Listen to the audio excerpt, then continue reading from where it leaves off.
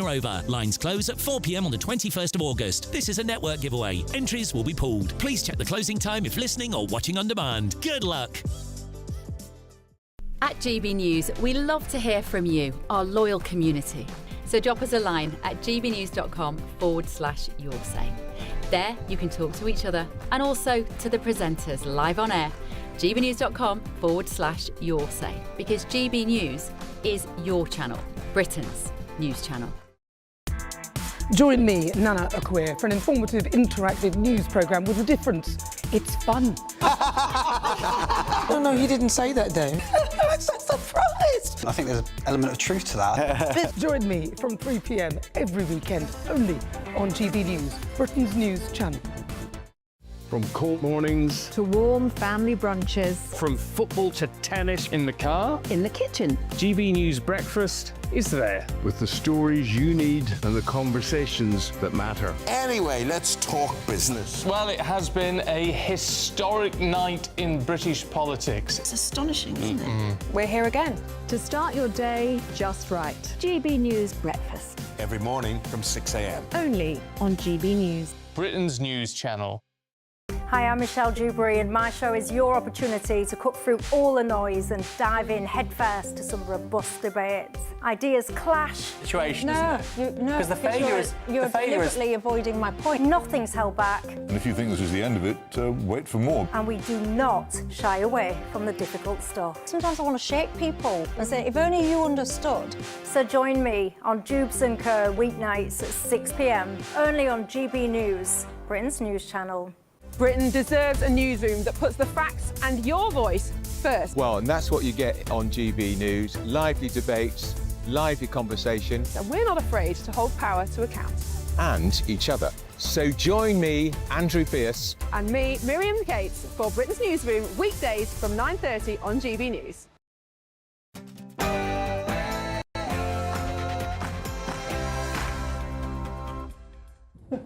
It's just gone midnight, live across the United Kingdom. This is GB News, Britain's news channel.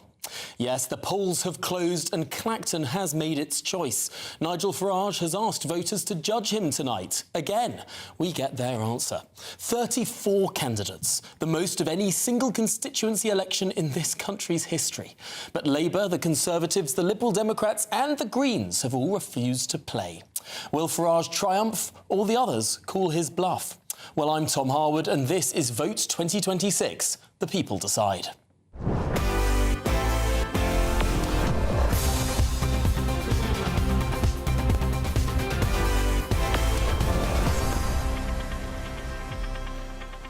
Yes, Nigel Farage rolled the political dice. Tonight, we discover whether Clacton has backed him again. I've decided that the people of Clacton should be the judges of my actions. This will be a people versus the establishment by-election. It's a chance to stick two fingers up to the entire establishment. Well, we'll be live at the count throughout the night, bringing you every twist as the votes are verified and counted. And what a choice they had. Yes, a record 34 candidates on the longest parliamentary ballot paper this country has ever seen. But Labour, the Conservatives, Liberal Democrats and the Greens all sat this one out. I think Nigel Farage is facing intense pressure. He's cracking under the pressure, and this is a hissy fit that he's thrown. Nigel Farage has been utterly exposed in this complete stunt that he was trying to set up. This is an attempt to get himself out of jail free. I hope the voters of Clacton will see through it. Which all leaves Nigel Farage's most eye-catching challenger. Yes, a man with a bin on his head. Count Bin Face is polling in second. Could Clacton's protest vote deliver a surprise this evening? But this isn't just about who wins. Nigel Farage secured 46% of the vote in 2024 in Clacton. Tonight we'll find out whether his support has grown or whether the town has sent him a warning. And how will the refusal of the main parties to stand have impacted him? Well, it's a by-election like no other, a record-breaking one with a 3-foot-long ballot paper. But we're not at the count at the moment. We are deep in the Essex countryside at a massive party. It's called Farage Fest. I'll tell you what they're up to here shortly. Well, don't miss a moment of this most peculiar evening. I know it's quite warm as well, so don't bother trying to sleep. Just stay up. Watch GB News. We'll have uninterrupted coverage of every twist and turn, because tonight isn't just about Clacton. It's about what comes next for Britain.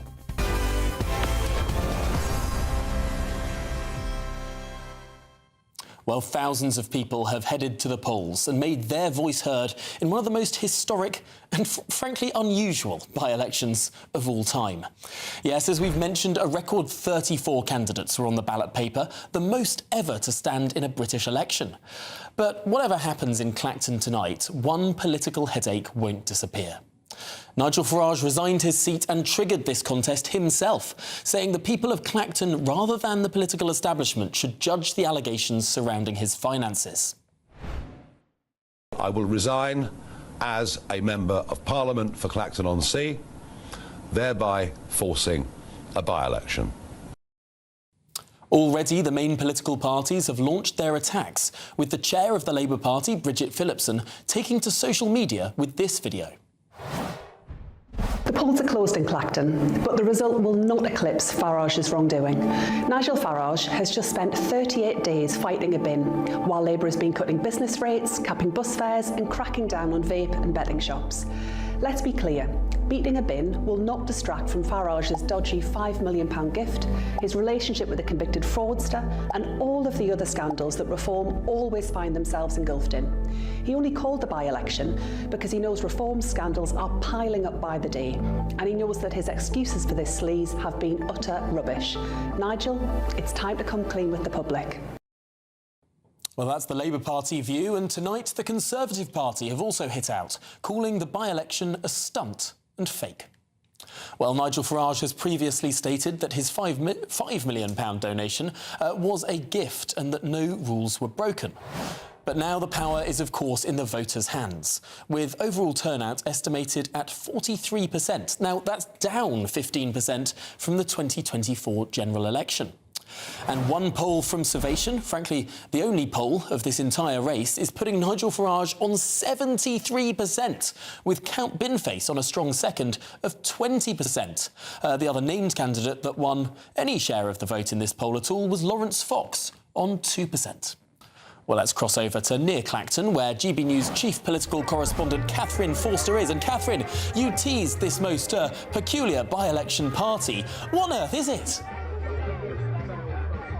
That's an excellent question. I didn't really expect when I set out tonight, we'd have driven half an hour away actually from Clacton, and if our cameraman hadn't had a very big 4x4 enabling us to drive through a whole load of fields and cut out the massive queue to get in here, I wouldn't be talking to you now, but welcome to Fest. I'm just going to ask our cameraman to pan around quickly. You can see we've got a band, we've got a load of marquees. Oh wow, I can see myself on the screen there. There's a Ferris wheel, barbecues, fire pits, marshmallows, drinks. There's even dozens and dozens of tents for people who are glamping. The security is through the roof, but it's quite incredible. But one man who is still recovering from his experience is our political editor, Christopher Hope. Alex, if you could bring him into shot. I think he's just about stopped. Have you stopped shaking yet? I'm fine now. Tell us about the terrible trauma that was visited on you just a few minutes ago. I hate Ferris wheels. Over there is a Ferris wheel, which Patrick Christmas made me get on. I do feel quite sick on Ferris wheels. I then got stuck on it for about 10 minutes until I was released finally, once Patrick had stopped looking at me. But I should say to you, by the way, and to the viewers at home, it is quite extraordinary. This is unlike any kind of event I've been at with a political party. We're told it's to thank people who campaigned for Nigel Farage in this by-election. 33 other candidates, many of them independent or they're novelty candidates. It's him, I think, trying to celebrate what seems to be likely his return to Parliament as the MP for Clacton at the 9th attempt. He won at the 8th attempt, of course, in July 2024. In my hand, just hold up this ballot paper because it's massive. In my hand is the actual ballot paper at the Clacton by-election. Now, to give you a scale, it's as long as my leg. So my leg is there. It's about 1 metre long, 98 centimetres. And if you look at it, if Alex can scan down that, those are all of the candidates at the Clacton by-election. It goes on and on and on forever. And it being so long is why we expect the result of the by-election not to be out until our breakfast show in the morning about 7 a.m. Normally we get a result in the Clacton by-election at 4 a.m. But this should be, because going through all these different, they're ticking boxes and they've got to check that no one else has ticked another box by mistake and spoiled the ballot paper. And that's why we expect to have this count probably over by about 7 a.m.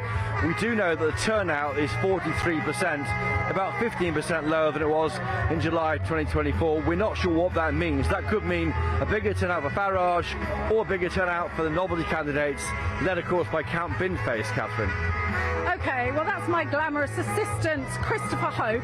I think I'm going to let him go home and have a little bit of sleep. He's going to be back up bright and early. The only problem is, I'm not sure if he's going to be able to get out of here. It's gridlocked because we struggled to get in. So he may be sleeping on the ground, I suspect. But anyway, let's talk now to a man that many of you will be familiar with, Reform MP Lee Anderson. Lee, can I trouble you to join us?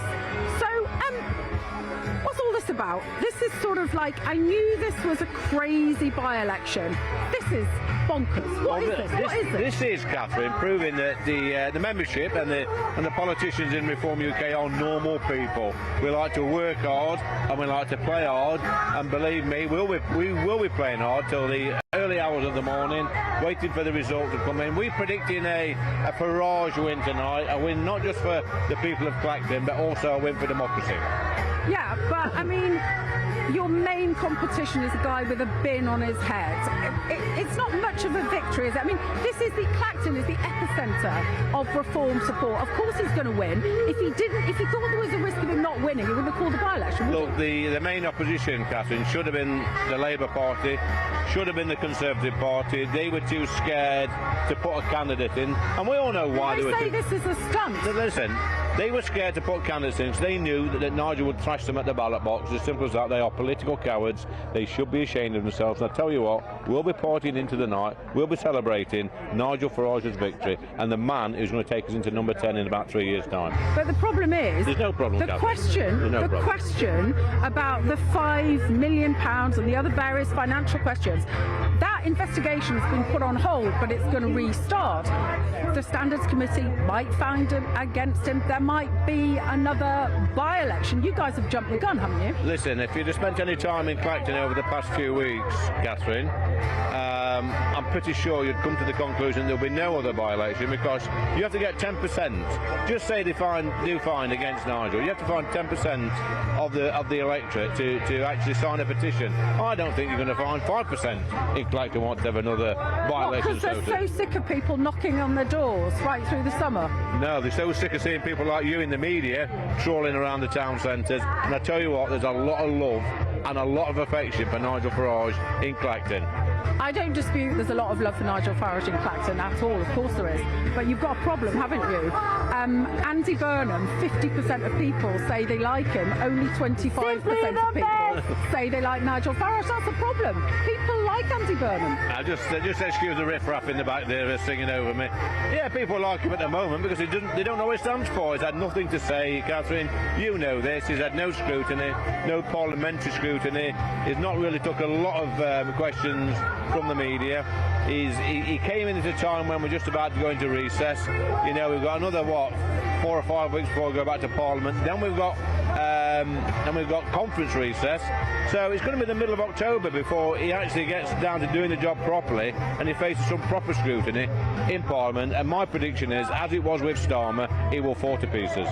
And what do you say to people who look at the polls? You guys were leading for a year and a half. There's been a couple of polls now putting Labour ahead. There are some voices now saying that you guys have peaked and you're now dipping down. There's some voices saying that last year as well. People like Chopper, that well-known lefty from GBNews, were talking about a political sugar rush. It was proved to be wrong. We're not a sugar rush at all. We're here to stay. We've got 4.1 million people voted for us at the last general election. We swept the board in locals this year. We swept the locals in the board over the board last year. We're going to sweep the board next year, and we're going from strength to strength, Catherine. You know this. I mean, look at this for a turnout tonight. There's only Reform UK could put this sort of event on. I think that's true.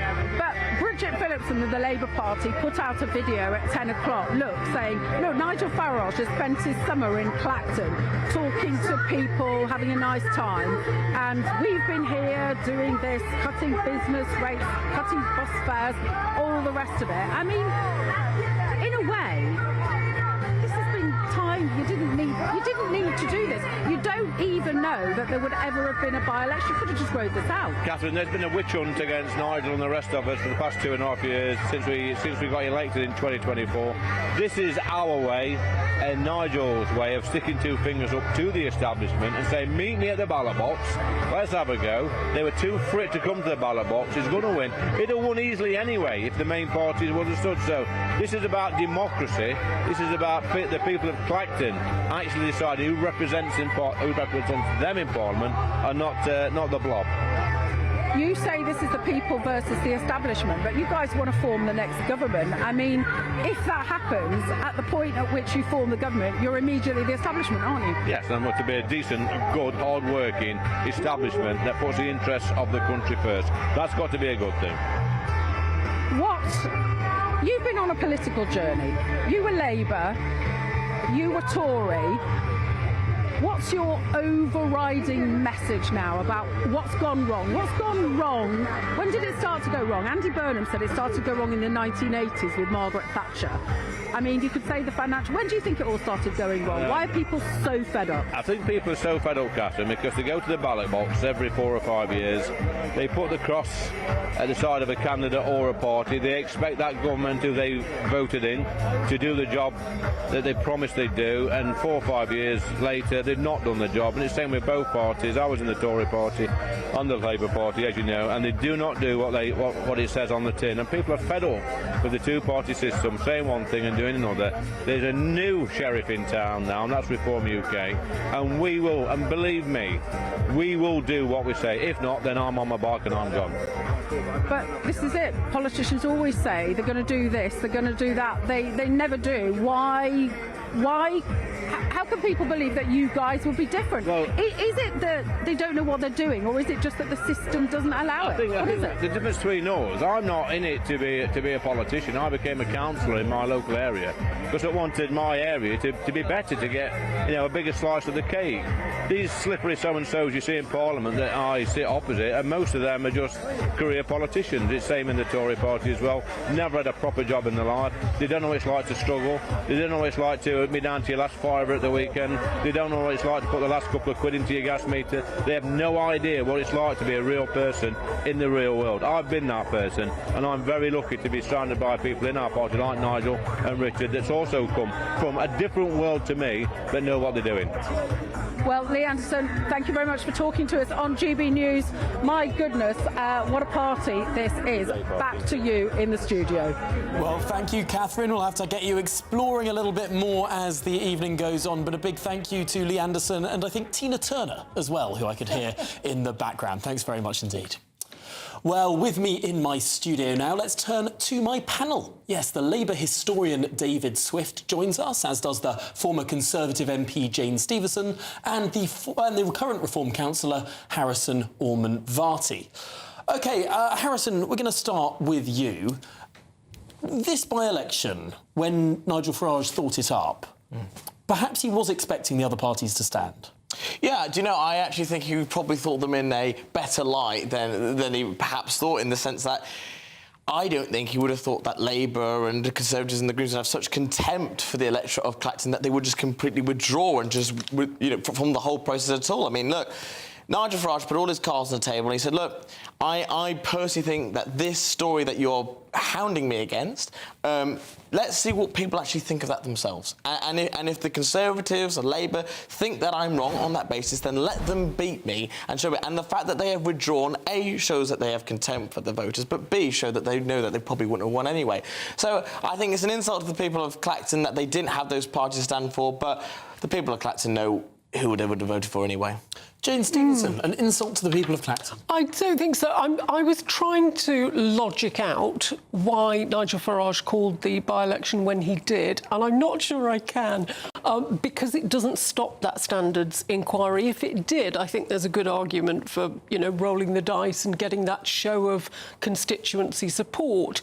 But I think what I would have done, had I wanted to do that, was wait for the standards inquiry to reach a decision, and then not wait for a 10% triggering of a recall petition. At that point, say, I don't think they're right, I know I didn't do anything wrong, I'm going to hand it to my constituents.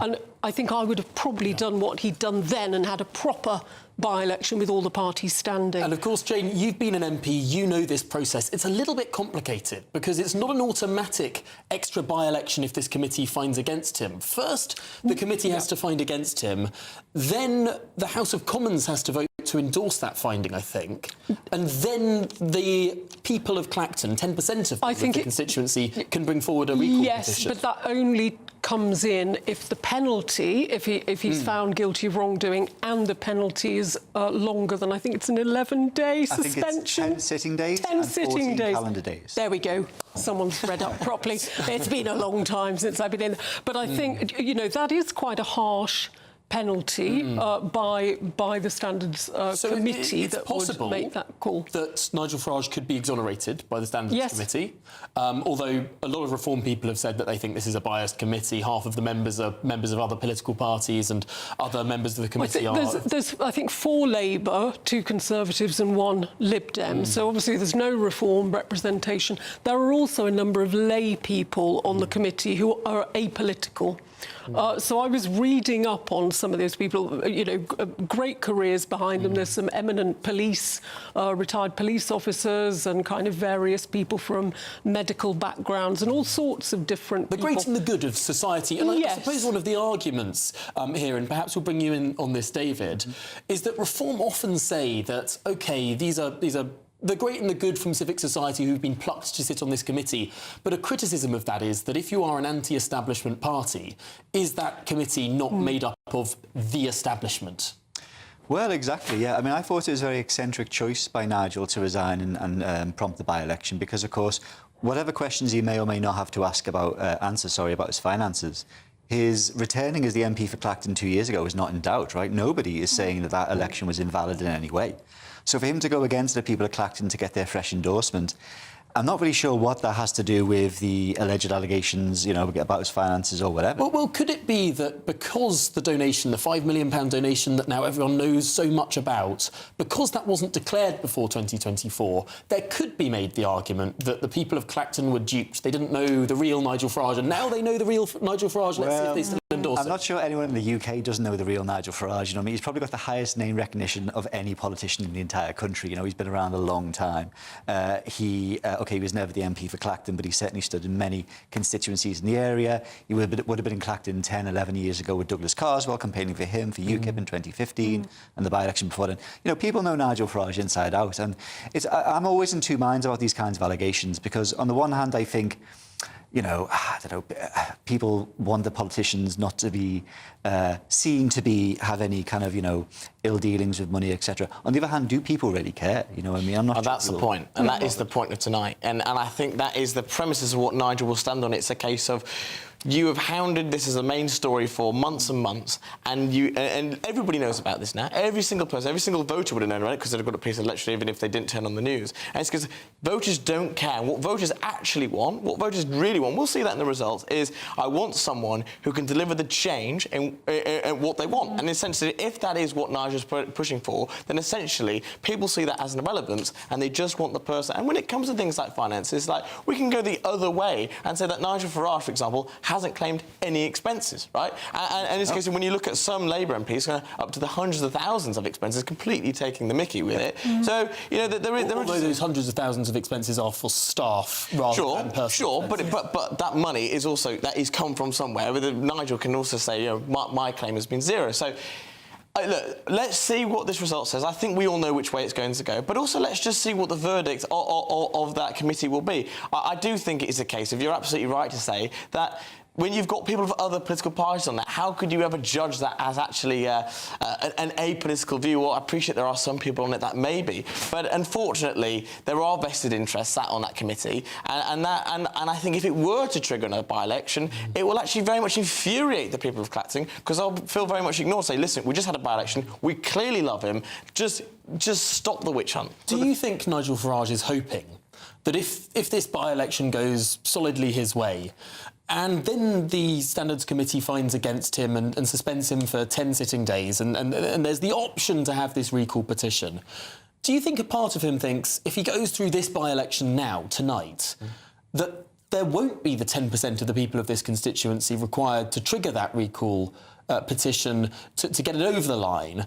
to go through all of this all over again? Is that part of the I calculus? think if it does go that way, it will highlight just the absurdity of it. The fact that will still defer to a by-election when people have just, which could have been a few weeks before, have voted. People will just think that's absurd, and I actually think will fuel Nigel's argument of this. Look how out of touch the establishment are. They're trying again to get me.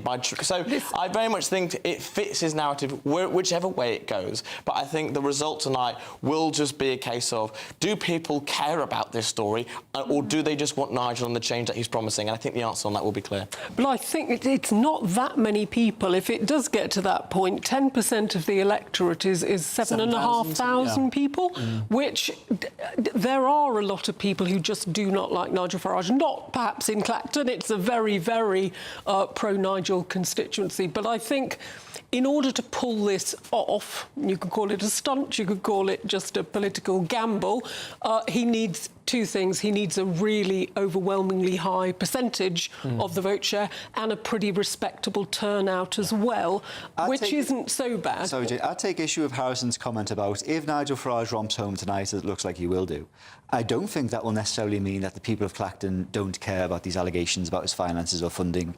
I think instead it will show that they like his policies, they like his politics, they like him as a man, etc., just as it did when they voted him for 2 years ago. And let's just see what happens. And I think it could be a risk by Farage, by the way. But if that was the case, then they would have voted for alternative Not necessarily, by the way. You know, there are all kinds of politicians from the left, right and centre over the years, right, who are maybe, they've had allegations about their financing, right? We see this on the left as much as the right.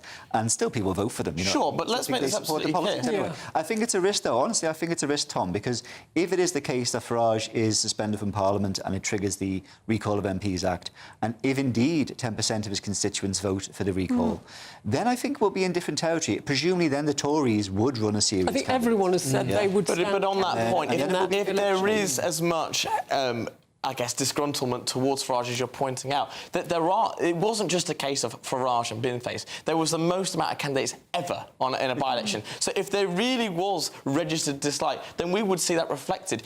Even if you added up all the other candidates, including Binface, how close they get to Farage. And that is the point. It is a case of there is...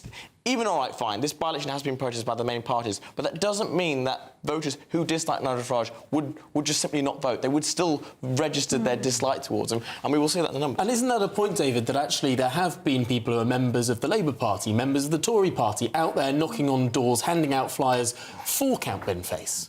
Yeah, I mean, it would be hilarious if Binface wins. I actually don't like Binface, by the way. I take issue with Binface, and I think we need fewer Count Binfaces in politics. Maybe we'll talk about that later.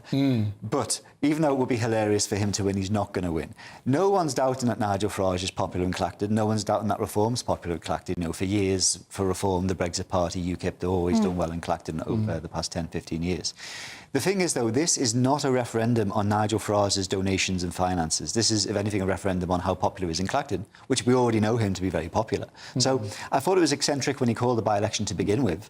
And after tonight's done and dusted and, you know, Binface and all the rest of these cranks get to stand up on stage. I do think that point of it is to a degree about his finances, because his version is, my constituents will not care about this. I am asking them to endorse me, whatever. And we've seen politicians do that. The good people elected are not the jury as to whether Nigel Farage... That's a really interesting point. They're because shouldn't it be the case that it's the people who decide who's in Parliament rather than a committee? And ultimately, that's what the Recall of MPs Act is all about. It's not for Parliament to expel a member. It's for the constituents of that member to decide whether or not they are fit to serve. Yeah, well, indeed, actually, I mean, the only time under the Recall of MPs Act that it hasn't succeeded, right, that somebody has been susceptible for recall, but they haven't got 10%, was the first time it was attempted. I think it was Ian Paisley Jr. in Northern Ireland. It was definitely one of the DUP MPs in Northern Ireland, and actually only 9% of the people signed it. So there is that potential there that if the committee in Parliament says, oh, you've done wrong, etc. Well, if fewer than 10% of your own constituents don't agree, then they have the right not to sign the petition. Nothing will happen. I don't know, you may know this, Tom, because you're a very well-read chap. Can you... do you have to go somewhere physically and sign a book, or can you do it online? There are polling stations. You know, polling stations are set up through the constituency, and generally what will happen is that parties will go door to door, knocking on doors and trying to But you can't just do it online, because that might make a difference. You can't do it online. Let's now head back to near Clacton, because Christopher Hope has a pretty special guest. One might say the man of the moment. Christopher. That's right, Tom. Joining me now is Nigel Farage. Nigel Farage, what on earth is Farage Fest? It's about fun. You know, we're serious people, we care about the country, but unlike the boring so-and-sos that inhabit the Labour and Conservative and Lib Dem, the pious Lib Dems, we're real, we're having fun. We've even got a Ferris wheel. Have you been on it yet? Oh, yes. And you like it? It's superb. I dare you to go on live and film it on GBNews. I've done it. I got stuck at the top on Patrick Chris's show. But so this is a thank you, is it? You've got tents over there. Yeah. People have bought camping chairs. What's going on? So 2,000 people in Clacton agreed to put signboards in their garden. I had people going out, leafleting, canvassing. This is my big thanks to them. Come along, have a fun evening. And if you want to stay in a tent. I'm going to ask you, who's paying for it? Donors? People who've your own money? Who's paying for this? These guys have all paid to come. Have they? They've all paid to come. How much? Whether they've covered the entire cost is a separate question. But you know what? We're only here once. We've got to have fun. Yeah. It's unlike any event I've ever been to politically. There's a by-election count happening 12 miles away. Yeah. Have you won? Yes. You have won? Yeah, very convincingly. I've managed to beat the establishment candidate. You haven't yet seen off the threat of an inquiry into this gift you had from a crypto billionaire. What's the point of all this? Who cares? Who cares? The voters of Clacton don't care. Look, Labour, Lib Dem and Conservative canvassers have been out for Binface. You know, they're not going to win. The Uniparty aren't going to win. They will not call a second by-election here. They'd be stupid to do so. But they might do, and they might be difficult for you. If they challenge you again with a proper candidate rather than a novelty candidate, it could be hard to win. Well, then we'll win even bigger. Is that what you think? Oh, yes, absolutely. The turnout's quite high, 43%. Given by-election turnouts in recent times, it is. Look, this is an overwhelming endorsement of me. I have had enough of being judged by mainstream media, being called a criminal. Do you know, if I've made one sin... if I haven't filled in a piece of paper. I've broken no law, I've broken no tax law, I've taken no public money, I don't even own a motorhome, all right? And, you know, maybe I haven't filled in a piece of paper. I'm confident I'm right, we'll see where we go. I put this to the people of Clacton, said, you decide my future, and tonight they will. Why is turnout so high? Is that for Binface or for you? No, Binface is backed by the three biggest parties in Britain historically. He is the establishment candidate. He's the uniparty candidate. My voters are ordinary folk, in many cases working people, who get up early in the morning, go to work, and are sick of the way this country is going, and see me as somebody as a champion for their views. You called this in anger, didn't you? This resignation as an MP. You were angry. Are you still angry with the establishment, with the way you've been treated? If you threaten my family, threaten the safety of my daughter, drive another member of my family into hiding, am I angry? I'm very angry. Has that dialed down since you've been campaigning? Enormously. How interesting. The attacks on my family have dialed down enormously. And actually, even much of the mainstream media commentary has dialed down as well. I was right to do this. Just finally, Nigel Farage, will you turn up later at the count? There's rumours you may not even go to that. Are there? You'll have to wait and see, won't you? OK. Nigel Farage there. Tom, Nigel Farage there. At Farage Fest, he says people are paid to be here, but they may not cover the whole cost. Well, interesting, and a cryptic answer there at the end there. Will he or will he not turn up to the count? I suppose, Christopher Hope, there will be fears from Nigel Farage of the imagery of standing next to 33 joke candidates.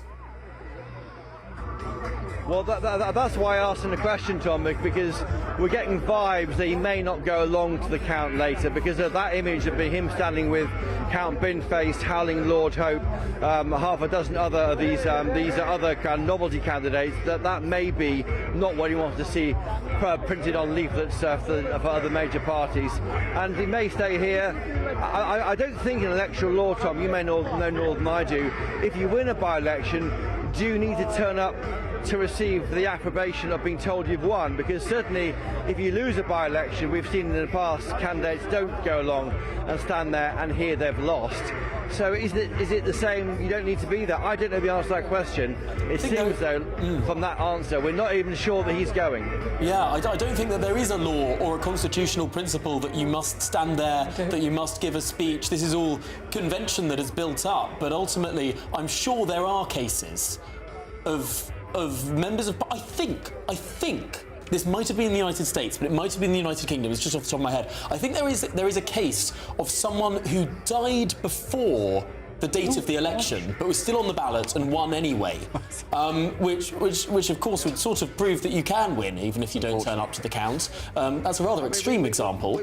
We are facing, and we are looking at what will be historic. If Count Binface wins, the last novelty candidate elected to any office was Hangus the Monkey in Hartlepool, a man just as a monkey, because the monkey, of course, washed up on the shore of Hartlepool in the 19th century. So we are, if Farage loses to Count Binface or a novelty candidate, that had never happened before. We have a record number of candidates, a record number of independent candidates. 20 of them of the 34 are independent.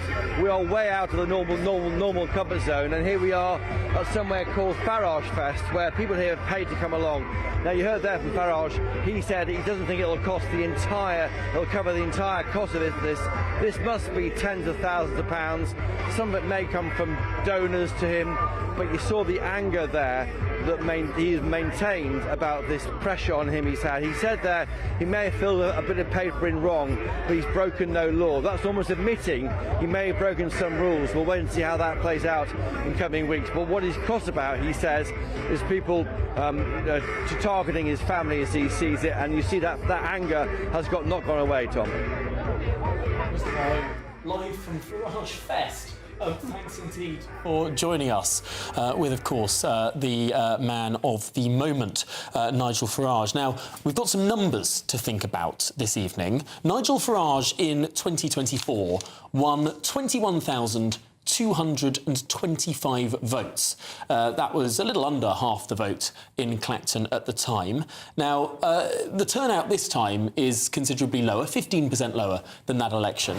Will he be able to best that number? Will he be able to match that number? Interestingly, it's a very similar number To the number of votes, Douglas Carswell won as UKIP's first elected MP for the same seat in 2014. Again, 21,000, although slightly under, 113 he won in that election. So if we're looking around the 21,000 mark, Nigel Farage has done very well. I am sure, however, his political opponents will jump on a number that does not begin with 21. That is something to continue to watch as we see the count there on screen. Now, Jane Stevenson, you've stood in a few elections.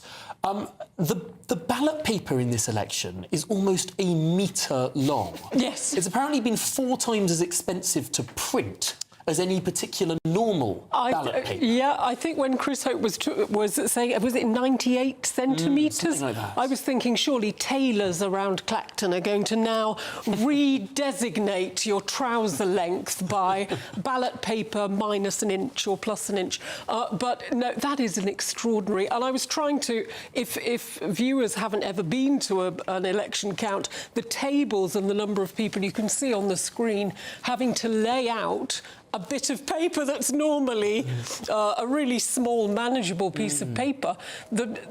I don't know what system they've got in place. I think I would have creamed out the two. We can see on the screen here, normally these tables would be single tables. Yes. Sort of in this horseshoe. They are now double tables. If you look very carefully, you can see that they've had to put 2 tables against each other because the ballot wouldn't fit on But I think once you've got your different candidates' names, I think what I would do is take out the Farage and the bin face, because I think that's the only other candidate expected to get any number of size, and then send the others to a different counting table. But you have to lay out baskets normally and put in the thought of the poor tellers. I mean, gosh, they deserve. I hope someone's giving them a lot of chocolates and a lot of hot drinks as they're going through the night. They are going to have a really tough job tonight, because physically just to manage all the baskets and to send the ballot papers, and the people who touch the ballot papers, there are sort of monitoring officers walking around the tellers, making sure that every vote goes where it's supposed to go, and there are also tellers from the political parties normally watching to check that they're getting every vote allocated. So this looks like a count like no other. I think it's going to be an extraordinarily long night, and I just have every sympathy for the poor people. They do get paid to sit there and count papers, but I think they deserve a bonus payment for danger money with the big ballot papers tonight. My first job in politics was as a regional manager for the European elections in 2014. Oh my gosh. I was up there in Kettering, in the sports centre, doing the counting myself 12 years ago. Did UKIP win? Who won? Yes, UKIP won every region save for London in England in that particular European election. I think they won Wales as well, but not Scotland. I think that is. I think that's Howling Lord Hope, actually. Howling Lord Hope. So there are 3 monster raving loony candidates in this election, as well as Count Binface. In fact, I've got a list of all 34 candidates in front of me, and at various points this evening, I think we're going to go through them in batches, just so we know who is standing. I think I might do 3 or 4 at a time, because there are some peculiar people. Some people standing under their own name, other people not standing under their own name. We're going to get to some of those later. But for now, why don't we turn to a sitting Member of Parliament. Oliver Ryan is the Labour MP for Burnley and can join us down the line now. Oliver, thanks indeed for making the time at this unsocial hour. Why did Labour refuse to give the people of Clacton a choice to vote for the Labour Party at this election? I think because ultimately this is the most embarrassing, ridiculous by-election ever. And it's like some kind of Victorian folly. This guy who's been telling us for the last 10 years, certainly the last 2 years, that he's about to become the Prime Minister and that he's the insurgent force in British politics, has subjected himself to this wildly embarrassing, I think just for Britain, never mind for Nigel, by-election where he spent the summer romping around Clacton in pink chinos, trying to convince us all that he's still a serious politician. I think it's shown him up, and I think we were right not to stand. Do you think that the people of Clacton will think that way? If they do return him on sort of North Korean-style margins, will that look like a bit of a misstep from Labour, the Tories, the Greens, the Lib Dems, all the establishment parties? Do you think that it will seem like you've sort of neglected the views of the people of Clacton? No, I mean, I think there is no more an establishment party than Reform at the moment. I mean, let's not forget that we are having this by-election because Nigel Farage received a £5 million bung from a crypto billionaire based in Thailand, and it's still being investigated for his mate George giving him donations in kind that may or may not have been declared. He's then taken himself away to Clacton, which elected him 2 years ago on a substantial vote. He came to Parliament, not very often, but he came to Parliament. And for some reason, I mean, my guess would be that he'd had a bit of an inkling that it wasn't all going his way with the Standards Commissioner. And so he's decided to do this, to have a summer of look at me, Nigel time. As I say, romping around Clacton in these ridiculous pink chinos and posturing himself around the beaches. I think probably having the whale of a time, but I think it's embarrassing. I think in his quieter moments, I think even Nigel would think it's embarrassing. Do you have something against pink chinos, Oliver Ryan? Yeah. They don't go down well in Burnley, but he's welcome to come up and try. Well, I think no one can quite match my colleague Michael Portillo's sartorial choices when it comes to colours of trousers. He gets away with it, I'll give him that. We like Michael Portillo. No, we certainly do. But back to the serious nature of this election, because whilst a lot of people will say, look at the imagery, look at the sort of line-up that we're going to see at the count a bit later on with all the candidates strutting around, some with ridiculous headwear. I think a man dressed as a fish finger, one dressed as a brick. We might well see someone dressed as a fox as well. But ultimately, this will be the endorsement, in all likelihood, of a constituency, of a politician who has been under considerable pressure from his political opponents in the House of Commons, from many portions of the media. And he will be able to say at the end of today that actually the people of Clacton, at the very least, have not listened to all of this criticism that has been rumbling on for the last 4 or 5 months. I mean, you could argue that's the story of his life, and it was the story when he was elected 2 years ago in Clacton, right? But I think we should remember when we're talking about this Standards Commissioner, why this has come about, and you sort of touched on it a bit earlier. This was in the aftermath of the expenses scandal, of MPs behaving really badly in Parliament, to staff, to members of the public. And the public at large said we should hold them to a standard. We should hold them to an independent standard that says you can't be dodgy financially, you can't treat people badly, you can't bully people, etc. And this is the process that I think, and I would hope, protects our democracy for the public. And Nigel doesn't like it because he doesn't like being held accountable. There are, of course, some constitutionalists who would suggest that we are weakening the democratic legitimacy of the House of Commons if we sort of put in these bodies and committees that sort of decide whether or not MPs can be a member, whether they're suspended, all the rest of it. Whereas traditionally, of course, Parliament is a members' club. The people who get to decide whether or not someone is a member of that club are the constituents of 650 little bits of the country.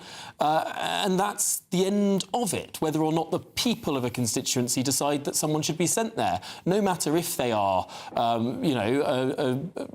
any spectrum of things that people might find distasteful. Ultimately, should it not be for the people rather than a committee to decide? I think this is probably what takes you back to my initial comments about this being this kind of mad Victorian folly. This is something that when you're in your David Dimbleby days, we will look back on and think this was a crazy by-election in a crazy time when Reform was sort of grasping for attention. You could argue all of those points, and I'm sure constitutionalists will do so, but unless you've got Edmund Burke on the panel that's willing to have a discussion with me about what he thinks of the role of an MP and how MPs interact with the general public, I think in the 21st century, there is a reasonable expectation that MPs are not dodgy financially, that they're not bullies, that they don't treat people terribly. And as an MP, you know, I kind of think that's a good thing for our democracy. The committee, as people keep referring to, okay, does have some political members on it, does also have some lay members on it, and there's equal balance of those.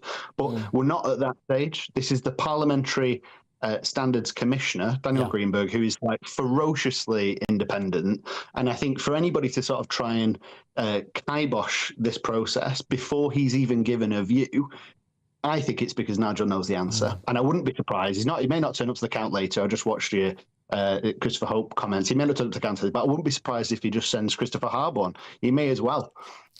Now, of course, that's the Bitcoin billionaire who was behind the £5 million donation we now know. Oliver Ryan, just before we let you go, of course, you're aware of the dress code of the House of Commons. Since the 18th century, members of Parliament have not been allowed to cover their faces, but for a brief respite in the COVID era when COVID masks were allowed temporarily by the Speaker.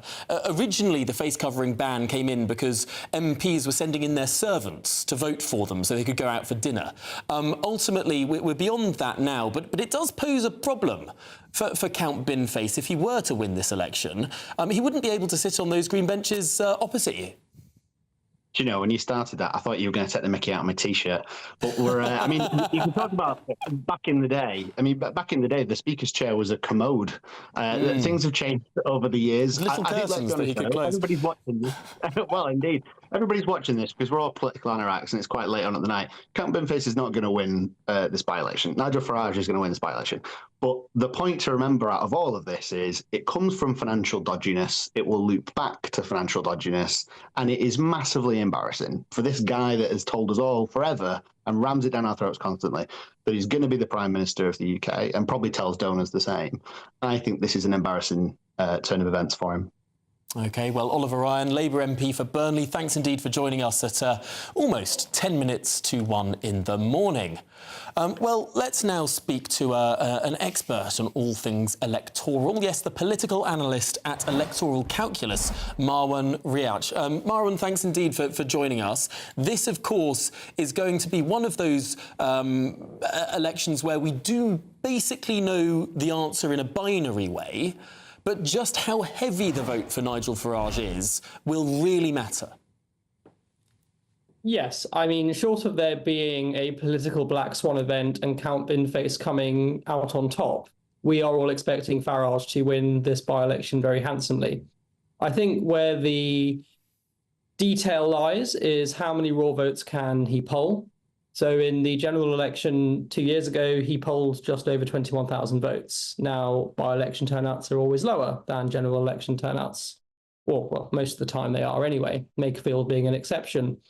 But we would expect Farage to poll ideally more from his perspective than he did in the general election if he wants to make the argument that he's calling this to be vindicated by the people of Clacton. What will also be of interest is to see how Count Binface does. I mean, traditionally, he wouldn't have been the second candidate to face off Farage. They would have ideally, I suppose, from a Democratic perspective, been a full slate of candidates from all the major parties. But Count Binface seems to have taken the limelight insofar as Farage's opposition is concerned. And if he can poll around 20 to 25%, that in itself would be remarkable. I think the last by-election where a fringe or joke party did pretty well was back in 1994 in the Rotherham by-election, where the Monster Raving Loony Party almost cleared 5%. That's interesting. The Loonies almost holding their deposit in that by-election. I do have to say, though, the Loonies have won several council seats in the 1990s. They had around half a dozen, or maybe it was 4 or 5 wins at council level. But Marwan, you of course study and extrapolate from the state of the polls, not just the poll that we have seen in Clacton, but across the country.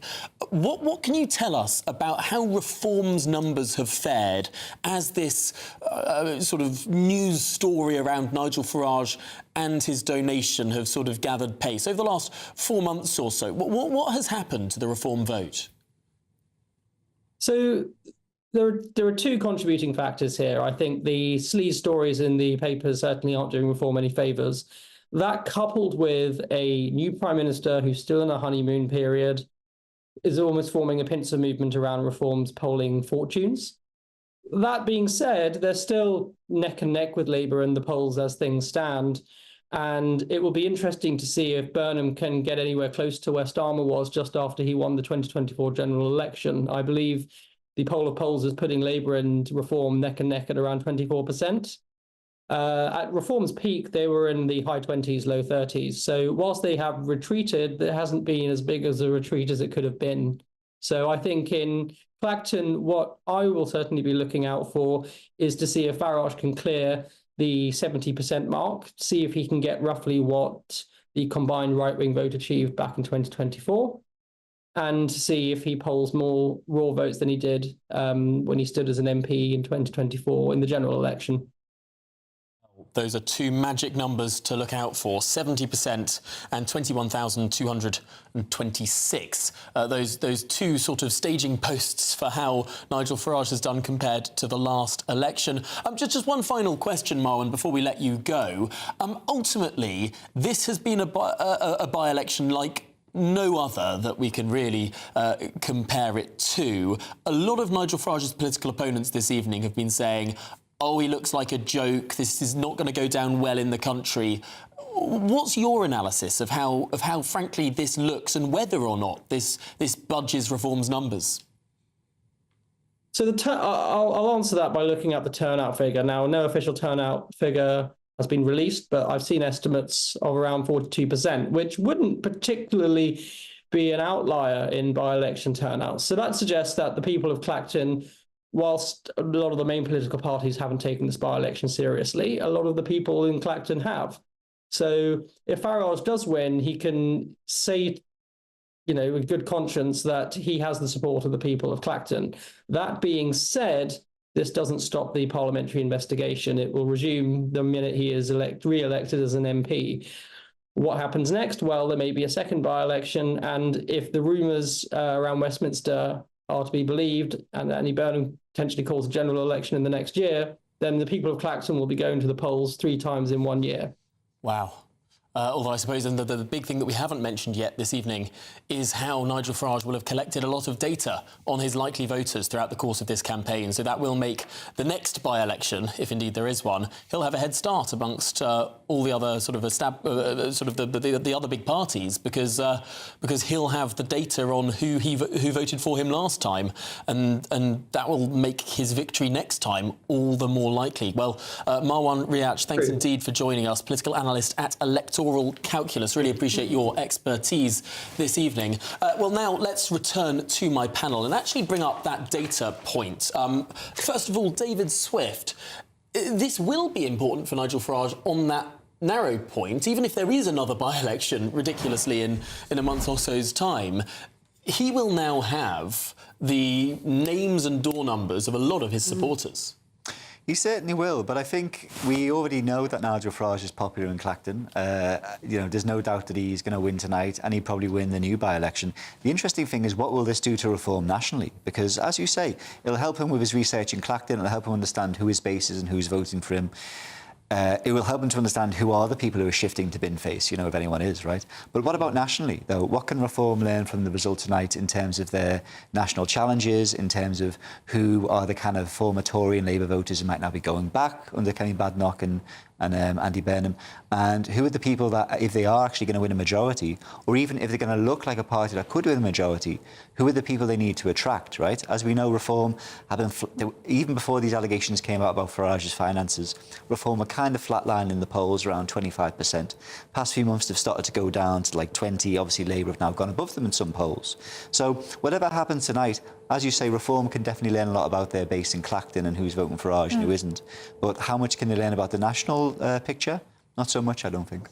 Well, why don't we throw that one over to Harrison? Harrison, do you think that this is a part of the country like no other? We've heard that from a lot of people this evening so far, that Clacton is its own sort of Faragista bubble, and no other part of the country behaves like it. Do you think that's a fair assessment? Well, look, I think what this will do is, I actually think if there were to be another by-election, this will tire a lot of voters out on the story. I actually think if it does keep going, they're going to, oh my, are they still bang on about it? Are they still talking about this? It's like, come on, we've got such big problems in this country. And realistically, people who are voting for Farage is only someone who wants change, who wants something different. And the banging on about the finances is something that will actually, I think, will go beyond what the media are intending. It'll actually start to frustrate voters. And potentially increase certainly the support within his own camp.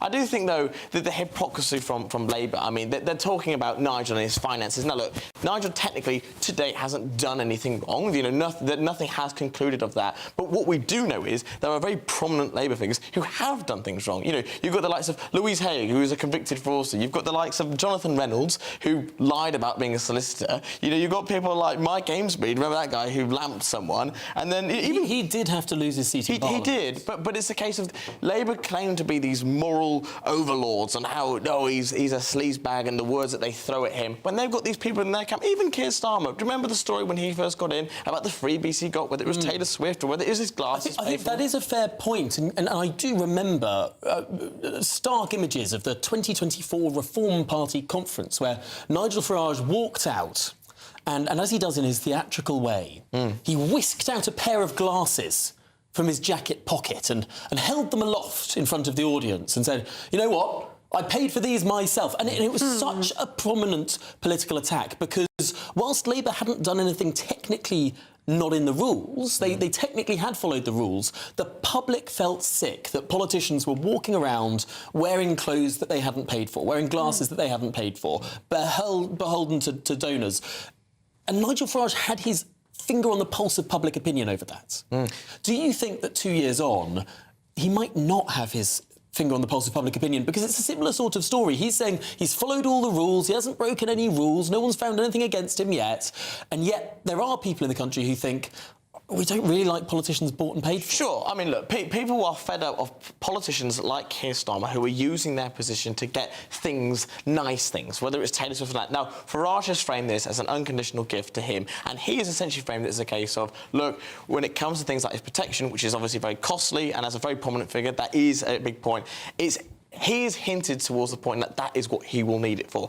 I actually think that comes across very differently to someone who's taking gifts for their own personal gain, such as going to Taylor Swift events and for glasses. That is where I think it hit a very different nerve. But I think when you hear the stories of Farage and the encounters that he's had and the fact that lots of his security has been pulled, it does actually think very logical for a lot of, especially Reform voters, who think, well, yes, well, I actually, there is an emotional argument to Farage's where there wasn't with Keir Starmer. Yeah, Jane Stevenson, what do you make of that? That there is a sort of qualitative difference there between glasses and security. I think what people really didn't like about Labour's freebie gate was how sanctimonious Keir Starmer was for the entire 19 to 24 Parliament I sat in, and it was all, I'm whiter than white, I'm whiter than white, look at the nasty Tories. If you say to the electorate, look at those bad people, look at those bad people, when you're in opposition, people have every right to expect when you get elected. And actually, I think your guest from the Labour Party, it's a little rich for them to criticise a vanity by-election when they've just given us a vanity by-election because out of 400 plus MPs, they can't find a leader. From a massive parliamentary party, we had Andy Burnham standing next to a quite mangy-looking fox. Quickly, David. I'd say about all this, certainly this kind of thing is endemic in politics across left and right. People getting freebies here and there, people getting donations or whatever. One thing I'd say about Louise Haigh, though, because I was quite friendly with Louise Haigh 10 or 12 years ago, so I'm sure she wouldn't mind me saying. And was she the kind of person who might get a little bit drunk and accidentally misplace their phone and, not realise it? She certainly was. That's exactly who we want in charge, don't we? Well, haven't we all got a bit drunk and misplaced our phone? Was she the kind of person who deliberately commit fraud? Absolutely not, right? This whole thing was completely blown out of all proportion. She just lost her phone and forgot about it. But the thing is, it's interesting about Keir Starmer's rather petty freebies, because I think sometimes that does annoy people a bit more. It's like a free pair of glasses quite or a free lot suit of money's worth of them. It was thousands and that's thousands. even worse sometimes, isn't it? If it's something that you think, instead of getting money that you could put to a good cause, I'm getting a very expensive suit or a pair of glasses or something like that. Keir Starmer is so wealthy. He has his own bill to protect his But you're right. He claimed to be this moral superior man, and that is the point. That's where it stung a lot of people. We can get into the weeds on this one, and perhaps we will in an hour or so's time. But there is much more to digest this evening as we see those votes being verified and perhaps beginning to be counted now in Clacton. It's just gone 1 a.m. Live.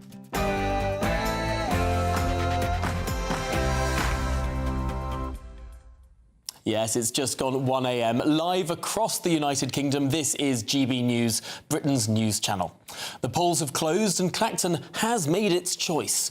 Nigel Farage has asked voters to judge him again. Tonight, we get their answer. Will Farage triumph, or did the others call his bluff? Well, I'm Tom Harwood, and this is Vote 2026. The people decide.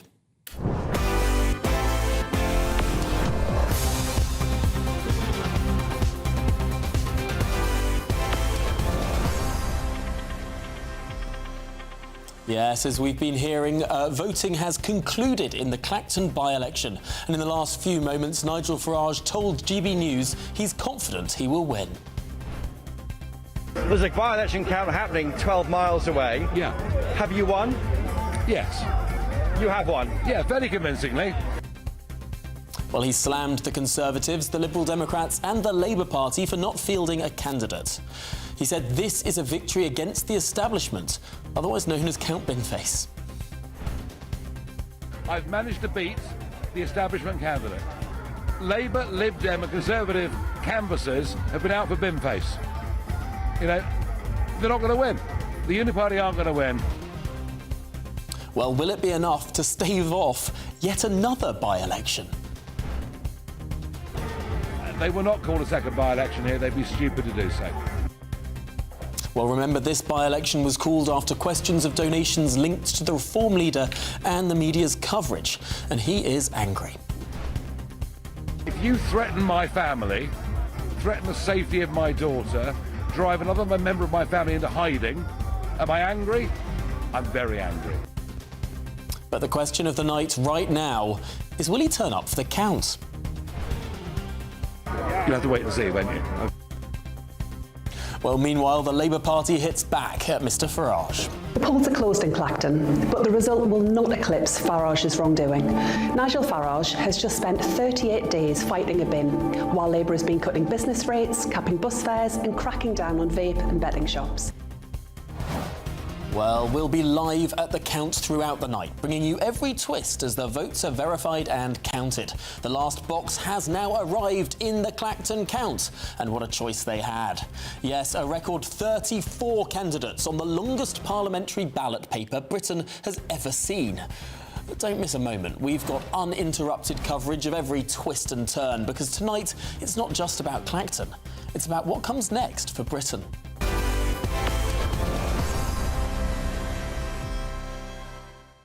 Well, as we've been hearing, thousands of people have headed to the polls and made their voice heard in one of the most historic and unusual by-elections of all time. A record 34 candidates were on that very long ballot paper, the most ever to stand in a single British parliamentary election. Our political editor, Christopher Hope, got his hands on one of those elusive ballot papers earlier on. In my hand is the actual ballot paper at the Clacton by-election. Now, to give you a scale, it's as long as my leg. So my leg is there. It's about 1 metre long, 98 centimetres. And if you look at it, if Alex can scan down that, those are all of the candidates at the Clacton by-election. It goes on and on and on forever. It's a remarkable ballot paper there, and it's all been listed alphabetically, as all ballot papers are, alphabetically by surname. So congratulations to the candidate calling himself Joseph 77, because having a number for a surname has put him top of the ballot. Well, tonight Nigel Farage has told GB News that he is confident he has won the by-election. There's a by-election count happening 12 miles away. Yeah. Have you won? Yes. You have won? Yeah, very convincingly. I've managed to beat the establishment candidate. You haven't yet seen off the threat of an inquiry into this gift you had from a crypto billionaire. What's the point of all this? Who cares? Who cares? The voters of Clacton don't care. Look, Labour, Lib Dem and Conservative canvassers have been out for Binface. You know, they're not going to win. The Uniparty aren't going to win. They will not call a second by-election here. They'd be stupid to do so.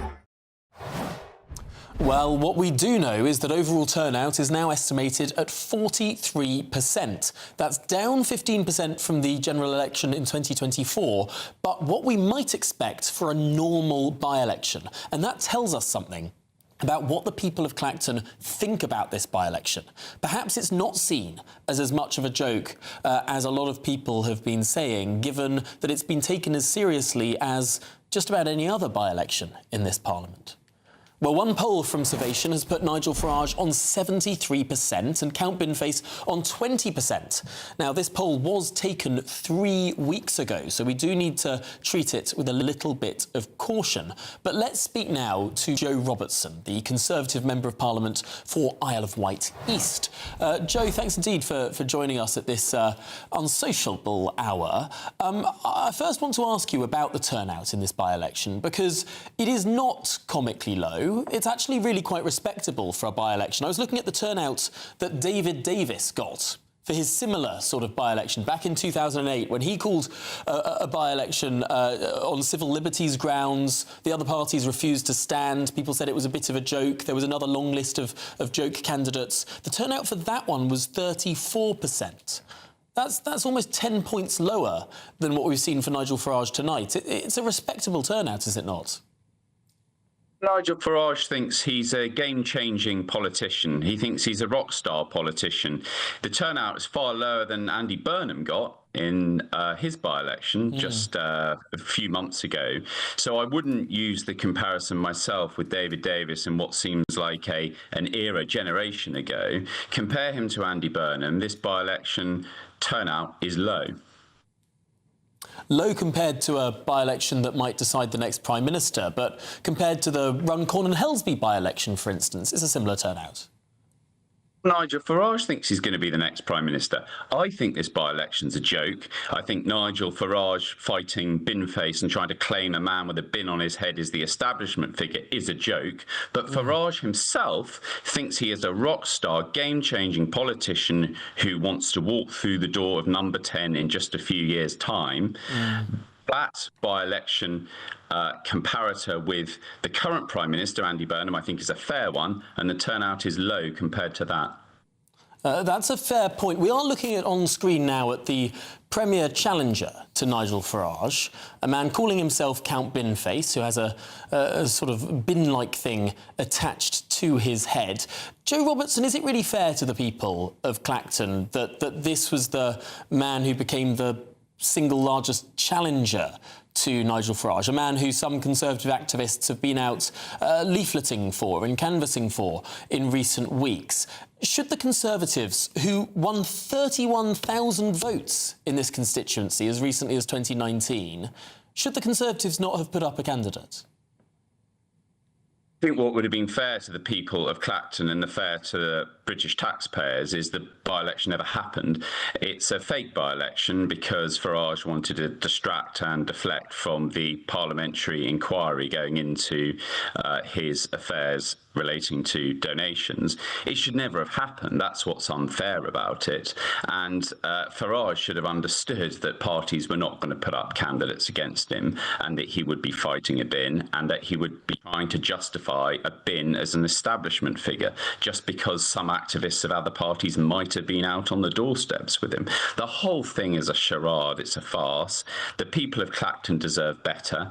Farage had his mandate. He won in 2024. I wouldn't have voted for him, but it was a democratic mandate. He should see out the parliamentary term without this farcical show we're seeing this evening. But that's the way it is.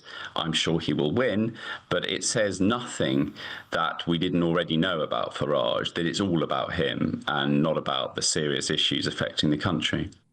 Does it not confirm something that some people have tried to doubt, which is that Nigel Farage, at least in Clacton, still holds the same sort of levels of popularity, if not higher, than at the time of the last general election? That there are many parts of the country that feel as left behind as Clacton, that are perhaps are seaside towns that have seen better days in decades past, but there are many Clactons in the United Kingdom that perhaps feel the same.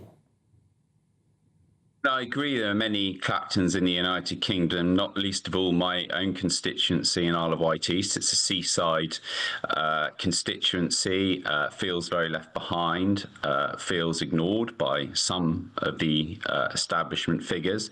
And it's about acknowledging that and coming up with policy and ideas that will make a real difference. But again, if I go back to Clacton itself specifically, I think it deserves better. I think it deserves the person who was elected in 2024, the same year I was elected for my constituency, to get on with the job of representing them, not going through this one-man publicity show that really says nothing. He may well win. I suspect he will win. Whether he's more or less popular because he's beaten a man dressed as a bin is neither here nor there. And with great respect to the people of Clacton, it's not them, or indeed any one constituency, that's going to decide who forms a government at the next election. It seems that the Prime Minister currently thinks that one constituency can determine the makeup of a government. It's certainly true that, of course, in that one-off example of a change of leadership of the governing party, yes, of course, Makerfield had a very big say on who became Prime Minister. But if we're talking about a general election in ordinary times, and that's what you, the broadcasters, us as politicians, we all try to understand and project and imagine based on by-election results.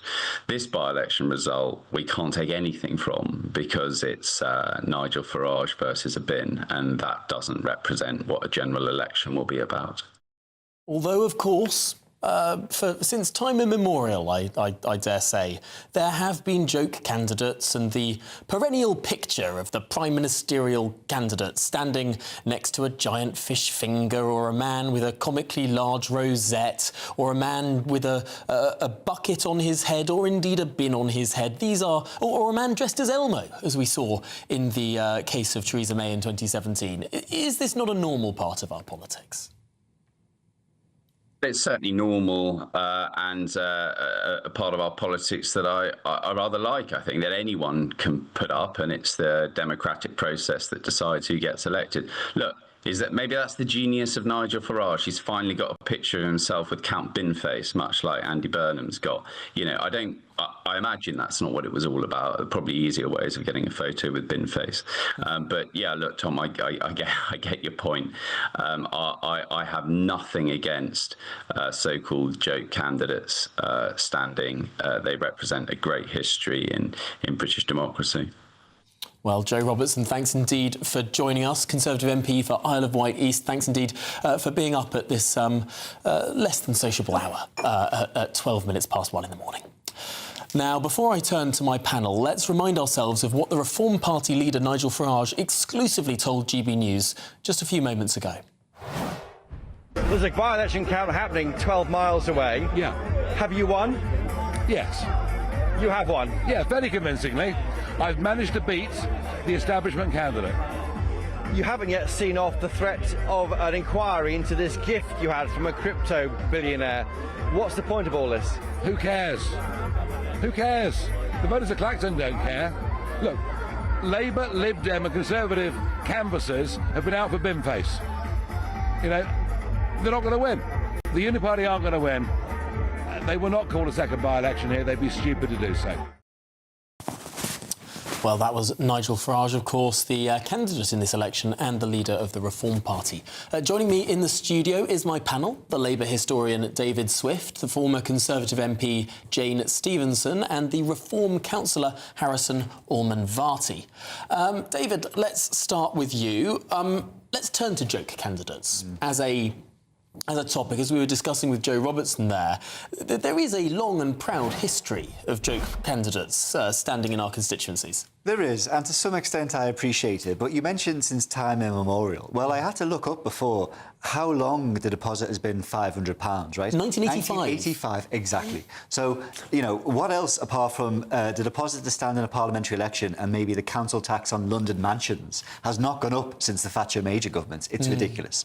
Maybe in 1985, £500 was enough to put people off, right? Clearly nowadays it is not. Clearly 30-odd eccentrics, you know, including Lawrence Fox and Campaign Face, etc., have £500 to spend, right? Hardly any of them, apart from Bin Face and Farage, will get their deposit back. So I definitely think it's a nice eccentric thing about British politics where we have such candidates, but I think it's gone too far. I think we need to up the deposit because whenever you have a by-election like this, any attention-seeking fantasist, I'm surprised Jason Arday hasn't stood, frankly. I'm sure he's got 500 quid from his book advance. Any attention-seeking fantasist, all these oddballs, they have 500 quid. They can get on the telly, they can stand next to the Prime Minister, etc. So to some extent, I do like this tradition, but I think we need to up the deposit. Quite refreshing to hear you say that, and especially when you contrast that to what the Tory MP just said there about, he seemed, well, because the Tory MP was very much like, oh yes, no, it's nice to see the joke candidates there. Well, he would say that because I don't know if any of you saw online, but lots of the people from the Liberal Democrats, the Conservatives and Labour were out actually supporting Campaign Face, and I think that actually goes into the heart of where Farage is saying, you know, everybody has gone in for this one guy who, by the way, is mocking you. He thinks you're a joke. That's why he's got a bin on his head. And the Lib Dems and the Conservatives and Labour have so much contempt for you that they're backing the guy who's mocking you. I think that very much says it's very them and us. And that is, I think, what Farage has encapsulated within this by-election is they think you're a joke. I provided you with why I think I'm good. You can say no to that. You haven't. And that is what he's taking forward. And I think the fact that we saw people from all different political parties just shows it's one big club. And it hits the nail on the head when Farage says that it's us with the establishment. Jane Stevenson, does the apparent Tory support for Bin Face, does that, as Harrison says, sort of mock the people? I mean, I certainly wouldn't be campaigning for Bin Face, mainly because he's a Remainer. Your Tory colleagues have been there. I mean, he's a Remainer standing in one of the most Leave-supporting seats in the country.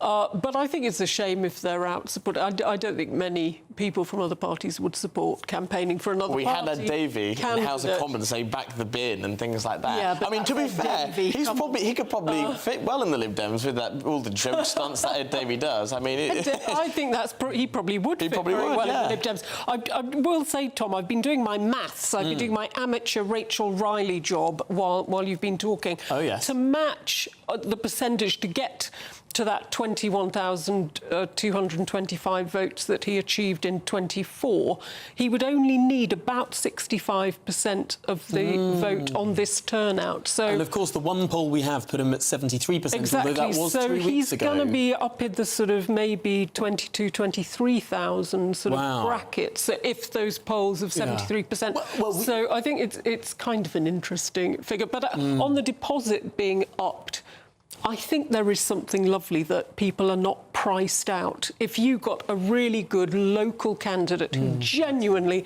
had campaigned on their local hospital not closing or one of those issues, I like the thing in British politics where your finances, your background should not stop you from being able to stand. That is true, but were people really cut out in 1985 when £500 is probably more akin to £1,000 today? 1,600, by the way. I looked it up on the Bank of England inflation tracker, so it's £1,600 today. 1,600 today. 500 in 1985. Yeah, but perhaps it would have been only 1,000 before the COVID inflation whacked us. But ultimately, I mean, say it was £1,000. As a good local candidate, you would only need 20 of your friends to give you 50 quid. Yeah, I guess so. And ultimately, it's a deposit. If you win that's the point. If you win 5% of the vote, you get your deposit back, which isn't the highest barrier. Exactly. I mean, and to some extent, I love this tradition of eccentrics, but I have to say, I think free people, or free beings anyway, who symbolise problems in British politics, Campaign Face, Paddington Bear, and I hate to say this, but Larry the Cat. Honestly, because they're twee. They're twee, indeed, aren't they? They're twee, they're pathetic, they're ridiculous. This is a very serious time. I think people left, right and centre would all agree. The country has lots of problems right now, all different types of issues. And the amount of media space and attention that's given to this bloody cat, that's given to this silly Peruvian bear, and given to this failed comedian with a bin on his head, you know, I think we need to have fewer of these. I do think foreigners must look at sort of Andy Burnham's declaration and the mangy fox costume next to him.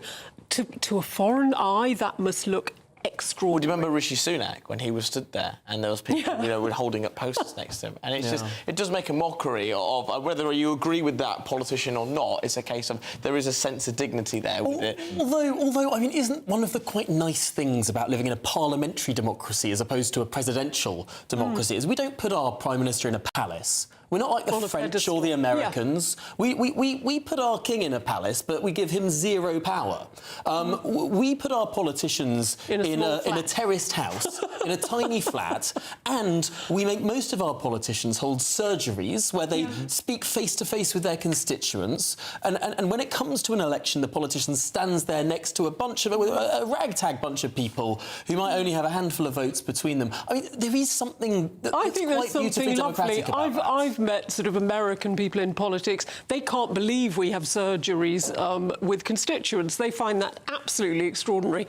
I met someone from India who couldn't believe I, as a then MP, was just walking around a local sports day on my own, pair of jeans, just chatting to people. To them, a politician has 20 people around them with security and all sorts of kind of protections. It is good that our electorate feels it can talk to people, but I think this election, the security, and I can't get Anne Widdecombe's funeral. It was only yesterday out of my mind.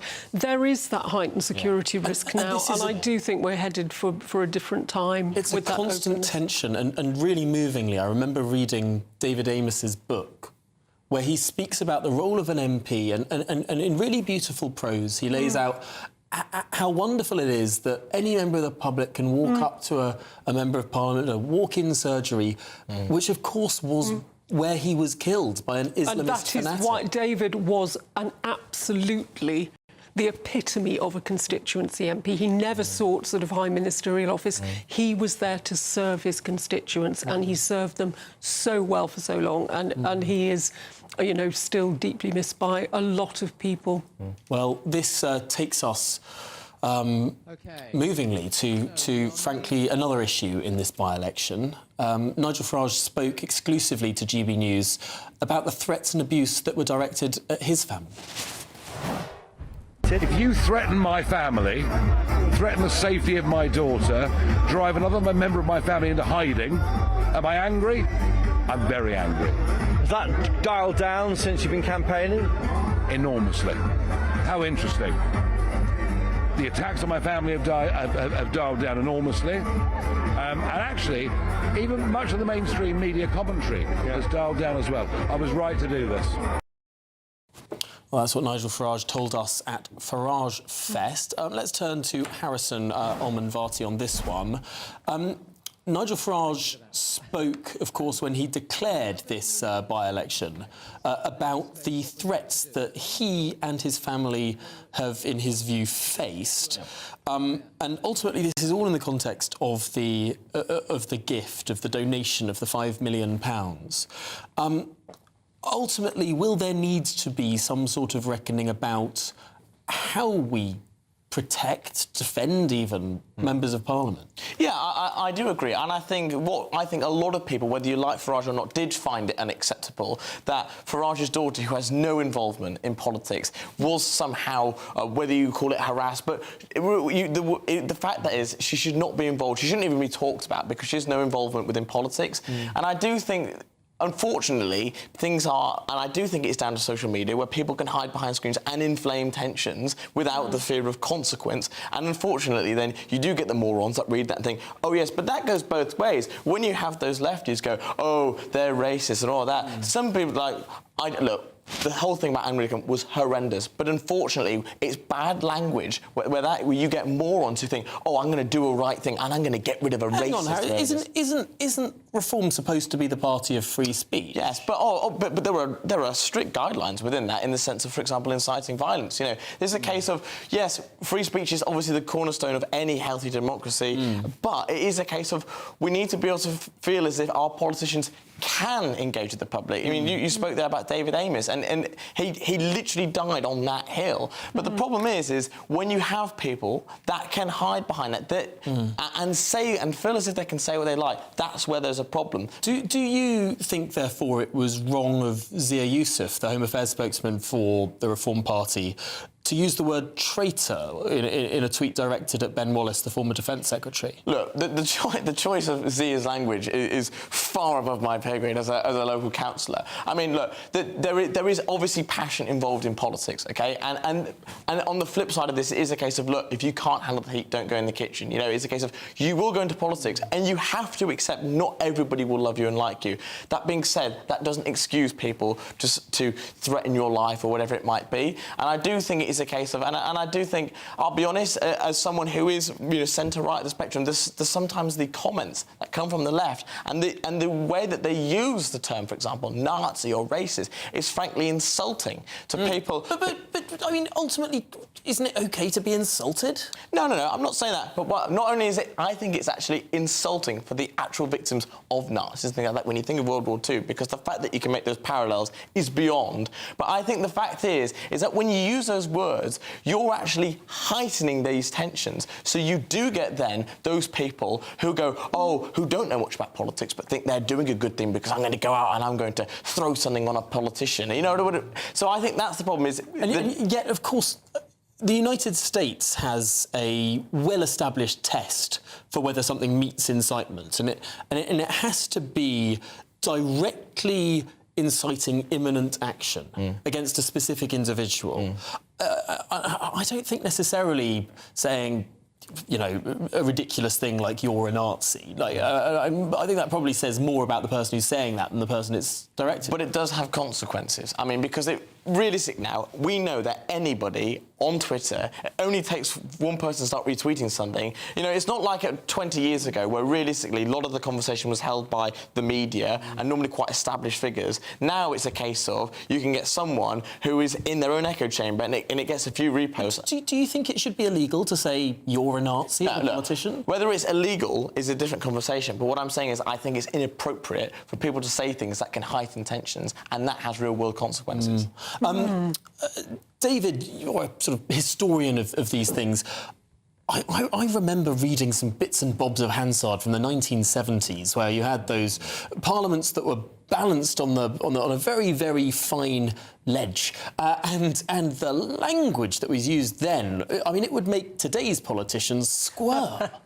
Absolutely, yeah. You know, you used to have people getting thrown out of Parliament by the Sergeant-at-Arms and all this kind of stuff. Famously, Michael Heseltine running down and picking up the mace and swinging Tarzan, it around. as he was exactly. And, you know, it used to be the case that there was a kind of increasing risk in politics, right? I mean, Downing Street, you used to be able to just stroll up, right? There was no armed gate or anything like that. There were no police, but there was one policeman standing outside.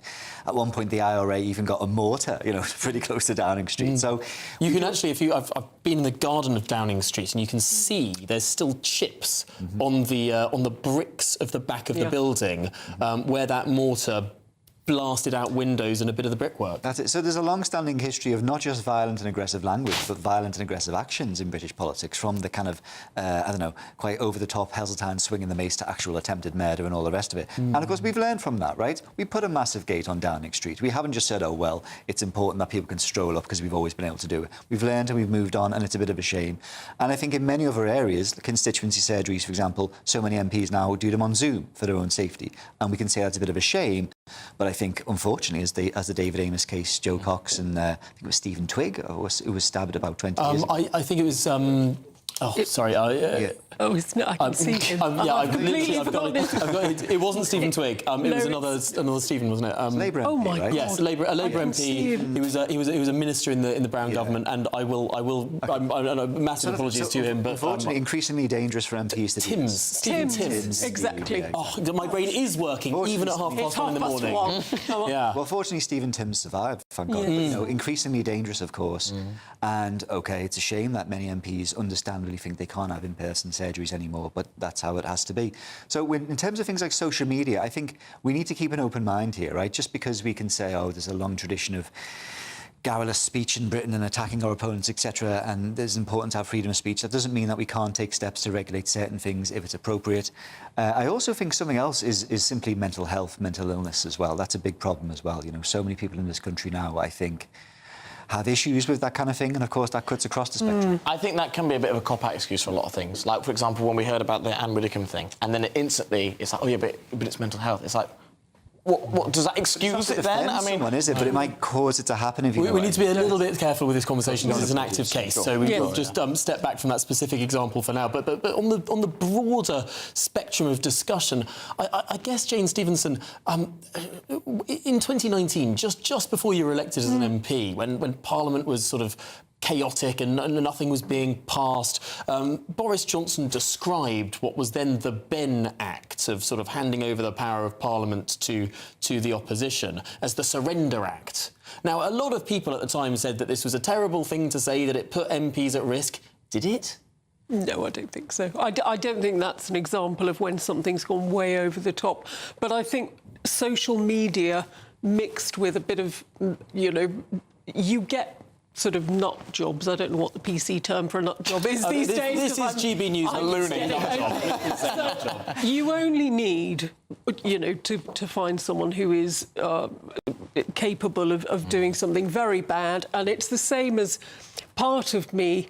I had one death threat that went through to a conviction when I was in Parliament, and I was a very lowly backbencher. That was off the back of a Labour campaign of abuse over the free school meals thing, which was, while schools were closed, we provided support. Schools opened, so that support... But Labour ran this campaign of going, Tories are starving your kids, which I wasn't the only MP in that time to have... a lot of people had their offices attacked, there was graffiti... And I think we are still learning how these things snowball. And actually, as soon as Labour get in, suddenly their MPs are going, hang on a minute, we're on the end of loads of abuse over the taking pensioners' heating allowance. And you just think, you cannot live as an MP. It is a very difficult sort of thing to bear when it's every day in your inbox is just this abusive kind of latest snowball case. So I think we should tone it down a little bit, but I don't think it should be illegal to call someone a Nazi. No.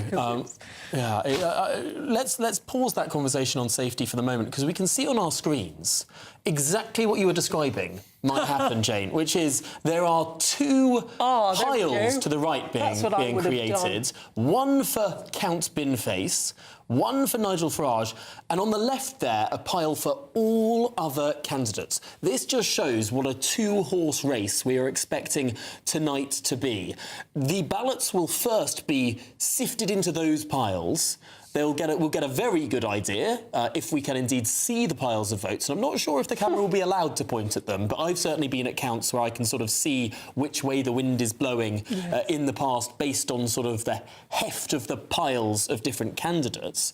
But it will be interesting to see how high the Nigel Farage stack compares to the Binface stack, compares to the all other candidates stack. And then one of the difficulties about tonight will be after they've counted Farage and Binface, they'll then have to turn to the pile of the others and create 32 separate piles to then divide all of those other candidates into. It might take some time. We have heard from the returning officers' representatives that we should expect anywhere between about 5:30 and 7:30 in the morning for this result. So it could be. I think at one point it was about 4:30, but it might have slipped. But all of the boxes are in that room now. But we are expecting a later declaration. That doesn't mean that there isn't a lot that we'll start to learn as these ballots are verified and indeed counted.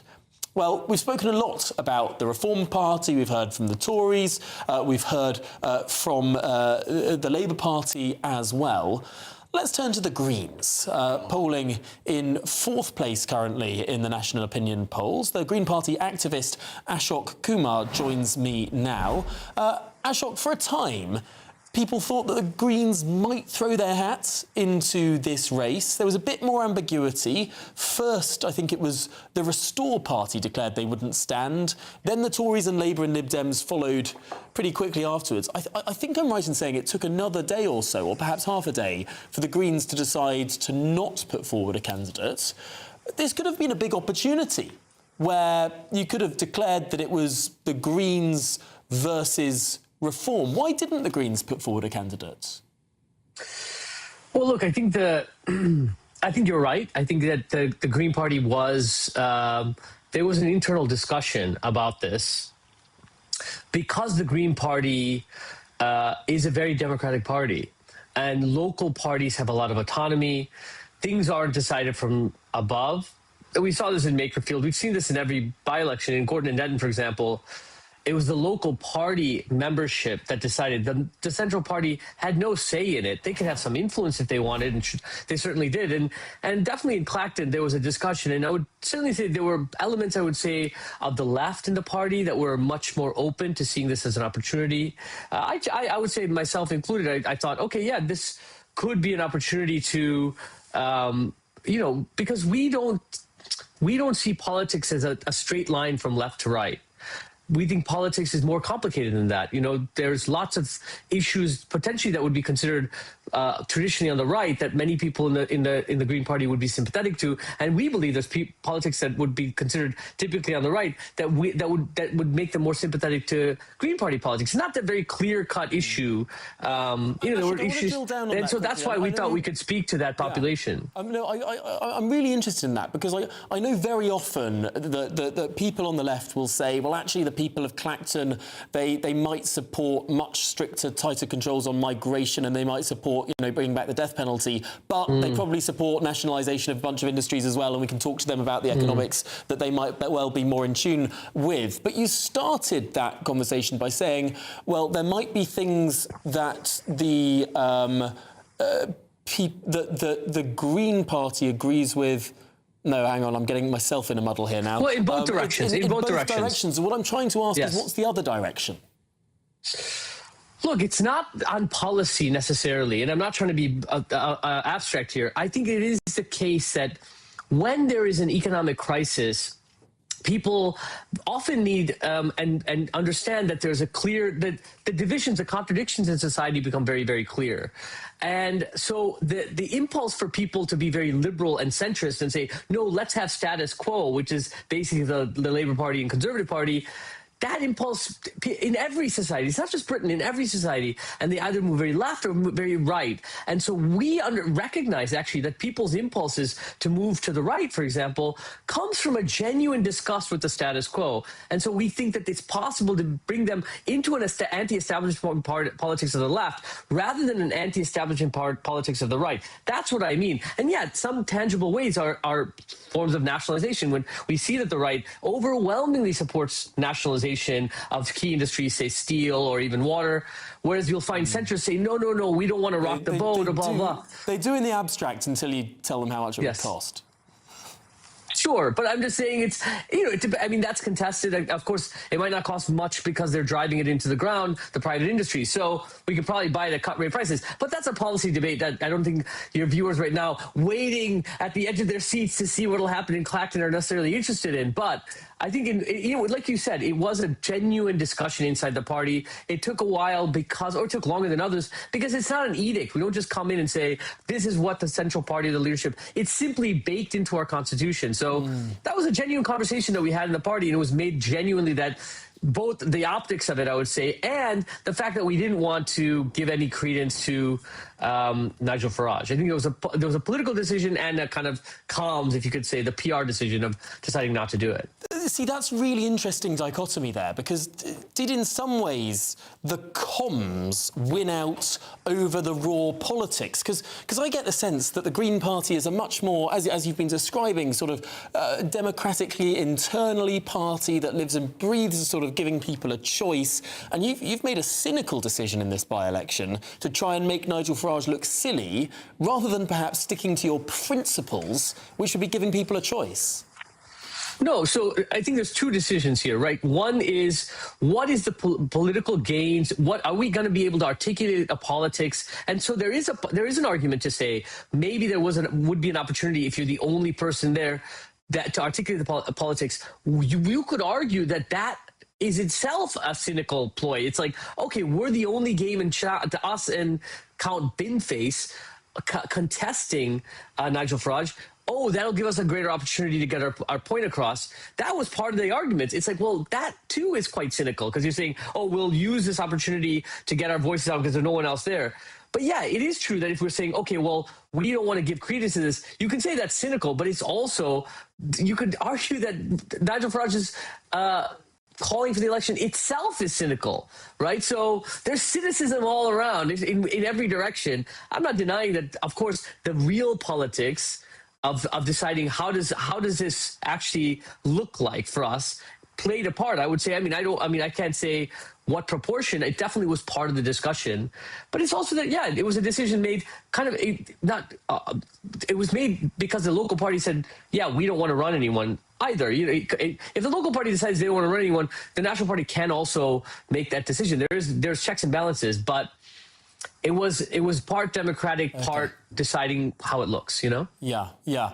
That's the specifics of this election. Now, I want to move this conversation on to the wider opinion polls, because I'm sure you'll be as aware as everyone else that the Green Party had a tremendous rise in the darkest days of Keir Starmer. But now that Keir Starmer has gone, the Labour Party has ticked back up again in the polls, challenging reform for first place. In many polls, Labour is now first place. And it seems that rise has come at the expense of the Green surge. The Greens now back down to the level of the Liberal Democrats, no longer in second or third place, but fourth. Well, look, you have to understand, and this is absolutely true what you're saying, these polls, so I'm not contesting that. But, the Green Party from 2000 to 2024 polled on average about 4 to 4.5%. On average, we're now polling roughly 8 to 10% in 3-4 different polls that have come out. So that's, more than double our historical average. So we're still much higher than we were even 2-3 years ago. And it's true that we've climbed down from, say, 18-19%, where we were polling consistently during the height of Starmer. But that's because Starmer was both the combination of a very incompetent and very widely reviled politician who's just a bad politician, also with bad politics. So it's a kind of deadly combo. So it's like either he had to build his coalition or he had to deepen his coalition. He, decapitated his own coalition by attacking the left and others and didn't expand his base. Whereas Burnham is much more discursively strategic, but policy-wise isn't really a dramatic shift from Starmer so far. So we believe that if he does move to the left, that's great. Amazing. We will welcome that. We're not cynically saying, oh no, we want you to move to the right or be like Starmer. But it's unlikely he does it. He's never been a very left-wing person. He's always been mainstream, and he doesn't have any left-wing advisors, and the unions aren't pushing to the left. Is the difficulty here, though, that most people, as you began this conversation by saying, don't think in terms of left or right. They think in terms of, if I was being highfalutin, I'd say issues to be addressed. If I was being a realist, I would say vibes.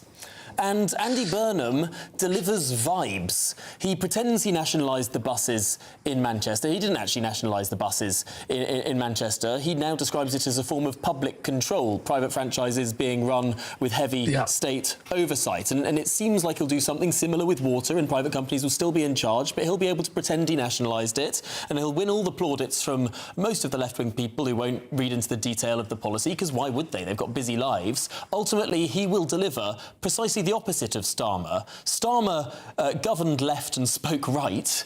And perhaps Andy Burnham, at least in a left-wing context, so I'm not talking actually right-wing, but he's going to govern more centre or indeed right of the left and talk left of the left. Look, I think that... Okay, so I'm using left and right, and you're using left and right as shorthand, because I think most people here can understand what that is. You're absolutely right. People care about the issues.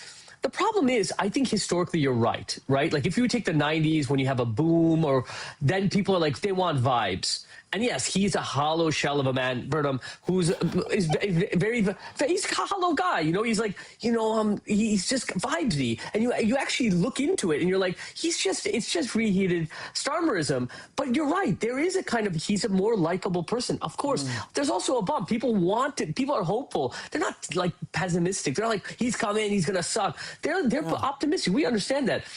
But you want a nation in which people feel excited about a new PM, absolutely. But the problem with this analysis is the economic crisis is looming. And that's not me saying that. You look at what's happening in the Strait of Hormuz, you're looking at what's happening in the global markets, you're looking at what's happening in this country. The economic crisis is already here. It's going to get worse. I hope it doesn't, but it's going to get worse. And when that happens, the vibes will feel more and more cynical and hollow. It'll turn on itself unless he actually does the policies that people care about and the policies that we think that the Green Party supports, which is renationalization, rent controls, actually meeting people's needs, investing in green energy, those policies that actually meet the needs of the country, direct investment by the state, not just hoping and praying for the private sector to do it. Like you said, he didn't municipalize the buses in Manchester. That's a bold-faced lie. He was forced to do that. And then when he did, it was a public-private partnership a la Blairism. So I think that when the economic crisis gets deep enough, unfortunately, what it means is that people just won't be there for like niceties and vibes. People will expect real action, and if he doesn't deliver it, people will return to potentially Reform and the Greens. Well, Ashok, I've noted down there nationalisation, rent control and unreliable energy investment. I mean, on each of those we could talk for an hour, and I'm sure we will have you back to go into detail on each of those policy prospectuses. But for now, we must leave it there. It's been a delight to talk to you. Thanks indeed for coming on at this ungodly hour. Ashok Kumar, the Green Party activist there. Well, before I turn to my panel, let's remind ourselves of what Nigel Farage exclusively told GB News just a few moments ago about his main rival, Count Binface. I've managed to beat the establishment candidate. Binface is backed by the three biggest parties in Britain historically. He is the establishment candidate. He's the uniparty candidate. My voters are ordinary folk, in many cases working people, who get up early in the morning, go to work, and are sick of the way this country is going, and see me as somebody as a champion for their views. Well, that's what Nigel Farage had to say to our political editor, Christopher Hope, a little bit earlier. Let's discuss the count. No, not the count that we've been looking at sometimes on our screens of those ballots being verified, but no, a man who calls himself Count Binface. Actually, his real name is John Harvey. He's a comedian, a satirical intergalactic space warrior. And of course, his manifesto combines jokes such as 99 flakes for 99p. That would be popular with me. And of course, political proposals including compulsory by-elections for MPs who defect. I wonder who on earth he might be referring to there. Well, joining me is my panel, of course, the Labour historian David Swift, the former Conservative MP Jane Stevenson, and the Reform councillor Harrison Orman-Varty. Jane, Count Binface has been quite interesting in this by-election. He hasn't specifically criticised Nigel Farage. He's let other people do that. And he's just been sort of going about his own way, making jokes, perhaps not taking it as seriously as he could. I mean, is there a world where Count Binface could pick up a serious number of votes here? I think if you don't have the party you usually vote for, and in 2024, I'm just trying to sort of scan my notes, Labour picked up 7,500 votes, the Lib Dems got 2,000, Conservatives got nearly 13,000. You know, all those people have to either stay at home, which it doesn't look like everybody stayed at home because turnout isn't down by that sort of proportion, but you wonder if there is going to be a certain, I want to go out and cast my vote to make a point that my vote matters. Maybe Count Binface will do fairly well on that sort of people who think it's their duty to vote. And actually there are, you meet sort of pensioners often who think, people fought for my vote, it's valuable, I'm going to go to the polling station, even in bad weather, even if it's snowing, they will get there. And so I think the way the votes cast, I think Binface, he has been loving life. I think he's done a load of media, lots more than I think people expected.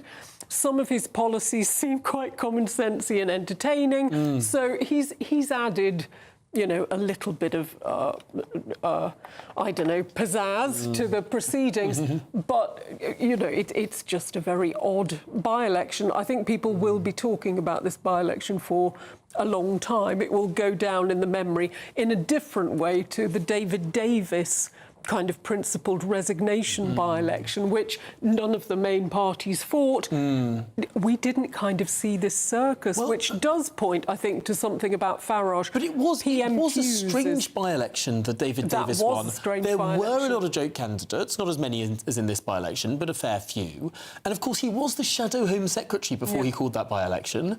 He took then a decade to return to the front benches of the Conservative Party. He could have, within 2 years, been the holder of a great office of state. Yes. He could have been the Home Secretary in the coalition government, of course, a job that went to Theresa May. And then we know what happened to Theresa May after that. I mean, David Davis could have had that career path, but he chose to make this principled decision. It didn't do well for his career, quite frankly. Not in some ways, but in other ways he's still, you know, very influential. He's still there. He's lasted. I think people do have an enormous amount of respect for people who actually they know they have stuck to their principles. And it was what I didn't like. I remember coming down in a lift with Jeremy Corbyn in Parliament the day Rishi called the 24 election. And I do, in a weird way, I completely disagree with Jeremy Corbyn. We're polar opposite, apart from maybe on animal welfare or something. But I respect the fact I know what I'm getting. Jeremy is what Jeremy says on the tin, whereas Keir Starmer is absolutely all things to all people. Andy Burnham, I fear, is a little bit the same. I don't know what Andy Burnham stands for in that sort of principled way. There's definitely been a decline, hasn't there, in the quality of MPs and in the kind of sense of ethical duty of MPs, right? So you mentioned David Amess before, obviously David Davis, again Jeremy Corbyn, right? People who are very happy to be on the backbenches if need be, people who would do the decent thing and resign from the shadow front bench or resign from the government or whatever, if it contrasted with their morals and their principles.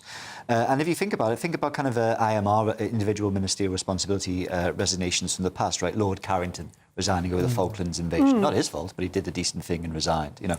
Boris Johnson had to be dragged out of every office he's ever been in, you know, but nails on the door, right? You know, would never resign as Foreign Secretary, dared Theresa May to sack him, finally did it with David Davis at an opportune time. And I think it speaks to a decline in the quality of MPs. I think it speaks to an increasing careerism amongst MPs who really are there for careers rather than for anything else. And I think we're about to see whether what I thought was a highly principled resignation of John Healey as Defence Secretary, will he actually put his money where his mouth is? That's a very good point. Because if he doesn't now match that principle in autumn, then it was a careerist move. Which is really disappointing. Well, I mean, it was a risk, and I suppose, you know, with no risk comes no reward. But we will certainly see how much he really believes in that. I congratulated him on his resignation. I thought it was a very noble act. If he doesn't now in autumn come up with that budget... If he doesn't get... It was £18 billion extra he resigned over. The then defence investment plan that was put forward in the final days of Starmer was an extra £15 billion, £5 billion of which was not funded and will need to be found anyway in the next budget. But there's a chance that he does a big song and dance about finding that extra £5 billion, which was in the plan that he resigned over, rather than the extra He needs to find the full whack. £8 billion. Yeah. Quick maths. He would need to find £8 billion to be internally consistent on that. And if he doesn't do that, I think there is going to be a lot of noise about it. Although I don't know. Because, as we were discussing... Does Labour care about defence spending? Well, does it care enough? I think rather welfare spending. This is difficult, though, because we're not dealing with the Starmer media operation anymore. The current number 10 is so much better at communications, and frankly, all of my colleagues in the parliamentary press lobby have been saying he needs to find £5 billion, he needs to find £5 billion. If he goes and finds £5 billion, I think a lot of people will type up the next day that he funded defence, even though that's £3 billion less than the original resignation issue. Has not made a single hard decision since he's been No, he right. hasn't. All he's done is announce things, right? No one actually knows who Andy Burnham is. It's the same Andy Burnham that supported Tony Blair, supported Jeremy Corbyn, and Keir Starmer. So realistically, no one knows who he is. What will happen is when the budget comes, and that will be the ultimate test of what type of Burnham we get. That is where it will be interesting what will happen to his polling figures, because it's very easy to stand right now and be, I'm your man, I love gravy, and all this sort of stuff. But realistically, when things come to it, it's like, well, what decision will you take? Because he is between a rock and a hard place in the position he's in, because we really know that he isn't going to do anything with welfare, because they tried to last time and they went berserk. They hate it. The Labour Party backbenchers, they hate it to their core. But we also know that raising taxes is a difficult one as well, because the markets are a bit shaky. And he, you know, in fairness, John Healey's spoken a decent game when he went to visit the market. So it'd be interesting what he actually does, and he will have a choice to make. Will he go? I personally think he will end up having to please his Labour colleagues, because he's all lovey-lovey with them all. But it'll be at the expense of, I think, the markets, which, as we know, hold a few cards when it comes to... They're already not happy. The 30-year gilt... I mean, you know, there is no money. We are in desperate states. Borrowing is much more expensive than it was. The amount of debt we are paying every year is... I mean, it is just... eye-wateringly I think Burnham awful. could be the man to actually get Labour MPs on board. You know, with the whole welfare thing, I think a lot of it was the way Starmer sold it or didn't sell it, or, you know, didn't even try to sell it to the MPs. He sold it as a kind of cost-cutting measure. If someone like Burnham, who's a much smoother political operator, can sell it as, you know, oh, getting kids off the dole and into work, etc. Those backbenchers are not going to have it, I'm afraid. If they're kind of dealt with in the right way, I think a lot of Labour backbenchers As my former can be more neighbour, flexible. Pat McFadden, said, the only time they see him is to go, who else can we tax? I want more money for X, Y and Z. It's in their DNA. It is their DNA. That being said, I was talking to my colleague Gloria De Piero, who remembers well the battles over welfare in 1999 and 2001, when Tony Blair had to contend with a huge potential rebellion, people in wheelchairs staging a protest in Central Lobby in the Houses of Parliament, a really difficult thing for particularly Labour MPs to contend with. But Blair, unlike Starmer, loved the political fight of it, believed in the policy, and individually, one by one, met with rebels to sell the policy that he actually believed in and why the reform was necessary and needed and will be better for everyone. I can't imagine Starmer looking forward to a meeting like that, wanting to have the argument, the debate, the discussion in a way that Blair and Thatcher would have Because he done. didn't have the guts to do anything. I mean, how many U-turns did he take? Every time he thought he was doing something good, as soon as he got a bit of negative feedback, he thought, oh, actually, maybe I won't do that. And that's why people felt disappointed in Starmer, because he stood on the promise of change and realised nothing really happened. And anything that he did try to do, he didn't have the conviction to actually carry out. Whether he believed in it or not, people just wanted someone who actually had the guts. But I to do it. don't think Andy Burnham has those guts either. And as you call him Mr. Chips and Gravy, I've been calling him a walking Hovis ad. He just says cuddly northern things in a lovely, cuddly northern way. It's dross. I'm afraid it is empty. I think it's and insulting he wants to be as well. nice to everyone. He wants to avoid talking about the fact, since he's been Prime Minister, over 3,000 illegal migrants have arrived. Maybe have a Cobra meeting about that rather than about it being a bit hot. You know, this He's is hoping crazy. voters are fickle enough to think that, oh, he loves gravy, he's one of us. He's talking about hope in every heart. Yeah. I mean, what a load of confidence. And when he talks, sorry, just on that about the migrants, and he says, oh, no, but the wealthy areas need the migrants. So he thinks the answer to this, yes, we're going to punish wealthy areas. I don't even care if it costs more. Well, let's bring David Swift in on all this. I mean, I don't think that Burnham relishes the debate and relishes trying to persuade people, as Blair clearly did. But I don't think he sat there scheming and plotting his way back to Parliament to become Prime Minister without thinking about all this. You know, I'm sure he didn't just think, oh, I'll win and make a field and try and win the leadership and then become PM. He's not. He's clearly thought about what's going to happen there. So He's what clearly thought about what's going to happen. Definitely there's hard decisions to be made, and it'll be very interesting to see what happens in the budget. It'll be very interesting to see if John Healey does kind of go back on his former principal resignation. But these people have clearly thought about this, right? And I think Burnham can take Labour MPs with him in the way that Keir Starmer couldn't.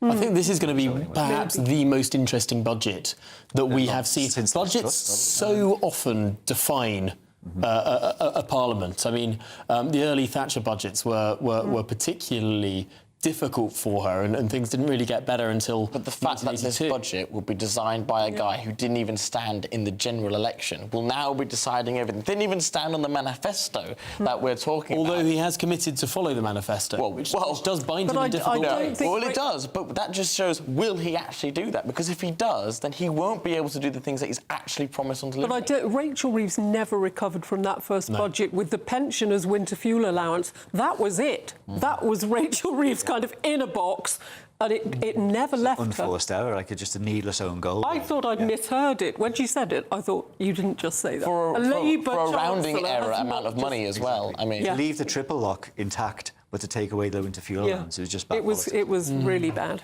But and yet, it feels like, well, we do know the date of the budget. It's going to be during half-term. It's going to be during Michaelmas half-term, which I know has irritated quite a few political journalists, that they will not be able to go on holiday with their family or have some time off. Thanks. And you'd be saving 40p at Alton Towers with Gosh, what amazing. But often the speculation of the budget does more damage than the budget itself. And when we look at October, I mean, when I was an estate agent at that time of year, no one was buying any homes. I mean, because they just held off. It froze the property market. It's Interestingly, the same with business.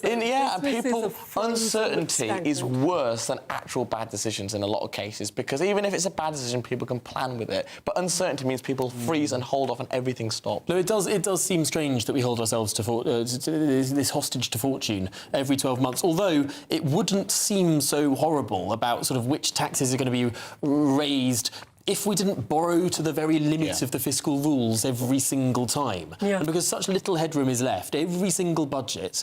I mean, George Osborne in 2015, I think, left himself about £45 billion of headroom, as opposed to the single digits that we got under Rachel Reeves, which made everything such a peculiar difficulty of which taxes must be raised, which is evaporated, low and borrowing is narrow. But my goodness me, much more to discuss. Do stay with us.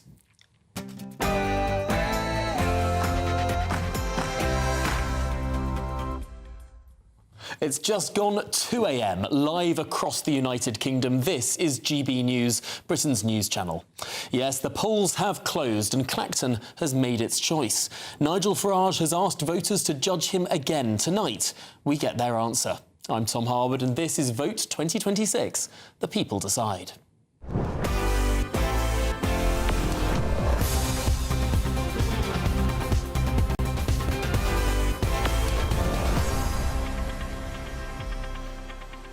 Well, voting has concluded in the Clacton by-election, and in the last few moments, Nigel Farage told GB News he's confident he'll win.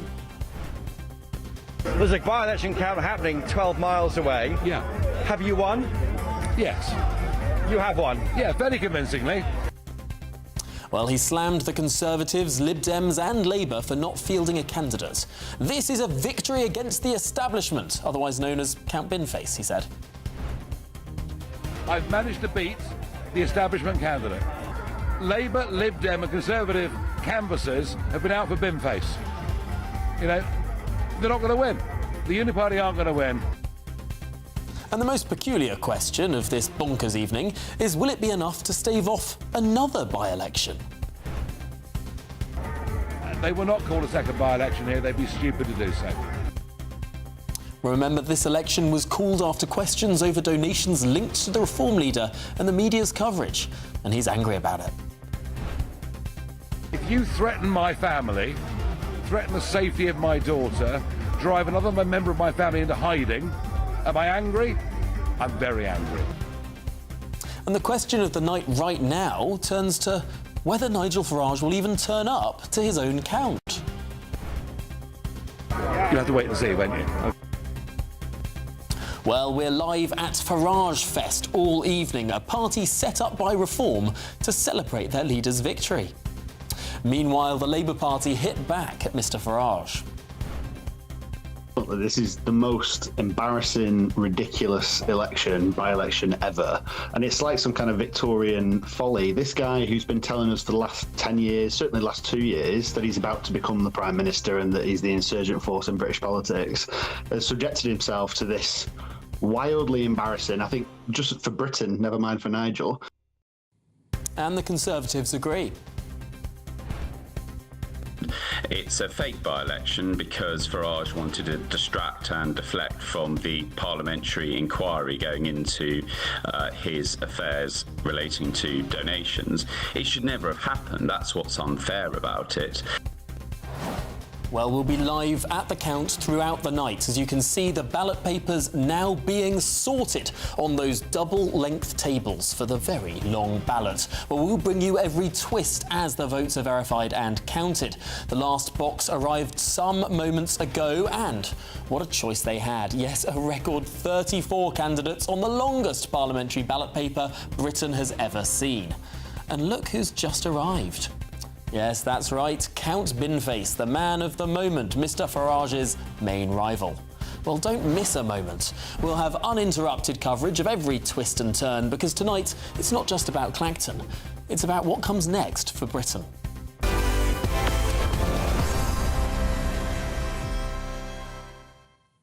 Well, thousands of people have headed to the polls and made their voice heard in one of the most historic and, frankly, unusual by-elections of all time. Yes, as we've mentioned, a record 34 candidates were on the ballot paper, those long ballot papers you can see spread across 2 tables wide counting stations there in Clacton-on-Sea. Now, that's the most people to ever stand in a single constituency in a British election. Our political editor, Christopher Hope, got his hands on one of those ballot papers earlier. In my hand is the actual ballot paper at the Clacton by-election. Now, to give you a scale, it's as long as my leg. So my leg is there. It's about 1 metre long, 98 centimetres. And if you look at it, if Alex can scan down that, those are all of the candidates at the Clacton by-election. It goes on and on and on forever.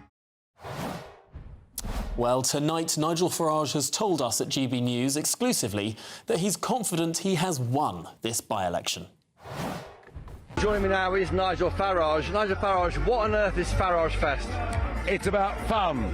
You know, we're serious people, we care about the country, but unlike the boring so-and-sos that inhabit the Labour and Conservative and Lib Dem, the pious Lib Dems, we're real, we're having fun. We've even got a Ferris wheel.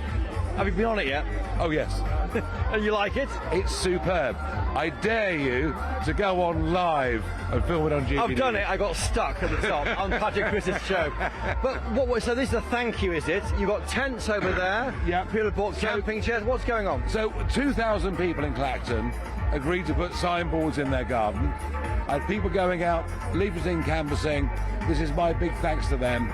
Come along, have a fun evening. And if you want to stay, stay in a tent. I'm going to ask you, who's paying for it? Donors? People who've your own money? Who's paying for this? These guys have all paid to come. Have they? They've all paid to come. How much? Whether they've covered the entire cost is a separate question. But you know what? We're only here once. Yeah. We've got to have fun. Yeah. It's unlike any event I've ever been to politically. There's a by-election count happening 12 miles away. Yeah. Have you won? Yes. You have won? Yeah, very convincingly. I've managed to beat the establishment candidate. You haven't yet seen off the threat of an inquiry into this gift you had from a crypto billionaire. What's the point of all this? Who cares? Who cares? The voters of Clacton don't care. Look, Labour, Lib Dem and Conservative canvassers have been out for Binface. You know, they're not going to win. The Uniparty aren't going to win. They will not call a second by-election here. They'd be stupid to do so. But they might do, and they might be difficult for you. If they challenge you again with a proper candidate rather than a novelty candidate, it could be hard to win. Well, then we'll win even bigger. Is that what you think? Oh, yes, absolutely. The turnout's quite high, 43%. Given by-election turnouts in recent times, it is. Look, this is an overwhelming endorsement of me. I have had enough of being judged by mainstream media, being called a criminal. Do you know, if I've made one sin... if I haven't filled in a piece of paper. I've broken no law, I've broken no tax law, I've taken no public money, I don't even own a motorhome, all right? And, you know, maybe I haven't filled in a piece of paper. I'm confident I'm right, we'll see where we go. I put this to the people of Clacton, said, you decide my future, and tonight they will. Why is turnout so high? Is that for Binface or for you? No, Binface is backed by the 3 biggest parties in Britain historically. He is the establishment candidate. He's the Uniparty candidate. My voters are ordinary folk in many cases, working people who get up early in the morning, go to work, and are sick of the way this country is going, and see me as somebody as a champion for their views. You called this in anger, didn't you? This resignation as an MP. You were angry. Are you still angry with the establishment, with the way you've been treated? If you threaten my family, threaten the safety of my daughter, drive another member of my family into hiding, am I angry? I'm very angry. Has that dialed down since you've been campaigning? Enormously. How interesting. The attacks on my family have dialed down enormously. And actually, even much of the mainstream media commentary has dialed down as well. I was right to do this. Just finally, Nigel Farage, will you turn up later at the count? There's rumours you may not even go to that. Are there? You'll have to wait and see, won't you? OK. Well, that was Nigel Farage speaking to our very own Christopher Hope a little bit earlier. Well, we now have an update on the turnout. Earlier, it was estimated at 43%. That would have been down 15% from the last general election in 2024. We now know it's a little bit higher. It's 44.37%. So that is just 1 and a bit more percentage points than first estimated. I think, just going off the top of my head, that is one of the higher by-election turnouts. Not as high as Makerfield, but I think it is one of the higher by-election turnouts that we've had in recent years. And that perhaps, potentially, is good news for Mr Farage. Yeah. Of course, the one poll that was carried out over the course of this campaign about 3 weeks ago now, well, that put Nigel Farage on 73%. Count Binface trailing on 20%, although that's quite a handsome result for Binface. It will be his highest share of any parliamentary constituency he has fought before. Let's cross live now to our chief political correspondent, Catherine Forster, from what's being described as Farage Fest. Catherine, is everything still going strong, even though it's 9 minutes past 2 in the morning? Oh, I would say it's still just getting going. There's Wham over there. I'm your man. You might be able to hear the Ferris wheel is spinning. It goes pretty quickly. I don't really fancy it. There is food, there is marshmallows. There are dozens of very, very nice glamping tents. This is going to run all night long. But yeah, there is a by-election going on, isn't there? We're about half an hour away from it. And I'm joined now by former Conservative Minister, now Reform big beast, Robert Jenrick. Robert Jenrick, turnout pretty high, actually. What do you think that means? Nigel Farage is confident he's won pretty conclusively. Well, look, we don't know what the result's going to be. We're going to wait a few more hours. But I thought the turnout was very encouraging. It suggests to me that a lot of people here in Clacton have come out to vote to support Nigel and to stick 2 fingers up, frankly, to the establishment who wanted to play judge, jury and executioner for him. It's not for a committee of our opponents in Parliament to determine who represents the people of Clacton. It's for the people here. And thousands of them have come out to vote. Bodes very well, I think, for the result that Nigel is going to get later in the night. Well, all the other parties think that this is a stunt. I mean, Rachel Reeves said that Nigel Farage is going to spend the summer arguing with a bin. Kemi Badenoch wrote to constituents here. I mean, they have got a point, haven't they? There was no need to do this. You don't even know that there would ever have been a by-election. Well, look, forgive me, I'm not going to take any advice off Rachel Reeves. Look, there's no such thing as a fake election.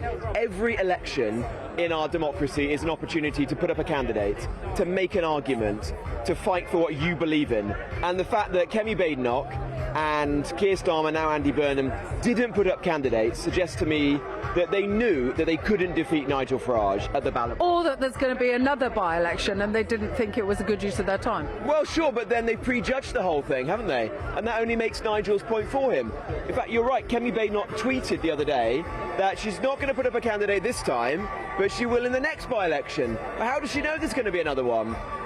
The old parties that have failed this country for a very long time, they're trying to get Nigel out of politics because he represents change. And we've seen time and again over the course of the last year that they think they cannot defeat him at the ballot box because people want change, so they'll try every trick in the book. Remember, they cancelled the elections in May. Nigel had to go to the High Court to get almost 5 million people their vote. They're trying to change the law so you can't give money to reform. Now they're trying to push Nigel out of politics with all of this stuff. It's not going to wash. I think what you're going to see in a few hours' time is that the majority of people here in Clacton, maybe the overwhelming majority, support him, want him to be back in Parliament representing them. And then, you know what, on Friday he can get on with the job that's ahead of him, which is making the case to the British people that reform is the only way to deliver real change in this country. You know, get their wages up, bring their bills down, stop the small boats, bring down migration, get this country going again. And there are some people who've said, oh, well, Clacton's a one-off. Trust me, the people I've met on the doorstep are just like my own constituents. They're veterans, they're small business people, they're tradesmen, they're pensioners, they're people who are sick of seeing this country slip away, and they want a big change. That's what Nigel represents, that's what reform represents, and you can see here tonight the incredible energy that there is around this party. Woo! There is not a single party in British politics other than the Reform that could put something like this on, and no one would come if they did. Reform is the party which is the future of this country, and I very much hope and expect that in a few hours' time it will be Nigel Farage MP once again, and he can lead this party, and we can see him going through that door in number 10 in the years to come. But when he stood down, I mean, this is the most right-wing seat in the country. If you put together the Conservative vote and the Reform vote in the 2024 by-election, there's more votes here than anywhere else in the country. He knew he was going to win. It's cost £250,000. Can you honestly, hand on heart, say that is a good use of very scarce taxpayers' money? Well, firstly, Reform offered to pay the money. You know how the rules work. Well, look, we offered to pay, but that's not really the point, is it? Because you can't put a price on democracy. The point here is this. All our opponents are trying to do Nigel down. They're throwing all this mud at us. And Nigel said, I think perfectly reasonably, I'm not going to be a victim. If the ultimate sanction that our opponents can throw at us is a by-election, bring it on. Let's test the will of the people here in Clacton. And from the people I've spoken to on the doorstep, their voice is very clear, and I suspect we'll hear that in a few hours' time. They want Nigel as their Member of Parliament. And as I said, I don't think Clacton is a unique place. It's not a one-off. There are millions and millions of people across this country who want Nigel to be our Prime Minister. Turn this country around. But polling out recently, 50% of people like the new Prime Minister Andy Burnham, only 25% of people like Nigel Farage. That's a problem for you, isn't it? Well, look, let's see. I think that the gloss will come off Andy Burnham very quickly. People are going to see through this man.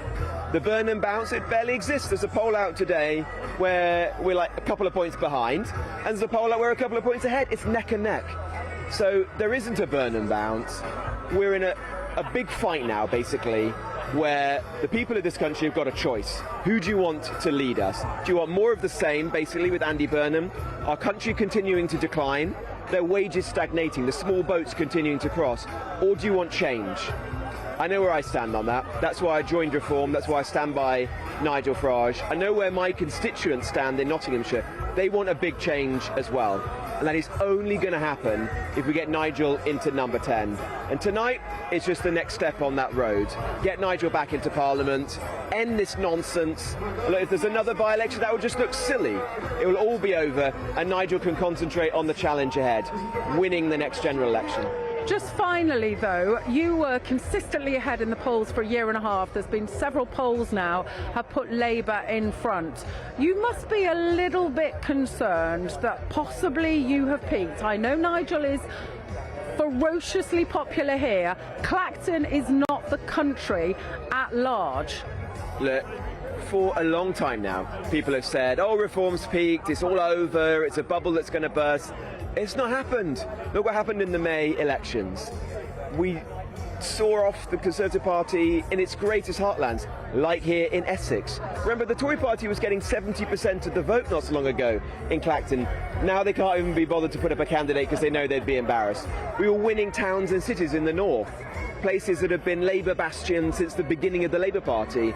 We're second in Wales, we're second in Scotland. Reform is here to stay. We're just getting started. And you can see all around me the incredible energy that there is around this party. It is a movement of working people who want to fix this country. just finally, is Nigel Farage going to be at the count, standing with the 33 other candidates? Or maybe if he doesn't show, is it because that would be a quite embarrassing photo? Well, you have to ask Nigel, but Nigel is a very courageous politician. He's probably the bravest person I know in politics. A lot of things have happened over the course of last year. Hundreds of death threats. You know, someone is in prison literally for coming over on a small boat and trying to kill him. So look, I defy anyone to question Nigel's courage. And what he's going to do, I'm sure, one way or another, is speak to his constituency in Clacton, speak to the country later today. And then next week, we'll be down in Westminster. We'll be announcing substantive things about the future of this country, and we'll be getting going again. Well, we will be there. Robert Jenrick, thank you very much indeed for talking to us on GB News. I think I quite fancy a quick boogie. Pretty good, the music here. I have to say, I didn't expect, when I packed for this by-election, I thought I'd be in a media centre, in the leisure centre. I didn't think I'd be in the middle of a field. It's a bit nippy, but yeah, I think I might have a quick dance and grab something to eat, and then I think we may head over to the count. Well, you could always ask Robert Jenrick to lend you his quite bright, quite light jacket. We were admiring it here in the studio as we saw it. It's very, very summery. We've got to ask though, did the trousers match the jacket in terms of how sort of light colour? He's a study in blue, dark blue. Actually, dark blue, a little bit Andy Burnham if you took the white jacket off, I have to say. But I wouldn't let him hear me say that because I don't think it would go very well. But he's got that dark blue shirt, the dark blue trousers. Yeah, a slight Andy Burnham influence there, I would say. But anyway, hopefully he's not heard what I said about that. But anyway, I can't see Andy Burnham in a white jacket though, can you? No, I'm not sure I can, although perhaps he's not quite there on the double-breasted suits that we've seen Nigel Farage in so often. You know what? On these shows, not these shows, but you know, on political discourse, so often talks about what women wear. And I think it's about time that we point out what the male politicians are wearing too, and their particular sartorial choices. Catherine Forster, thanks so much for joining us. We'll be back with you, of course, throughout this evening and this morning, as it turns into, I suppose. Well, let's turn now to my panel, who were admiring Robert Jenrick's bright and vibrant jacket. With me is the Labour historian David Swift, the former Conservative MP Jane Stevenson, and the Reform councillor Harrison Ullman-Varty.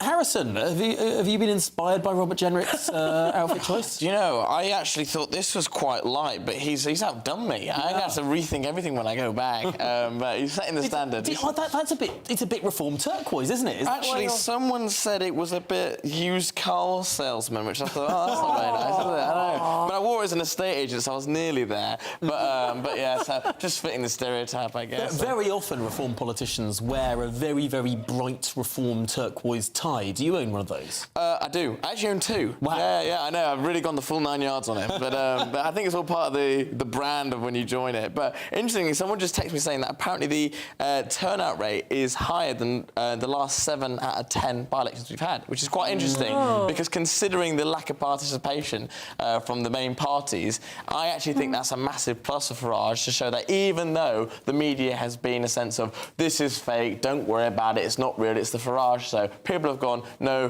2 fingers, I like him anyway and I'm going out to vote for him. So I definitely think that'll be in his favour tonight. Yeah, and we have had quite a few by-elections in recent years. Of course, Makerfield was a bit of an aberration. That had a 58.8% turnout, but of course, the world's media were in Makerfield and everyone knew they were selecting. Get rid of Keir Starmer. Come on. Chance of a lifetime. We're jumping at that. But my goodness me, I mean, in Arbroath and Broughty Ferry, which was the by-election that the SNP won recently, it was a turnout of just 31%. Yeah. And in Aberdeen South, the other one on the same day, turnout of 38%, bit better there. Gorton and Denton's turnout, That was 47%. Yeah. That was very high. The average turnout in the 2019 to 2024 Parliament, that period was 37%. That was the average turnout. But there has been a lot of campaigning. In Gorton and Denton, there was a lot of campaigning. And in Clacton now, I've seen a lot of activists out on the reform bus. The interesting thing is we've seen in all these by-elections, right? So Aberdeen, Gorton and Denton, Makerfield, even the Welsh Assembly by-election for the Welsh Assembly, a lot of tactical voting, which has been very astute and very effective. You know, sometimes it's been to the benefit of the Tories in Aberdeen, sometimes to the SNP in Arbroath, obviously to Andy Burnham and Labour's benefit in Makerfield, and the Greens in Gorton and Denton. And so it's very interesting how, if indeed the Tories did stand a candidate here, and Labour and the Lib Dems and the Greens put someone up but didn't put any effort into it, maybe they could have run Farage quite close, actually. We've seen across the country, the anti-reform voters tended to coalesce around a winnable I candidate. do think the left are getting much better at tactical voting. And I think now that we're entering an era of multi-party politics, but we're still in a first-past-the-post system, I just feel immensely sad that, as there were in 24, there were really right-leaning constituencies, mine is one, where they have a Labour MP because of that split. But the combined vote share of right was over 50%. Would have easily beaten Labour. But it's brutal. I mean, you've got to think, remember when UKIP, they got, what, 4 million votes and 2 seats, was it? I mean, it's one seat. One seat. I mean, it's absolutely brutal. But if we are sticking with this many parties at every election, I think there will be questions. I mean, the only masters of first past the post are the Lib Dems. It's the only thing I think they're good at. Is, I mean, their vote share to percentage of seats that they hold in Parliament. They're like the Japanese not politics. Once they're in the area, the political cockroach that you can't. It take them a long time to get there. And I mean, in 1983, they were only 1 percentage point, I think, if I remember correctly, behind the Labour Party. But they were hundreds of seats behind the Labour Party. I've got to ask, though, Harrison. The Reform Party, when it was polling a lot lower than this, spoke a lot about electoral reform. Now that the Reform Party is regularly in first place, it speaks almost nothing about electoral reform. It seems that that policy might have been quietly dropped. Well, look, I mean, I as a local councillor, I'm flattered that you think I'm drawing up Reform Party policy. But I do think it is a case of there is so much to do, right? People think the country's broken in so many ways. That is a case of, I reckon, if you did talk about electoral reform, especially when you did have a referendum on it not that long ago, and the result was relatively decisive, it is a case of, is that really on the top 10 things that reform politicians are going to speak about in the news? It's unlikely, because people feeling the pinch on so many of the topics. Where reforms sit on it will be interesting, but I do think it is a case of there are so many problems that reform are tapping into. It's just not quite up the list. It is one of those fascinating things. The 2011 AV referendum went so much against where everyone thought it was going to go. 2/3 voted against the alternative voting system being brought in. And at the start of the campaign, you had a lot of people who were proposing alternative vote or some form of electoral reform, who were putting their case ahead as a sort of anti-politics, anti-politicians, anti-expenses kind of protest vote. But actually the public disagreed, and the public thought, this is a peculiar obsession of politicians. I just want to put an X in a box and be done with it and not think about politics as much as your complicated systems, and you might love to sort of think about D'Hondt or alternative vote or single transferable vote or mixed member proportional, or all of these things that political anoraks obsess over. The ordinary man or woman in the streets really does not care. I think for some recent changes, so I came into Parliament very quickly. I just sort of was getting angrier and angrier about Brexit potentially not happening, and sort of saw a seat that I could win. Going in there, the amount of resource of a modern MP on just answering the emails, so that constituency link, which has been so defended and so important, actually the vast majority of my staff budget went on endless emails, whereas lovely Bill Cash said he used to handwrite every reply to a constituent because he got sort of 6 a week, whereas we got hundreds and hundreds. But this is one of the things, and we were talking about the quality of MPs a little bit earlier in the previous hour.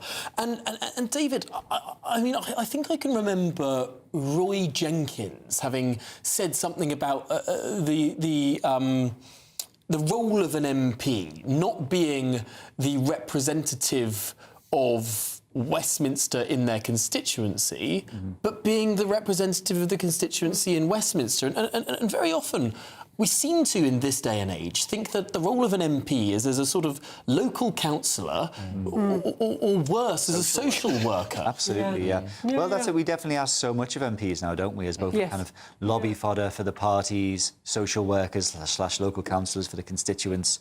Obviously, ministers have to do the ministerial role as well as being an MP and a voter in the lobbies. But one thing I will say is that we're talking about multi-party politics, right? And it seems as though we have it now. But do we, though? Because if you think back to the coalition and the AV referendum, back then it seemed that it was going to be coalitions from then on in, right? There was never going to be a majority government again. The Lib Dems would always be there or thereabouts. It was going to be various coalitions. And obviously, 2017, the two main parties, completely dominated, got a massive vote share. Again, at one point in 2019, I think summer of 2019, you had about 4 parties all polling roughly the same, right? Brexit Party, Tories, Lib Dems and Labour, all on roughly the same share of the vote, and then the Tories won a massive majority in December 20. Not for the prolonged amount of time, though, that we've had. Indeed, but even recently, though, right, a few months ago, before the Makerfield by-election, it looked as though Labour were dead and buried, absolutely. It looked as though the Greens doing so well. They're in 4th place in many polls. Where's Zach Balansky gone recently? He seems to be nowhere now, right? So I think you never know, do you? You never know. It seems they're in multi-party politics, and then we have a surprise. We live through inflection points, don't we? We're in such a geographically based sort of voting swing. So Gorton and Denton, the Muslim vote was there. There were Palestinian flags being waved around outside. Hannah the plumber dancing with some Palestinian flag people. This is very putting out specific. foreign language election videos. Exactly. Yeah. You are right. You've also Clacton. It's the likability of Nigel Farage. I'm a die-hard Brexiteer. It was why I went into politics. So, I'm OK with Nigel. And I think you will see areas that were heavily Remain-leaning would not be OK with Nigel. And you will see that reform support peaking in Brexit-leaning areas. And Conservative support will probably come back in slightly more affluent areas, a bit leafier. And we've got this geographical splits between I parties. do think voters are more savvy now than where they were a few years ago when it comes to things like tactical voting. And I think what will happen is, especially voters on the right, by the time the election comes, it will not look like it is now. We'll find that left and right-wing parties, their bases will consolidate behind what they perceive as the best chance of winning. In their area. And I think that is why it's so important. Realistically, we can talk about Reform and Labour, but if it is just Reform and Labour at the top, that is deadly for the Conservative Party, because it's a case of a lot of Tory voters will go, listen, I'm a diehard Conservative, I've always voted Conservative, but if it is a case that the Conservatives are on 15% and Reform on 22%, then I'm going to back the horse that wins, because I know how the case in outer London kind of Remain-leaning affluent areas of the South East. Or frankly, in many different parts, people will say, oh, I've looked at the national opinion poll, but here in my local area, I've got an incumbent, and or this is how it went last time. There'll be all of these arguments, and different politicians will make different cases. And frankly, it might be a bit more muddled than in the single by-election cases that we've seen so far, where the media is all there, everyone decides that it's Reform versus Plaid Cymru, or Reform versus the Greens, or Reform versus Labour. That's sort of all understood. But when there are 650 simultaneous elections, and that'll be a lot more confusing. And the perception of our election system coming through the middle. It's true, and the perception of our election system is more presidential than it actually is. You have a look, when it was Andy Burnham, that actually made sense, because people say, I am voting for Andy Burnham. But when it comes to a general election, if you're a Reform voter, you think, I'm going to vote for Nigel Farage. But they're not. They're actually voting for their local Reform. But lots of people have that mindset. It'll be very interesting to see how local factors versus those national factors play out. I think we saw a lot of both local and national factors play out in the 2024 election. The Lib Dems winning 72 seats wasn't because people wanted Ed Davey to be Prime Minister, it's because they wanted the Tories to be kicked out. But there is much more to discuss here. We'll have to pause this conversation for now. Of course, we're looking at live pictures of the count there in Clacton-on-Sea. Those many, many ballot papers being sorted through and, as we understand it, initially divided into 3 piles. Nigel Farage, Count Binface and other. But just how high will those piles be, respectively? Let's speak to the Reform Councillor for Lancashire County Council, Simon Evans. Simon, thanks indeed for joining us at this ungodly hour of the morning. Simon, thank you, Tom. Frankly, Nigel Farage has to win this, but not just win it. He has to win it very well. How high do you think Nigel Farage's vote will be this evening? Well, I'm not going to predict. You're a fool to predict if you do. But I think he's going to do both. He's going to win it, and he's going to win it well. What Nigel is showing is that he and Reform are smashing the uni parties. People are sick to death and bored to death of the uni parties tinkering around the edges. We've now got Andy Pandy in charge, who no one's asked for. And I think that's what tonight is showing. What the actual margins will be, we'll have to wait and see. Now, of course, you say that no one's asked for Andy Burnham, but he is chasing after the Reform top spot in the polls. There is a poll out, I think, today or yesterday that put Reform and Labour neck and neck, and there are other polls that have put Labour more clearly in the lead. It does seem that politics on easy mode, as we saw for the last 16 months for Reform, has now gone out the window, and the current incumbent Prime Minister is not as unpopular as his predecessor. No, he's not. He'd be hard pushed to be as unpopular as Keir Starmer. But ultimately, it's going to come down to outcomes and to delivery. And Andy Burnham's not delivered anything as yet. I mean, he said his first task when he took over as Prime Minister was going to be cancelling rough sleeping. Well, that's not happened. He failed miserably in Manchester to do that. It's actually probably worse than when he arrived. You know, then we have thousands of people landing on our shores. His answer is to go back to hotels and tell people in villages or middle-class areas that they have to burden their share of this. You know, he's not delivered anything whatsoever. Even the thing where he said the buses are going to be £2. Big deal. They were Labour put them up to £3 before. So he's only putting them back to where they were. So I think the public, the British public, are sick to death of this tinkering around the edges that the uni parties have done for generations, for decades upon decades. And I think Farage Fest shows you something. It shows you Reform doing things very, very differently. No other party could do that. And that's part of our culture, is doing things very, very different. Now, Simon, I've got to push back on some of what you said. I'm sure that if Andy Burnham were here to defend himself, he'd say that there are half as many hotels used now as their peak 2 years ago, that he's moving people to better suited sites like former military bases and the like, rather than hotel accommodation. Does that cut any mustard for you? No, absolutely not, because as Kemi said the other day, she's going to get migrants out of social housing. They're both missing the point. Moving people around, be them in hotels, be them in military camps, be them wherever, is not the answer. You've got to stop this stuff at source. You've got to stop them coming into the country in the first place. Of course, during the course of this Clacton campaign, Reform announced an eye-catching policy that there will be boat turnbacks by the Royal Navy or indeed the Royal Marines, and that indeed the boats will be then returned to French beaches. It doesn't yet seem that the Reform Party has contended with the idea that the French, a proud people and a nuclear power that holds many pinch points over the British economy, might not take too kindly to the Royal Navy sailing into their waters and dumping thousands of migrants on their shores. No, but they will take kindly, as Nigel pointed out last week, to the migrants stopping coming to northern France, where they're now causing havoc, where you can't sell a house in northern France. There's antisocial behaviour, there's crime going on. As soon as we stop them going over the channel and coming to us, they stop living in northern France and they'll go somewhere else. I think the French people of northern France will be very pleased about that. Of northern France might well be, although, of course, the French president may well not be. We don't know how the next French presidential election will go, but we will have to park that one there. Tonight we are, of course, looking at Clacton. We've got live scenes there of the ballot papers being counted and indeed verified. Ultimately, are you disappointed, Simon, that the Conservative Party, the Labour Party, the Lib Dems and the Greens chose not to stand candidates in this by-election? I think they showed total and utter contempt for the people of Clacton, for the people of this country. If there's a by-election, a general election, if there's an election, you should stand candidates. And I think it's because they're terrified of us. I tell you how terrified that people are becoming.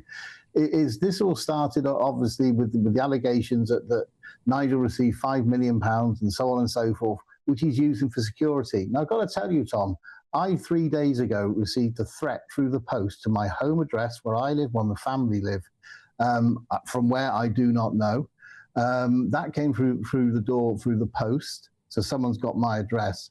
Now the police came round, they gave words of advice and said they would patrol and what have you.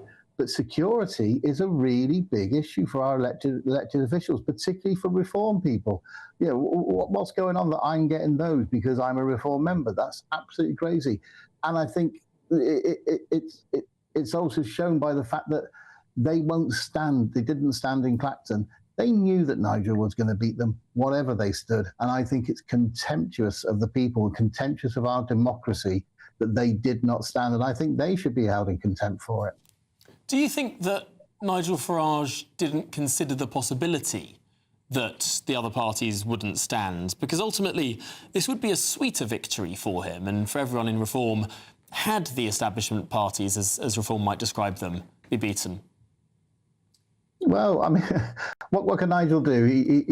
He's standing in an election. If they choose not to stand, that's their decision. And I'm sure, I know Nigel, I was with Nigel 2 days last week. Nigel would have been very happy if they stood and would have taken them on and would have beaten them. And will, if this happens again, and will again next time. So, you know, that's the decision of the opposition, of the uni parties, who are just too fearful of Reform. And I noticed in your talking to the panel there, he was saying Reform versus Plaid Cymru, Reform versus Tory, Reform versus Labour. It's always Reform because our vote is solid. Nationwide, our vote is solid. It is indeed solid, Simon Evans, but in all of those cases... I'm tired of it. It is indeed solid, Simon Evans, but in all of those cases, it was the other parties that united behind each and every one of those parties in different parts of the country to ensure that the Reform Party lost in Caerphilly, lost in Gorton and Denton, and lost in Makerfield. Yeah, but that will crack eventually because the majority of the people in this country are tired and bored of the uni parties tinkering around, career politicians who are not real people, who haven't had real lives. I've worked all my life until I was elected last year at the age of 59, 60. I've got real experience. We're not career politicians, but and people are sick of it, and that will crack through. That will break through eventually, and it is breaking through. Now, is one of the reasons why Nigel Farage called this by-election, which of course he didn't need to call, this was a voluntary decision on his part, is it because of that string of recent by-election losses that Reform just needed to put a win under its belt because there haven't been as many wins in recent months? No, I don't think it was. I think it was a point of principle that Nigel was making that you know, he's going to be judged by the media and judged by this kangaroo court, for the want of a better word, in Parliament, by uni party members and career politicians. The people that matter, and this is the point of what I was just saying before, the people that matter are the voters, and they're being missed out all the time. So I think Nigel was absolutely right, and was proven right, to call this by-election, because it's the people's decision. It's not the career politicians' decisions. Well, thank you very much indeed, Simon Evans, for joining us there. Reform Councillor for Lancashire County Council. Really appreciate your contribution and your views across this evening. I must say at this moment we are looking at a camera focusing in on what appears to be a podium and a Reform staff member. And this does appear that people have gathered for what might well be some sort of speech. So if Nigel Farage makes a speech in this Farage Fest party that has been put on some 30 minutes drive outside of the centre of Clacton, then of course we will take that live. The very idea that this is being set up now, that the camera is being trained, that people are gathering for what appears to be some sort of speech, no doubt, by Nigel Farage in the coming moments, or indeed a little bit longer than that. That will be because there are Reform agents at the Clacton count, who are peering over the shoulders of the people that we can see on the left of our screens, who can see them doing their checks of their ballots, and will get a real sense for how the vote is holding up for Nigel Farage. At this early stage, they'll be able to walk around those tables and just get a sense. They'll be counting the ballots and seeing how many for Nigel, how many for the count, how many for the other candidates. And ultimately, the fact that they are setting up what appears to be a speech now, in my view, would point to the fact that Reform are very, very happy with the number of ballots for Mr. Nigel Paul Farage that are being verified, as we can see on our screens right now. And it does seem that that is being set up there. But let's turn to my panel while we're looking at these two twin images of the centre of Clacton at that counting centre and, of course, the Reform Party that is on the right of our screen. Harrison, do you think that Nigel Farage is going to declare victory and give his victory speech long before the returning officer does so?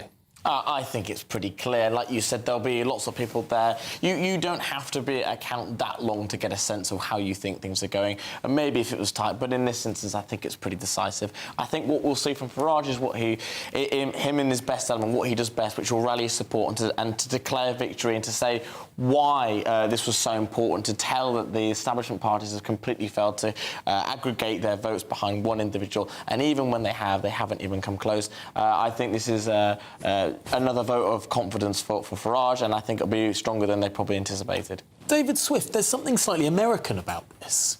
They don't wait until all the votes are counted to declare for a presidential candidate to say, I'm the president, for someone else to concede, for them to do their big speech. They count about 10% of the votes, and then they're off on their merry way. Exactly, yeah. It's always interesting, isn't it? Because sometimes they get it wrong, you know? I mean, it was a long time ago, but I think Harry Truman in 1948... Right? Dewey defeats Truman, went the paper. Exactly, and it turned out, obviously, Truman had snuck home in the end, yeah. Or more recently, in 2001.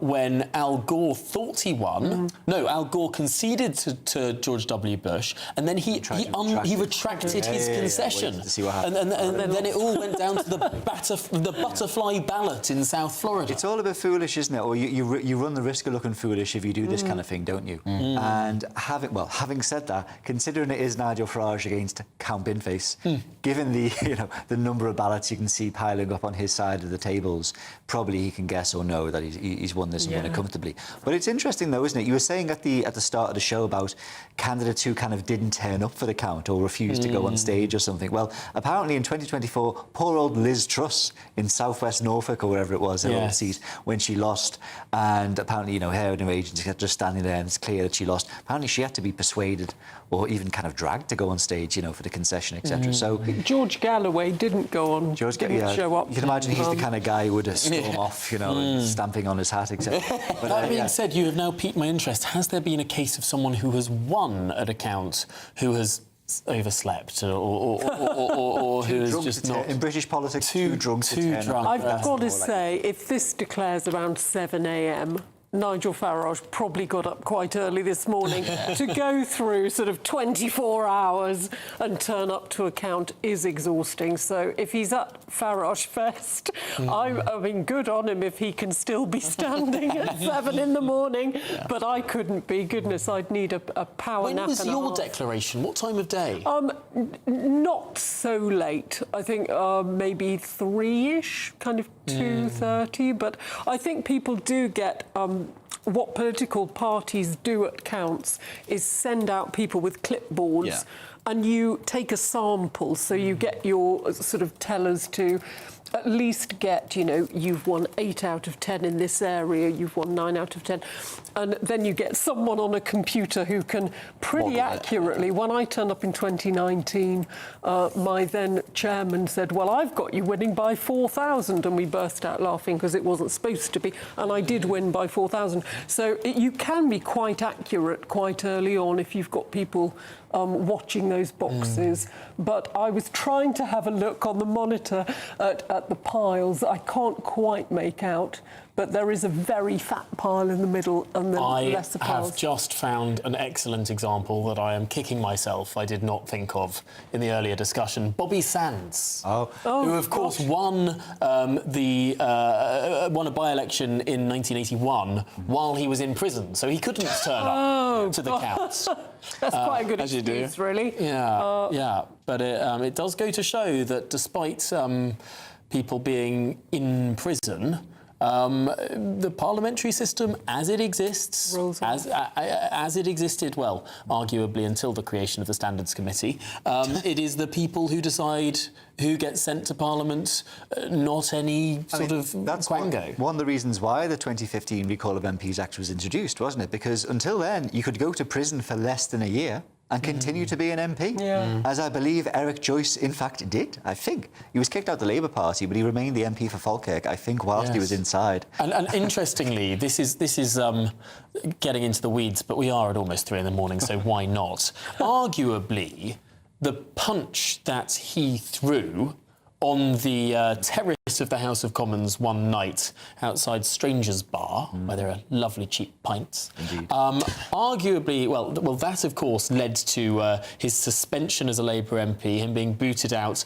and then the selection for the Falkirk seat in 2015. Harry Murphy. That selection was arguably fixed by the unions. Big scandal led to Ed Miliband promised to change the selection process, not just for individual parliamentary seats, but for the Labour leadership too. Introduced those £3 temporary members or supporters, registered supporters. Arguably, that then led to Jeremy Corbyn's election as leader of the Labour Party, which arguably had the Labour Party sit out of the 2016 Brexit referendum because Jeremy Corbyn's a secret Brexiteer, and therefore lets Britain leave the European Union. Were it not for that one punch on the terrace of the House of Commons in, what was it, 2011, perhaps Brexit would never have happened.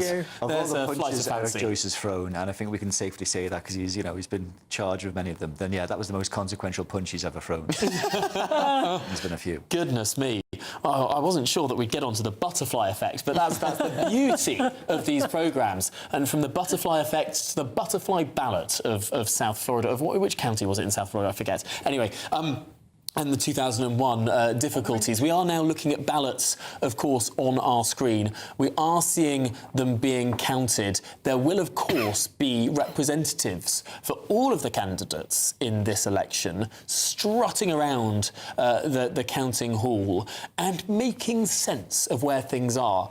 And Jane, do you think that everyone in that hall will now know where things are? I would imagine so, yeah. If they've got to the stage of dividing them, they have to tot up the total number of papers, matches the number of papers given out. Well, let's cross live to Essex now. Apologies, Jane. Nigel Farage is walking up to that stage there. We're expecting a speech from him ahead of the declaration.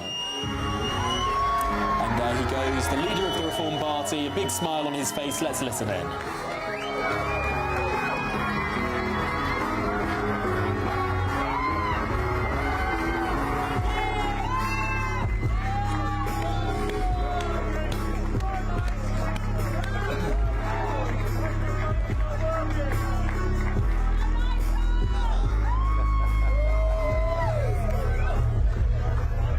Good evening, ladies and gentlemen.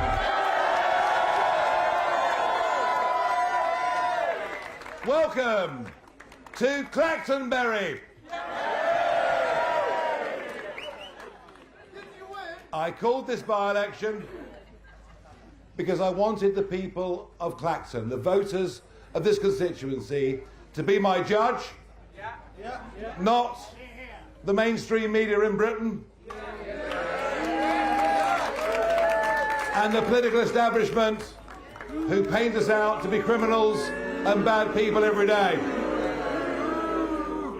So I asked the voters of Clacton to be my jury. And the verdict has now come in. You haven't heard it yet.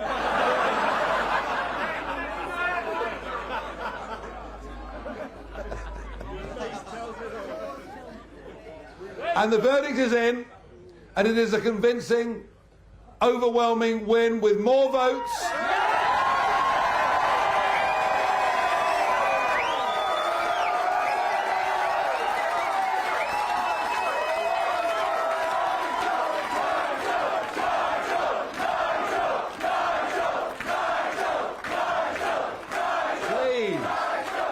Please, I'm very shy.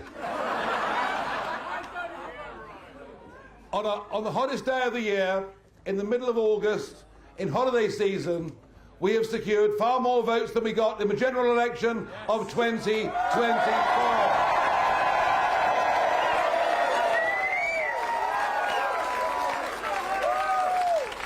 And in doing so, we have beaten the candidate for the Uniparty. Yes, there were Liberal Democrats, Labour and Conservative canvassers out canvassing for Count Binface. What an upside-down world it is, where Count Binface is now the candidate of the establishment. I mean, you literally couldn't make it up.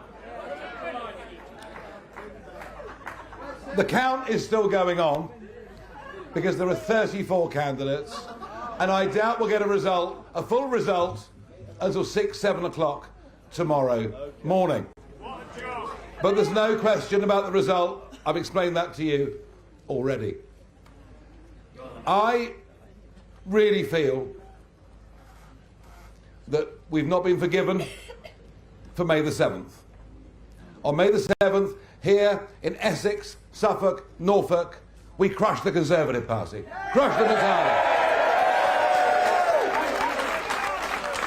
In the north of England, we wiped out the Labour Party. In Wales, we became the official opposition. In Scotland, we're the joint opposition.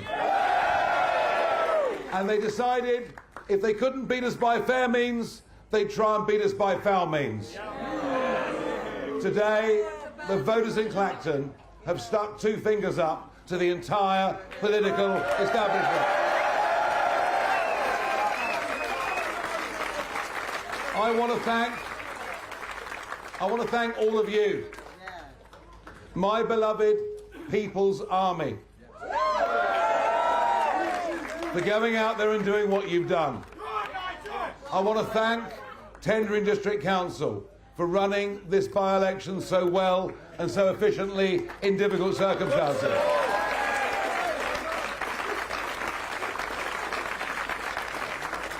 But I also want us to remember,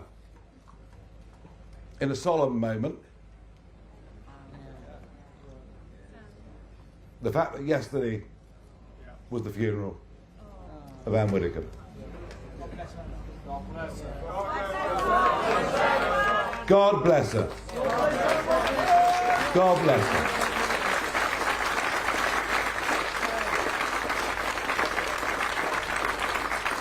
Murdered for having her own deep Christian convictions. Murdered for being a supporter of reform. Murdered by an intolerance that has now swept through the entire left-wing politics of Britain and is aided, abetted and incited every single day by broadcasters and national newspapers.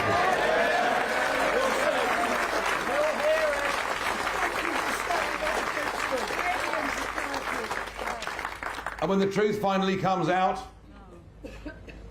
about the circumstances of this, and you will have seen that the investigation has now widened to include incidents in which I've been involved, when the truth comes out, the public will be truly, truly shocked. And despite the fact this is a night of great celebration and enormous fun, and this incredible Clactonbury Farage Fest,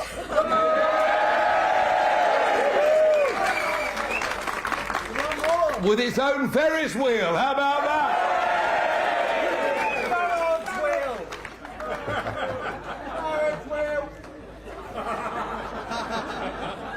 last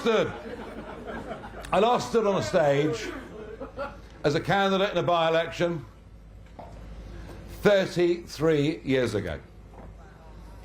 It is now 33 years since I first stood in a parliamentary by-election. That was Eastleigh, back in 1994. They're a funny old lot from Hampshire, aren't they?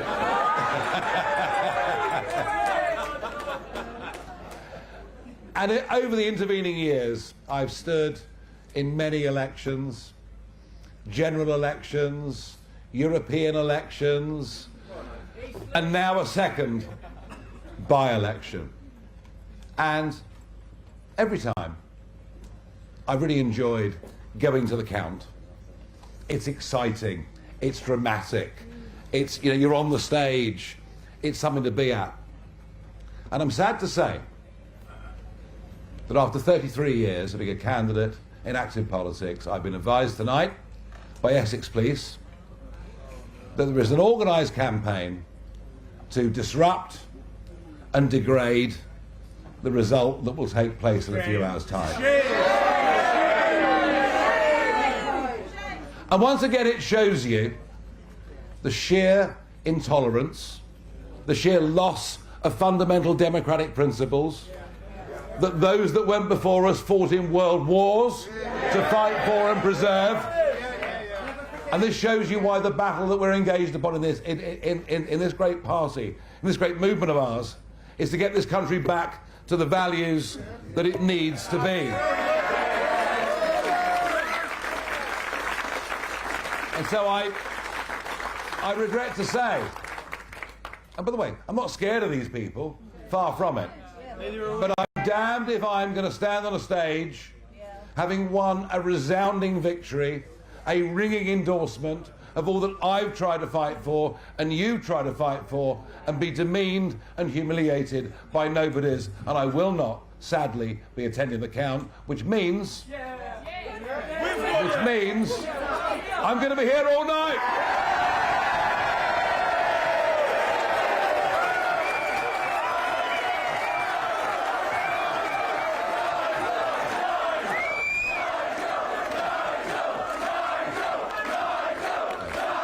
Thank you.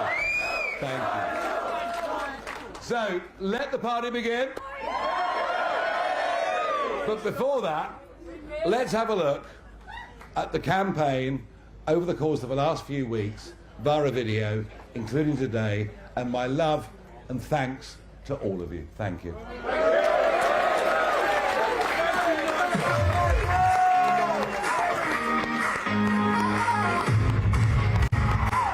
Well, there we have it. Nigel Farage declares victory for himself in the Clacton by-election. What's more, he declares he thinks he has won more votes at this by-election than he did in the 2024 general election, despite a lower turnout at this by-election than the general election.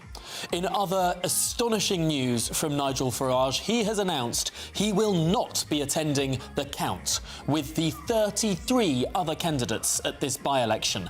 That will make, if indeed he does win this by-election, as seems overwhelmingly likely as he himself has declared victory, it will make him the first victorious Member of Parliament candidate in the country since Bobby Sands in 1981 to not attend his count. With Bobby Sands, it was because the victorious candidate was in prison at the time. With Nigel Farage, it's because he's staying at a party. Although he did say he had been advised by Essex Police that there is, quote, an organised campaign to disrupt and degrade the result in a few hours' time. What shape that organised campaign would take, we do not yet know. But it would certainly be disruptive. Let's listen back into Nigel Farage very briefly. First, by the way, this is the first of many. Next year, there will be thousands of us here. Thank you and good night. Thank you. And one more thing from Nigel Farage. Ever the showman, he declares that this will not be the last Clactonberry, or indeed Farage Fest. It seems that this field just outside Clacton will become home to an annual celebration, perhaps every August, for thousands of Reform supporters and those that want to have some fun in a field in the middle of the night. Well, let's discuss it all, those breaking news lines amongst it, with my new panel. Yes, I'm joined by the former Conservative Party advisor, Charlie Rowley, the former Labour Party advisor, Paul Richards, and Saffron Sims-Bryden, the Reform UK councillor. Well, Saffron, we've got to start with you. Firstly, sorry you're not at the party. I mean, I'm missing out. It looks like great fun, but this is... OK, I'm going to be slightly devil's advocate here. Go for it. Isn't the brand of Nigel Farage that he'll take on the hecklers? That he'll take on anything? Shouldn't he have gone to that count tonight and shown that he's not going to be intimidated by an organised campaign to disrupt the results? Well, we both know that he does love everyone heckling, and to be honest, even in the rallies, he went out to see the protest. However, when you've got thousands of people shouting your name, Nigel, Nigel, Nigel, I think that's where I'd want to be. And we both know he loves a party. And why should that stop when he thinks he's going to win? Paul Richards, it probably is the correct comms decision there from Nigel Farage to not turn up to a line of jokers and a crowd of people that are probably going to heckle whatever speech he tries to give. He's avoided a bit of a PR disaster tonight. Well, it's a head-scratcher, actually, because you'll know from experience these counts are ticketed and you have to be vetted to be in that room because obviously there's counting going on and it's a very delicate democratic process. And you know, all the counts I've attended, which is multiple, as you might imagine, you are checked in and checked out. There's a police presence and all the rest of it. So if there was going to be some sort of, as he describes, degradation or disruption, it would have to be outside the hall. It couldn't have been in the hall because unless Paul Richards, there are 34 candidates in this by-election. Yes. 33 not counting Nigel Farage. Each of those people will be allowed to bring in guests. There are many different independents, many people who are standing simply because they don't like Nigel Farage. It's not beyond the realms of possibility that some of these people have coordinated with some sort of protest. Well, again, from experience, you do get in counts a little bit of chanting, a little bit of heckling, a little bit of booing, and depending. Going on, but it's part of the process. Like I say, I'm scratching my head as to why the police have advised this is not. He shouldn't turn up at all because a bit of barricading is part of the process. But I think this might be a bit of clever political communications here. I don't think he said that he's been advised by Essex Police not to go. He said he's been advised by Essex Police that there is an organised campaign to disrupt and degrade the results.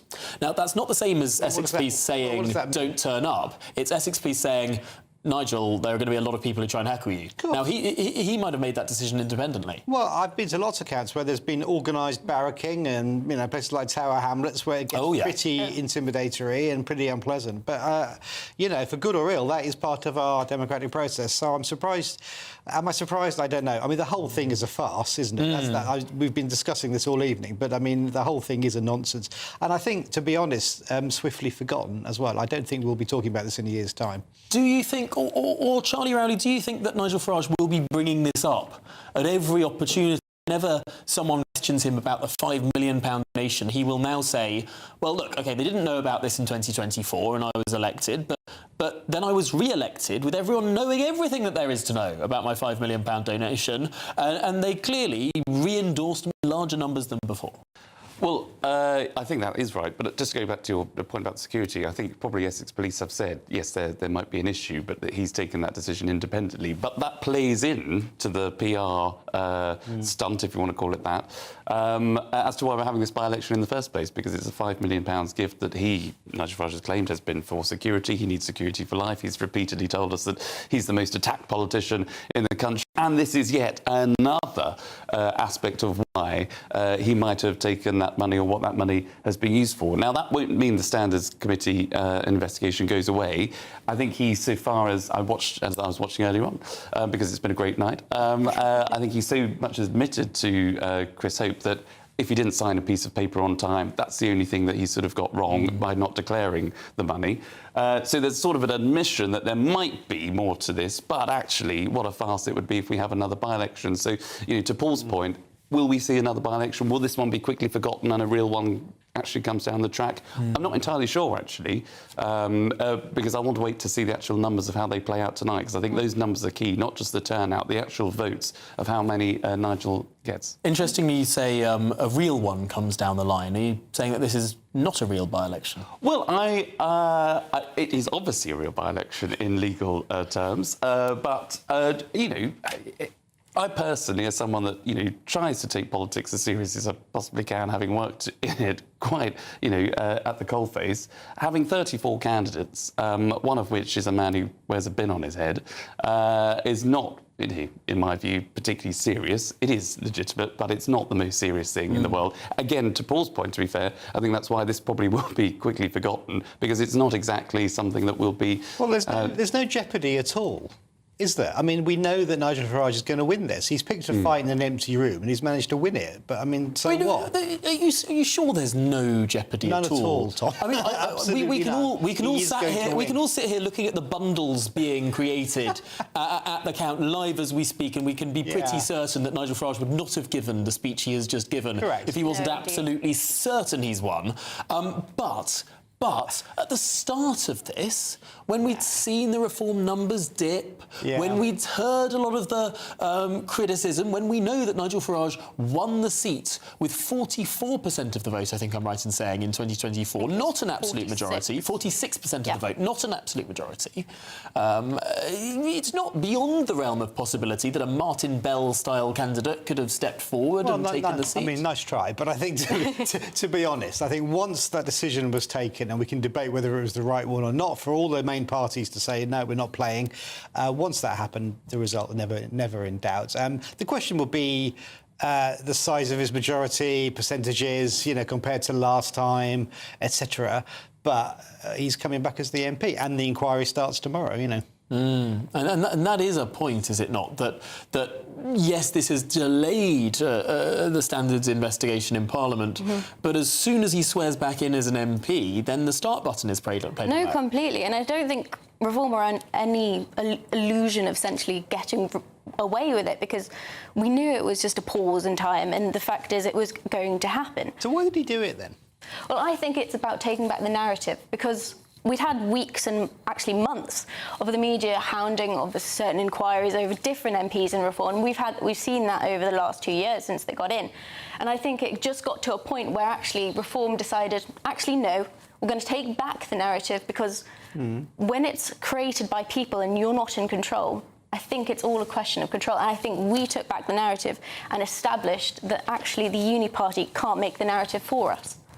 Well, on that point, let's hold that thought and come back to this discussion in the studio in just a moment's time, because we haven't yet heard the Liberal Democrat point of view on all of this. Let's speak to the former Liberal Democrat Minister, Norman Baker, because, Norman, I know that Clacton is not a part of the world that is most predisposed towards the Liberal Democrat way of thinking. It tends to be that the Liberal Democrats do better with places with more Gale's Bakery and less Greg's Bakery.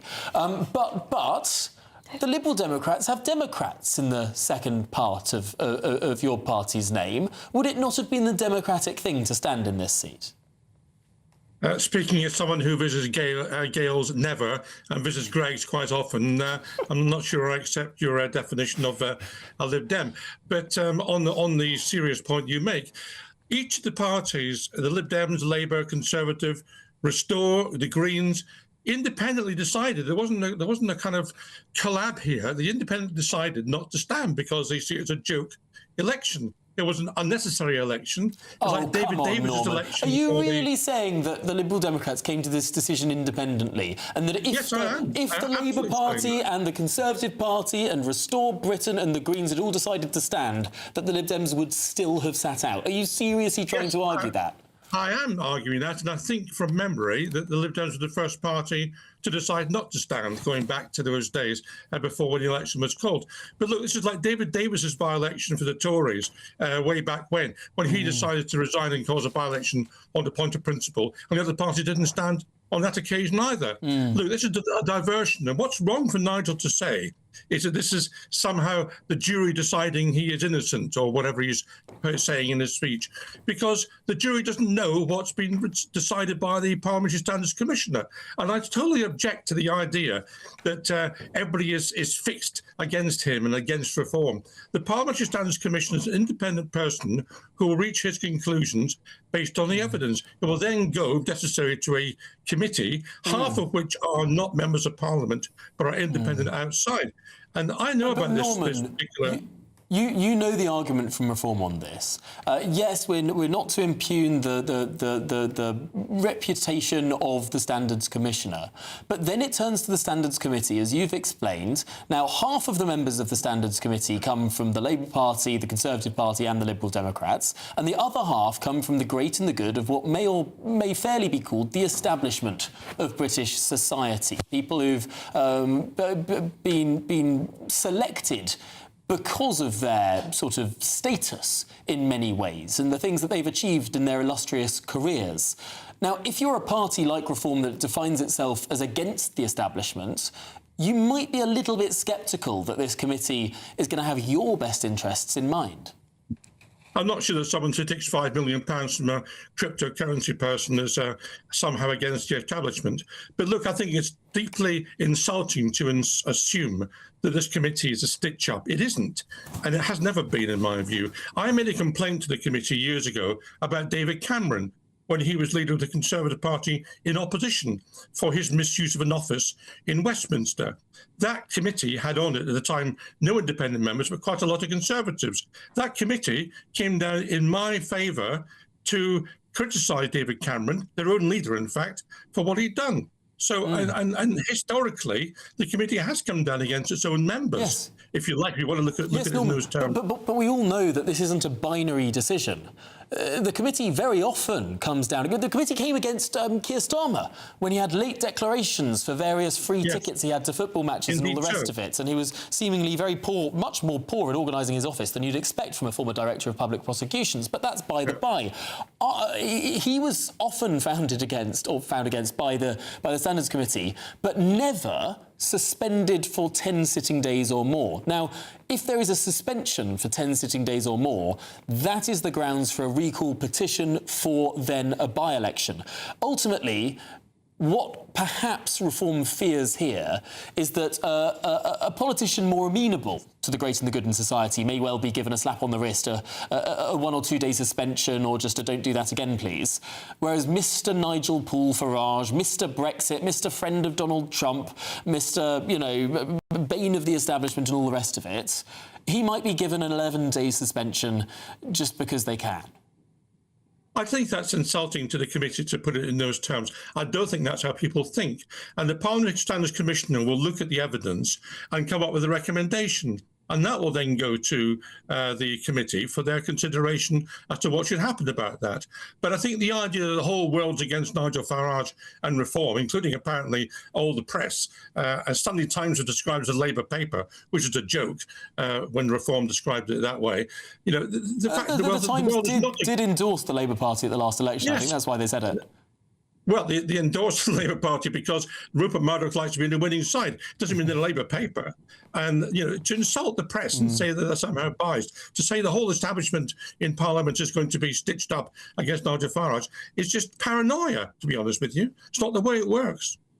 And yet this paranoia seems to have won the day today. How do you respond to the apparent enormous win that Nigel Farage is boasting of even before every single ballot paper has been counted? Clearly, the people of Clacton are disregarding the possibility of the Standards Commissioner or indeed the Standards Committee finding against him.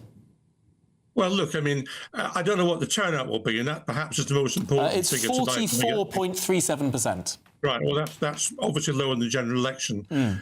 Look, if you're facing 33 joke candidates and no serious candidates, you should get 95% of the vote. You know, joke candidates should all lose their deposits and all get next to under 100 votes each. That's what should be happening. So of course he's won. I could have told you weeks ago he's going to win the election convincingly. That was never in doubt. Do you really think that he would have got 95? Has anyone ever got 95% in a vote in an election outside of North Korea? If you're standing against 33 joke candidates who would normally get 100 votes each, that's what you aim for.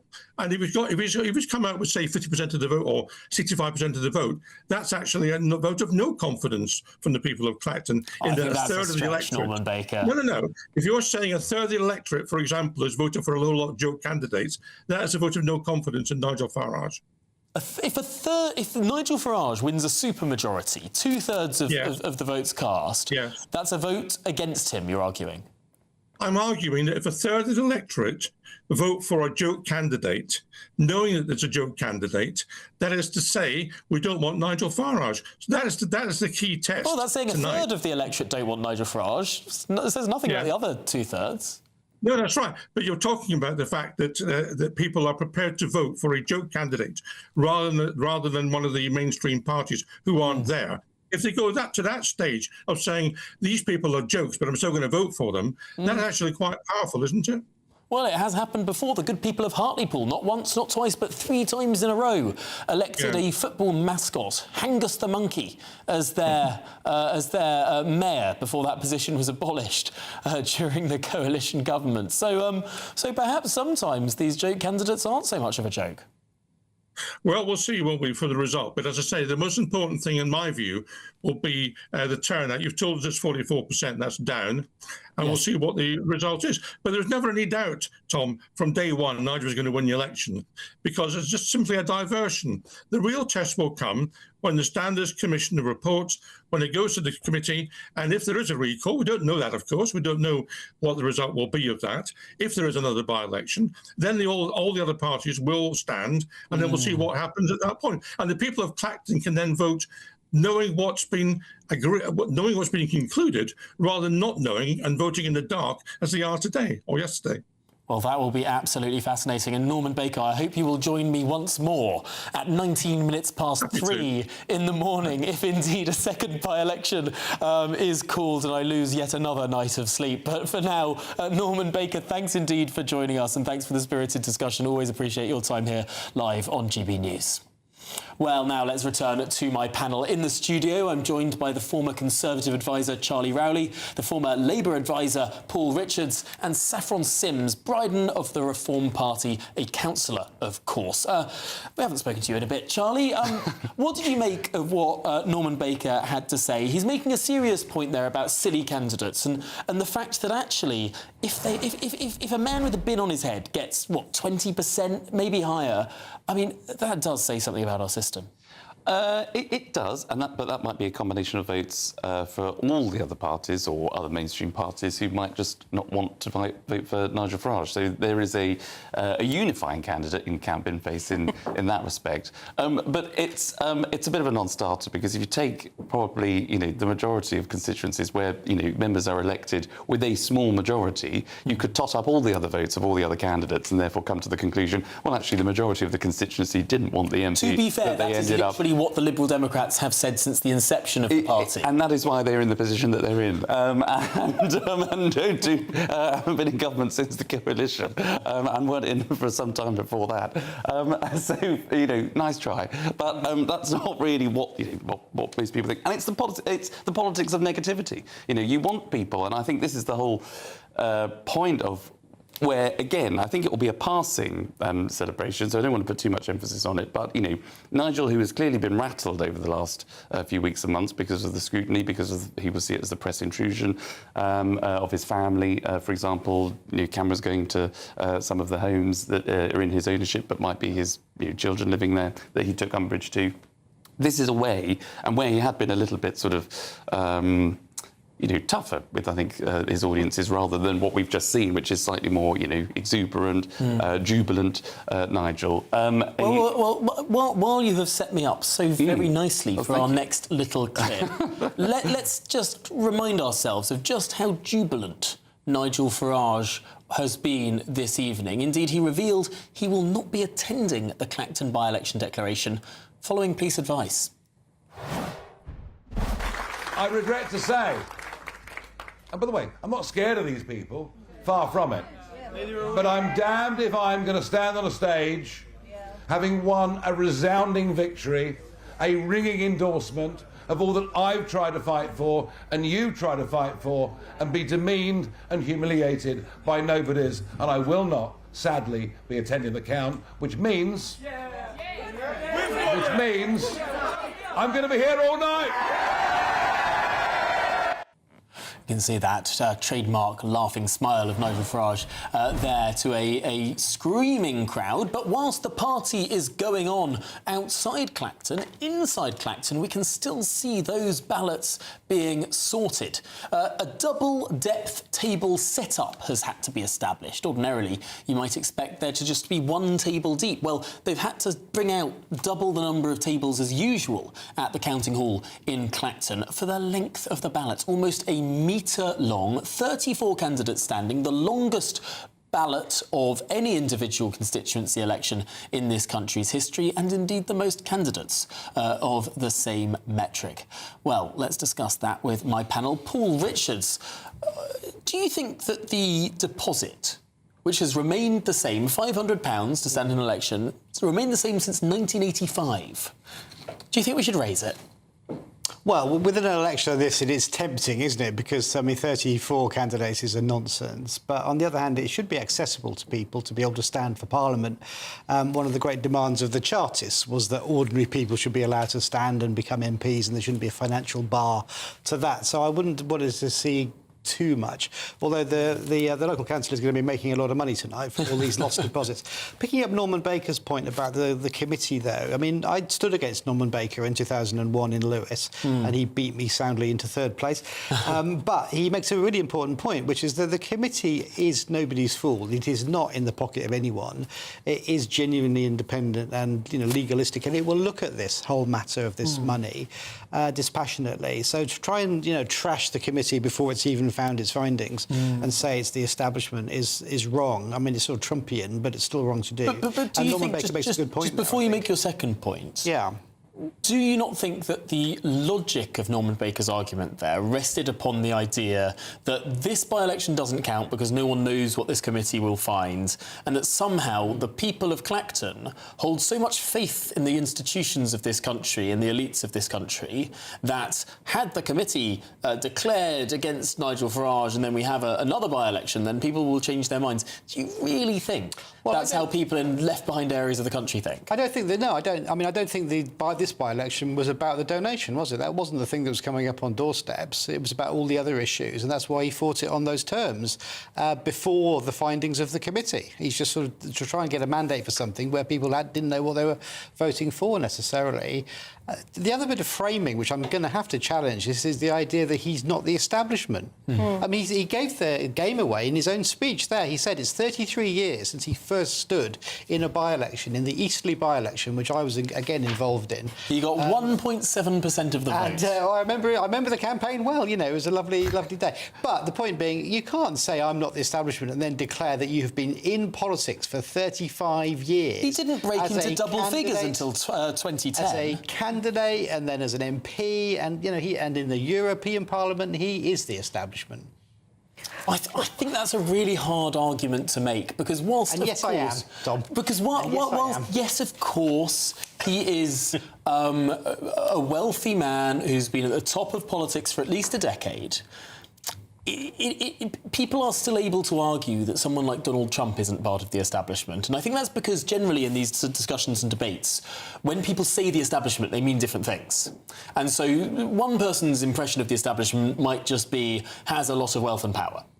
Another person's idea of the establishment might be some sort of cultural establishment. Somebody who went to a private school or worked in the city, perhaps. Well, or would be wealthy at a book festival. would be thought of, well in a North London dinner party. His whole defence, by the way, and you've just admitted this yourself, that he's been involved for more than a decade. His whole defence is the Ross from Friends defence, which is we were on a break. He's claiming this gift was while he wasn't involved in politics temporarily, so it's legit. Now, again, we all know he is involved in politics, has been for 33 years at least, as he's declared tonight. So's Andy Burnham. That is what? So's Andy Burnham. Yeah, but he hasn't got a $5 million gift off but he's portraying himself, going around the country saying, "Oh, he's not pretending not to be a politician. I like pork scratchings and a nice pint of bitter from Northern Pub." He's really good at politics, Andy Burnham, and good. Right, and to be fair, Nigel Farage, I don't think he's doing too bad. Part of the political establishment. But Boris Johnson was the same. To be perfectly blunt about it, you'd go and have a pint with Boris. You'd love him around the dinner table. I think he'd be great company. But he pitted Parliament against the people when we couldn't get the Brexit deal through, and it was the public that obviously became on Boris's side. That's why he won such a great majority in 2019. It was also because Nigel didn't stand any candidates, of course. Well, in half the seats. Yeah, in half the seats.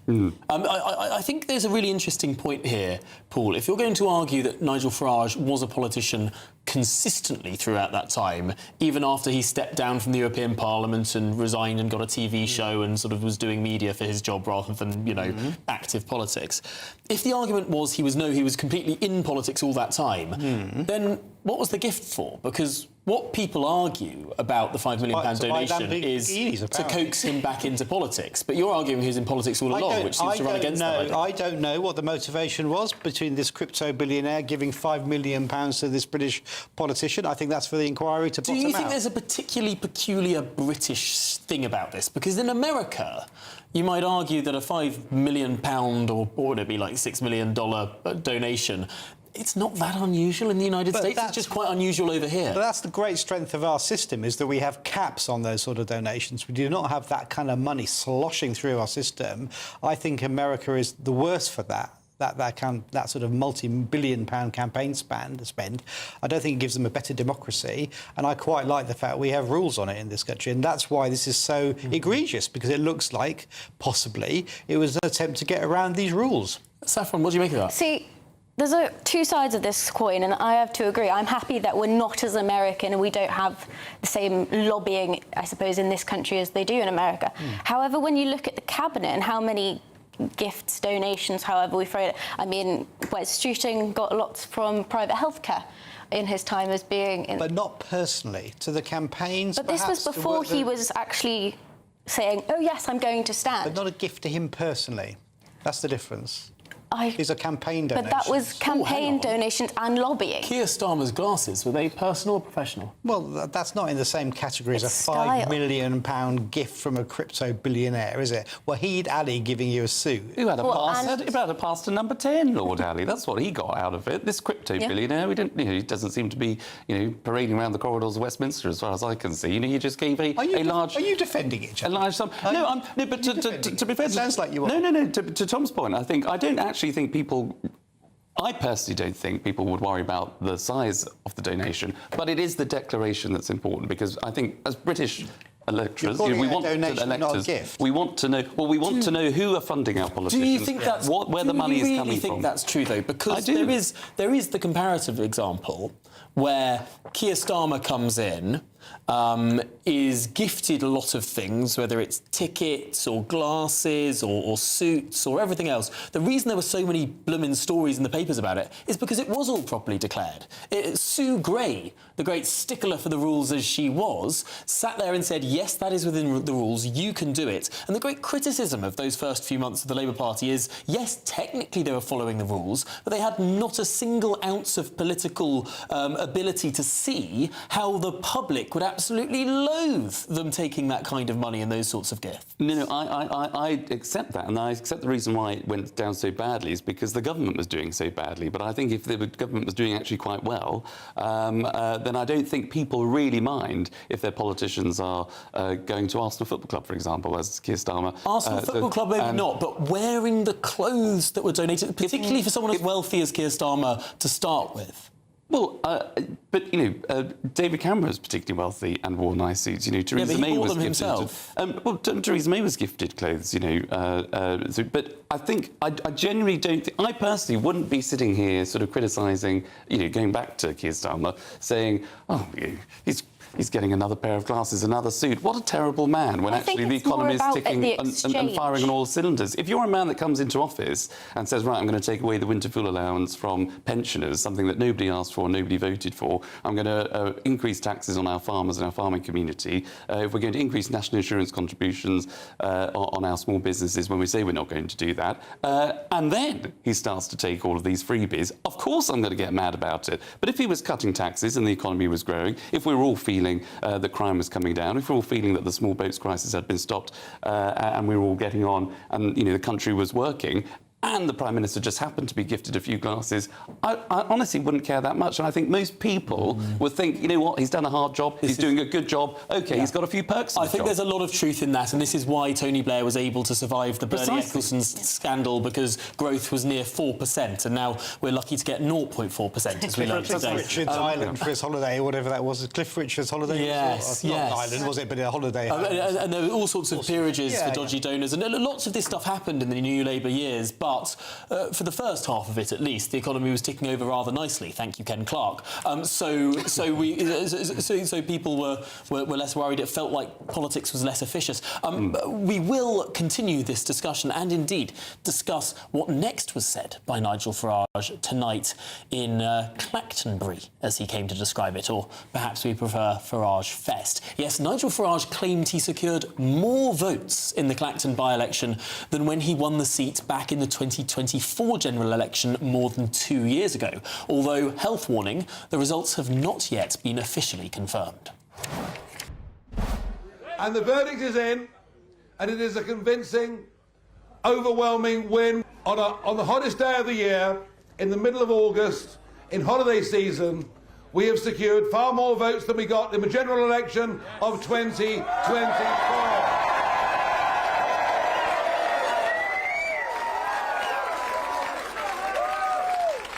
And in doing so, we have beaten the candidate for the Unity Party. Well, there, Nigel Farage was announcing he had beaten the bin. Let's discuss this with my panel. Saffron Sims-Bryden, Reform Councillor. Why did Nigel Farage declare quite so early here? Why is he quite so confident that he's got more than 21,225 votes? I think it was inevitable, especially since the establishment didn't stand any credible candidates at all, and even campaigned for the bin. I had plenty of Conservative and Labour friends that actually went out actively campaigning for the bin. So to claim that you've won against a bin, I know that's been a joke across the left, you're going against a bin, but actually when you're actively wanting that bin to win against Nigel Farage, I think the joke's on you. It's interesting because this will attempt to be sort of, argued one way or argued the other. But ultimately, if Nigel Farage gets a little over that, how much higher does his vote have to be for this to be a resounding victory? Because ultimately there will now be a big debate about percentages and numbers and margins. What does his safety margin have to be? Well, I think the latest poll came about 72%. It was between 65 and 72. And that's where we want to hit. That's where we've been polling. And to be honest, on the doors, it's been resounding, saying, yes, we're going for you. We really like Nigel. We love what he's doing. He's actually putting Clacton on the map. I have to say, I didn't know where Clacton was because I'm from the northeast. So it's currently giving that audience that deprivation, the immigration, all the issues that they have been crying out for.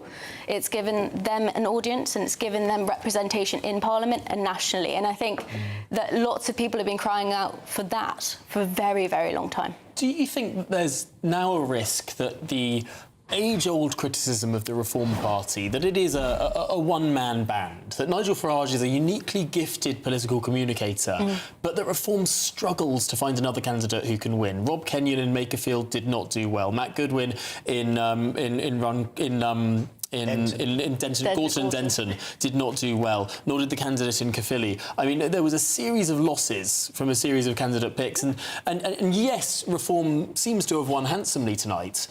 But can reform only win when Nigel Farage is on the ballot? See, I disagree with that idea completely, because I think it is partially about candidates. I think it's partially about charisma. It's partially about prep. I think Robert Kenyon, great candidate. He had a lot of really good attributes, but when you're on the ballot against a political operator like Andy Burnham, he's been in so long, he knows how to spin the right rhetoric that works well with his audience. He knows it very well. I think we probably should have prepped Rob Kenyon a little bit more.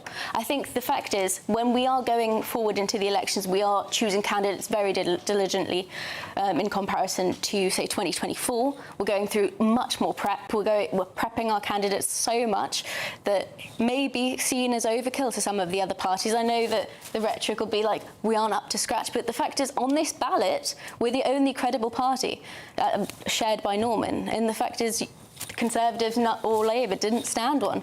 So there isn't a credible alternative that isn't reform. Charlie, it wasn't so long ago. In fact, you only have to look back to 2019, when in this seat, the Conservatives won 31,438 votes. That is more than 10,000 more than Nigel Farage won at the last general election. It's likely quite a lot more than Nigel Farage will win tonight.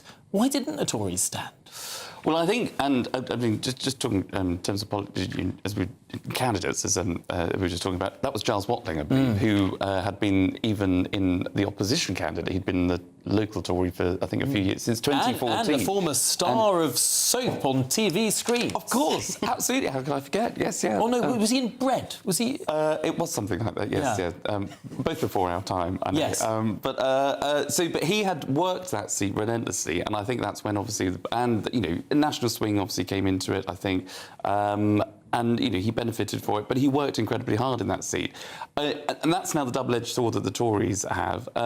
My personal view is actually, I think they shouldn't have necessarily had to put up a candidate this by-election, but I also would have extended that to the Makerfield by-election, because I don't think the Tories should have been dancing to Andy Burnham's tune, who was going to be parachuted in to Makerfield to become Prime Minister. I think, you know, I wouldn't have stood a candidate there. That's an interesting I wouldn't point. have wasted Tory party funds on a seat that they were never going to win up there, frankly. I actually completely agree with that.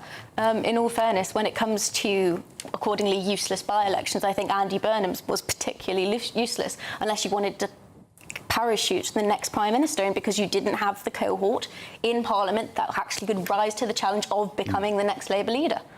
I think the question for the ages is, though, the one that you've put, Tom, which is, can reform transcend Nigel? In other words, is it a one-man band or not? And I think increasingly that there is they have an ideology and they have an infrastructure. They've got, we were saying in the green room, 2,000 councillors. That gives you an infrastructure. They've got money. They've got a team. They've got elected members of the Scottish Parliament and the Welsh Assembly. They've got enemies to their right. So they've got a sort of block within the electorate. You know, they're not the extreme anymore, with Restore occupying that particular role. And they have a number of sort of public figures and young people coming through the ranks. So I think Farage could decide not to do this anymore and go off and do something else, and reform would carry on, and possibly even leapfrog the Conservative Party. We might even be in a moment like Labour and the Liberals in the early part of the last century, where one party transcends the other. Has that moment passed, though? Because it did seem like the Reform Party at one point was 15 points ahead of the Conservative Party. Yeah, that looked like it was crossover, leapfrog, you know, that's when everyone would necessarily sort of jump ship if they want to unite the right. That moment seems to have passed now. Kemi Badenoch's personal approval ratings have shot up in the last 6 months, and the Tory party has climbed back up from around 15 to around 20. You know, it's enormously fluid. It's 2 or 3 points behind where Reform is. That's I mean, ultimately, people were predicting the Conservative Party was dead a year ago. I don't think many people are now saying it's dead.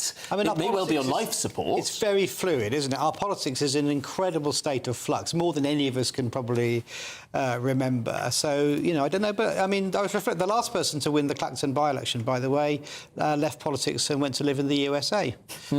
Yes, and Douglas Carswell won by 21,000. Do the same. 21,113 votes in the 2014 Clacton by-election. And he had the decency, of course, having defected, to then stand in a by-election to get the endorsement in his new party colours of UKIP, didn't he? And a lot of the current crop of defections have not done that. And that is a really interesting point, because what Carswell and later Reckless did for UKIP was, if they'd have just crossed the floor, it would have been a one-day news story. Yeah. And would it have put rocket boosters under UKIP? Probably not. But in having the cojones to call a by-election, that really put rocket boosters under UKIP. It soared them in the polls. It made people paint their colours to the mast. And again, perhaps more impressively, with Mark Reckless doing so at UKIP party conference in 2014, a couple of months after or a month after Carswell's by-election, to then in Rochester and Strood, which was down to like 150 on the target list of the then United Kingdom Independence Party,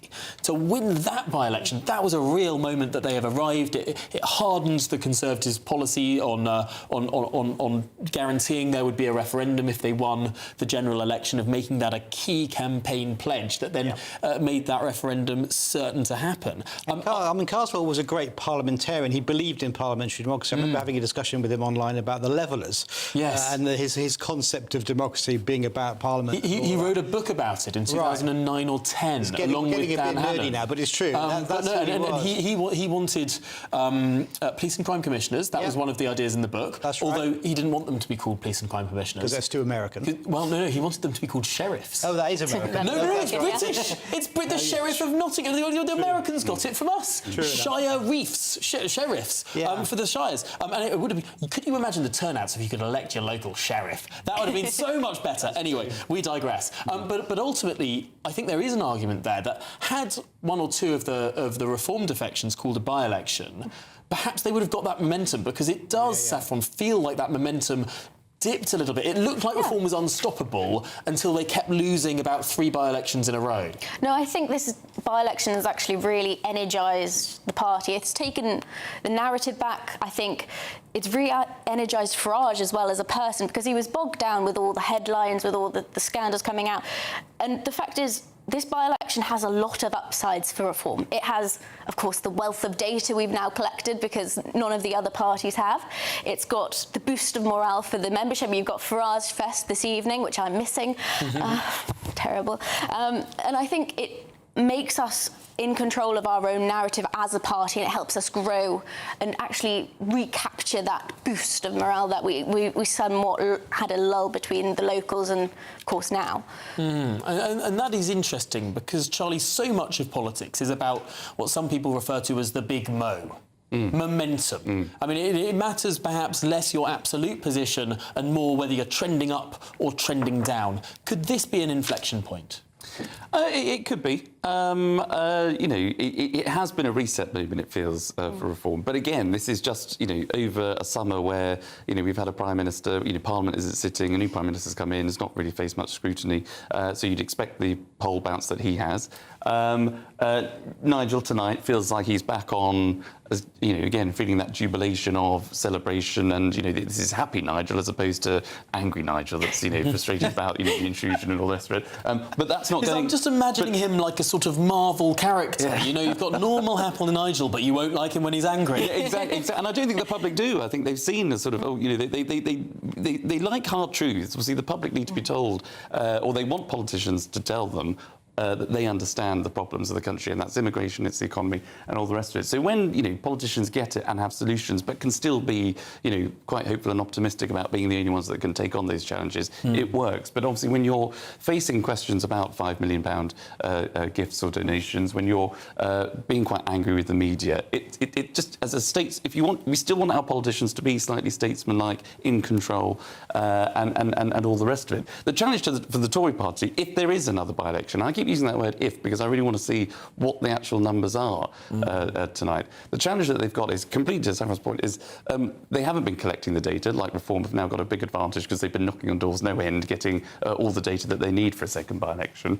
But it's a test for Kemi, because Clacton itself, and Kemi having just won in Aberdeenshire, which was based on a very local issue of drilling in the North Sea and extracting more gas. The Tory party has gone further to the right in terms of not having candidates that don't support leaving the ECHR, that is scrapping net zero targets. Clacton because of all the history we've talked about through Douglas Carswell, moving the Tories to UKIP, it was a very pro-Brexit party. Has Kemi done enough to maybe now appeal to people in Clacton that will increase, if not win the seat, if there is a second by-election, but certainly increase the vote share that they lost in 2024?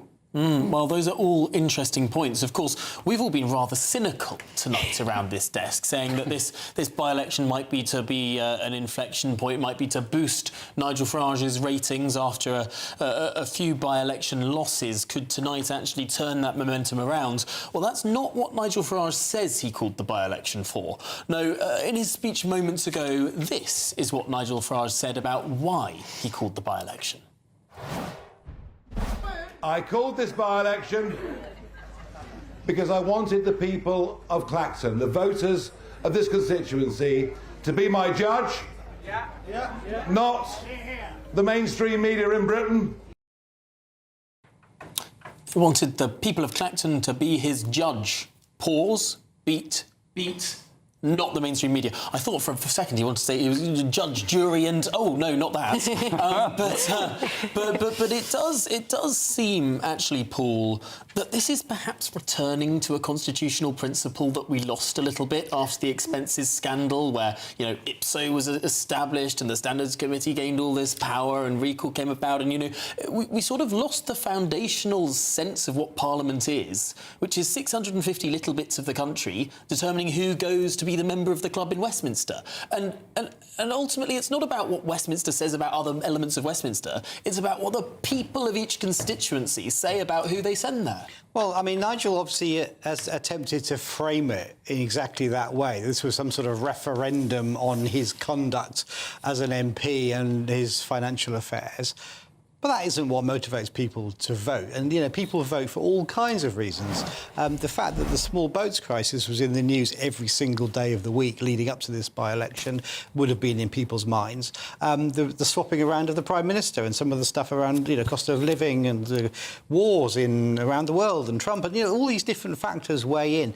Plus his Nigel's own sort of incumbency. He did win 2 years ago. These are the same people are being asked to re-elect him. So, it's always a danger, I think, when you try and ascribe a single view onto an electorate as to why they've done something in a by-election, because it's never true. No, and because this is the crooked timber of humanity. It's rarely, though, the question that the person who calls the by-election wants it to be. I mean, famously, Theresa May wanted 2017 to be about Brexit. It wasn't. It ended up being about police cuts and the NHS and terrorism. Edward Heath said, who governs? And the country answered, not you. Not you. Or even Zach Goldsmith in Richmond Park in 2016, just after Brexit, resigned over Heathrow. Yes. And yet, of course, the election became about Brexit, and the Lib Dems won it against him as an independent Conservative. The Eastbourne, where I live, the Eastbourne by-election, after the murder of Ian Gow by the IRA, the Conservatives sought to make that about the IRA and to re-elect a Conservative. And it was a bit controversial that other people stood. And they elected a Lib Dem. But it was a little bit controversial because previously, when there had been murders of MPs by the IRA, there was a convention for some time that other parties wouldn't contest it. Certainly, Airy Neve, that was true. Yeah. But the electorate have their own mind, is the point. They do what they're told. By the politicians, they'll do what they want, and I think this is no different to that. I mean, one of the figures when we do get a result, it'd be quite interesting to see how much fluidity there is within the Reform vote there, because we certainly saw a lot of votes going from Reform in the locals, then coming over to Labour in the Greater Manchester mayoral election. And you had the pollster on a bit earlier talking about that sort of 15% of the Reform vote which is in play and can go in any direction. It's not a rock-solid loyalist vote in that sort of tribal sense. So it'll be interesting to see from tonight's result whether any of those votes did dissipate a little bit, whether the core vote, as it were, does sort of fracture somewhat. And that is going to be a really interesting point, because we did see how broad yet shallow the Reform vote was, particularly in Wigan, where every single council seat was won by the Reform Party. And then weeks later, basically the south bit of Wigan, Makerfield, goes completely to the Labour Party overwhelmingly, and so it feels a little bit like how Theresa May had very, very broad support in 2017, huge majorities. It was broad but shallow because that retreated so quickly. Well, people are shopping around. I mean, look at the people that voted Labour and then voted for Boris. We've got a very promiscuous electorate. We do. Discerning, I think, is the word, isn't it, rather than promiscuous? It depends what. I think it's almost 4 in the morning. We can call the electorate promiscuous. It depends what doors you've knocked on. It takes being invited in for a cup of tea up to a whole other level. I think actually Douglas Carswell used to give a speech. Speaking of a former Clacton candidate, he used to give a speech about knocking on a door and someone answering. I'm going to muller the story, so we'll leave that there. I should say that our chief political correspondent, Catherine Forster, has been working away this evening. She caught up with the Reform MP Andrew Rossendale. He's the MP for Romford, was originally elected as a Conservative many years ago, 2005, I think. But in 2024 as well, he defected at around the same time as Suella Braverman to the Reform Party. Well, here's what he had to say just before Nigel Farage's speech. Well, I'm joined by Andrew Rossendale. Andrew, thank you very much for talking to us this evening. This Farage fest is quite something, but Nigel Farage a bit earlier saying he's confident that Reform have won pretty conclusively. How conclusively are you expecting? So Nigel Farage is the only serious candidate in this by-election, and he's got a plan for Britain, and I think the people of Clacton will unite behind him in this by-election, and tonight we'll get that result. I think it will be very, very clear that Nigel is the only person that anyone has any confidence in, and he will be re-elected as the MP tonight. But he's the only candidate, isn't he? Because it's quite likely that the Standards Committee will find against him, and there might be another by-election, and the other parties are going, well, what's the point in this one? We should just wait for the second one. Well, I think it'll be a total waste of time, because after tonight it'll be very clear that the people of Clacton want Nigel Farage to be their Member of Parliament. So if they trigger another by-election, and of course the Standards Committee would have to decide that, but then 10% of the people of Clacton would have to sign up to that. Frankly, do we really want another by-election if Nigel has won with a conclusive majority? Because of Nigel Farage are you having this one? Not really. I mean, this was his choice. It's because of rules that make no sense. So in normal circumstances, if there is something that needs to be declared late, you rectify that by a simple declaration. There is no need to go through this horrendous bureaucracy that the parliamentary authorities have created, and I think that it challenges all of that as well. Ultimately, if you don't declare something in the time that you should have done, and we've yet to hear if that has actually happened in this case, then a simple rectification process is all that's needed. You don't need by-elections, you don't need to actually chuck MPs out of office over a minor technicality, and that's all this is. But my point is that the Standards Committee was still continuing an investigation. You've got no way of knowing they would have found against him. But they might never have done. There might never have been a by-election. You've inflicted this on everybody for nothing. Catherine, it's more than that. So it's not just about that. Reform UK is under attack in so many areas. The Labour Party and the Conservative Party are terrified that we can win the election next time, and they are trying to do everything they can to drag Nigel down. This is not just about the Standards Committee investigation. This is about politics being on a level playing field in this country, and that's not happening because the parties that have governed this country for so long are coalescing to stop a Reform government. That's what's really happening. So this is the people making a decision, and Nigel's given the people of Clacton that opportunity. Well, he's incredibly popular in Clacton, of course, and obviously he wouldn't have called the by-election if he wasn't confident he would win. But I mean, this is the most right-wing seat in the country. The combined vote... Have you been to Romford? The combined vote of the Tories and Reform at the last general election were higher than anywhere else. So It might be, yes, he's king here, but across the country, 70% of people do not want him as Prime Minister. That's a problem for you. So I think you're going to be very surprised. I think that Nigel has support across the country in every constituency. You come to my constituency in Romford, huge support for Nigel, as we saw in the local elections where we won every single council seat. And it's not just in places like Essex, it's across the country where people realise that Britain is in a bad way under failed Conservative governments and a disastrous Labour government. They want serious change, radical plan to put the country in a better place. The only person with the backbone to do that is Nigel. But you've got somebody now in number 10, Andy Burnham. 50% of people say they like him. Only 25% of people say they like Nigel Farage. Aren't you a bit worried that you're a bit too effective with your vote reform, get Starmer out? You've got Starmer out, and now you've got somebody in number 10 who connects better with the public. Look, he's only been in a couple of weeks. We don't know where it's going to end. But the fact is, his ideology is wrong. The problem with the Labour Party is that whoever they put in as Prime Minister, and Andy Burnham doesn't have a mandate. He wasn't even an MP at the last election. He wasn't elected on that manifesto. The reality is that Labour have the wrong ideology for this country. Socialism simply doesn't work, and we need to get away from that. The woke agenda, the net zero agenda, the high tax, high borrowing, which we've had under both Conservative and Labour, and nothing about immigration to deal with the mass immigration that nobody voted for. So there's so many issues that Andy Burnham has no answers.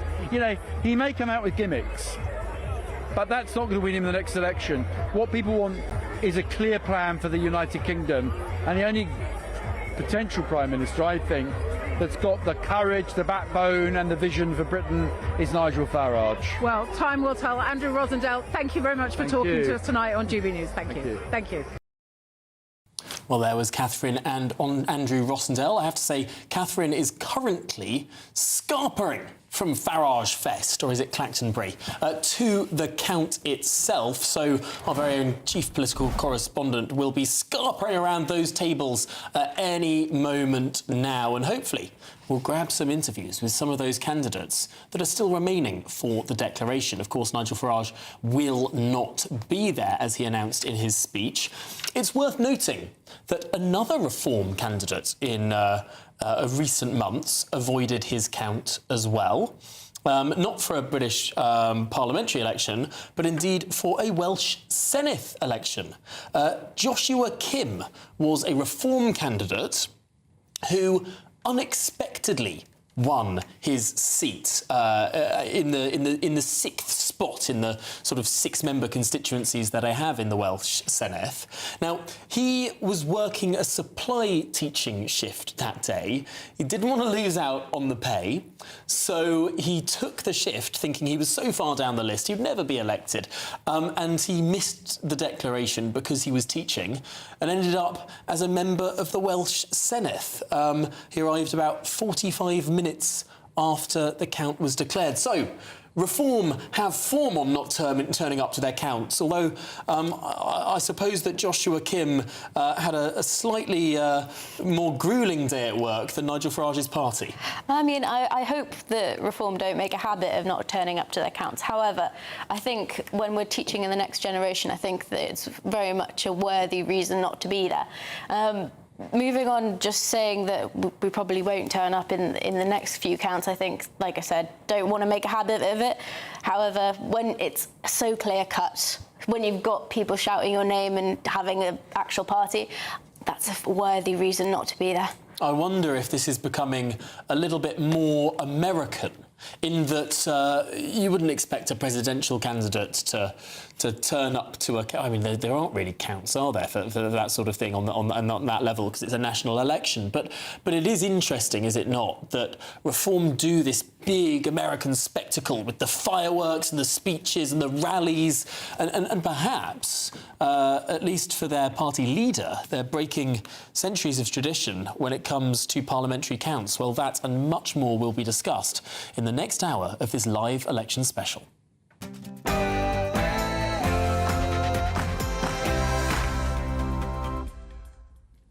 Now it's just gone 4 a.m. live across the United Kingdom. This is GB News, Britain's news channel. And Clacton has voted. Nigel Farage believes the verdict is already in, though the votes are still being counted. No, Farage says he's won this extraordinary by-election with more votes than he secured at the 2024 general election. But has he?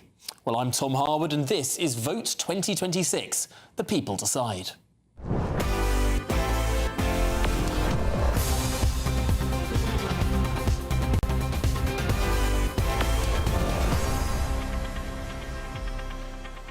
Well, our sources tell us counting for the Clacton by-election is almost done and a declaration is now close. But there will be one notable absentee. Having won a resounding victory, a ringing endorsement of all that I've tried to fight for and you try to fight for, and be demeaned and humiliated by nobodies, and I will not, sadly, be attending the count. That's right, Mr. Nigel Farage says a campaign to disrupt the result, as well as police advice, has kept him away from the moment he had been looking forward to since he called the by-election. Well, his claim that the people of Clacton will back him over the establishment sounds emphatic. And the verdict is in, and it is a convincing, overwhelming win on the hottest day of the year, in the middle of August, in holiday season. We have secured far more votes than we got in the general election of 2024.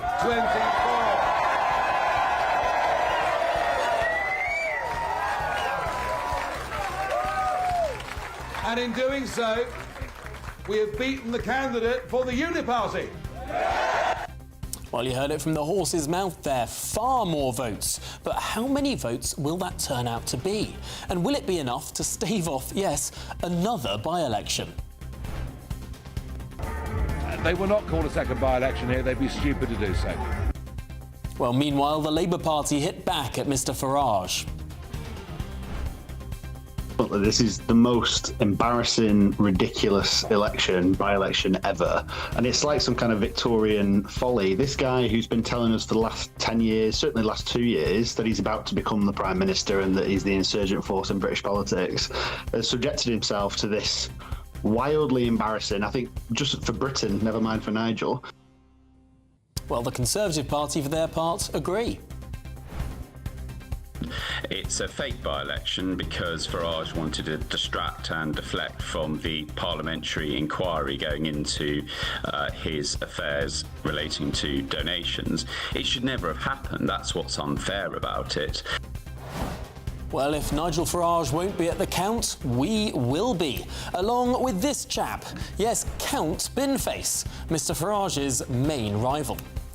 Well, don't miss a moment as those votes are being counted, and we are expecting that result. We'll have uninterrupted coverage of every twist and turn, because tonight isn't just about Clacton. It's about what comes next for Britain.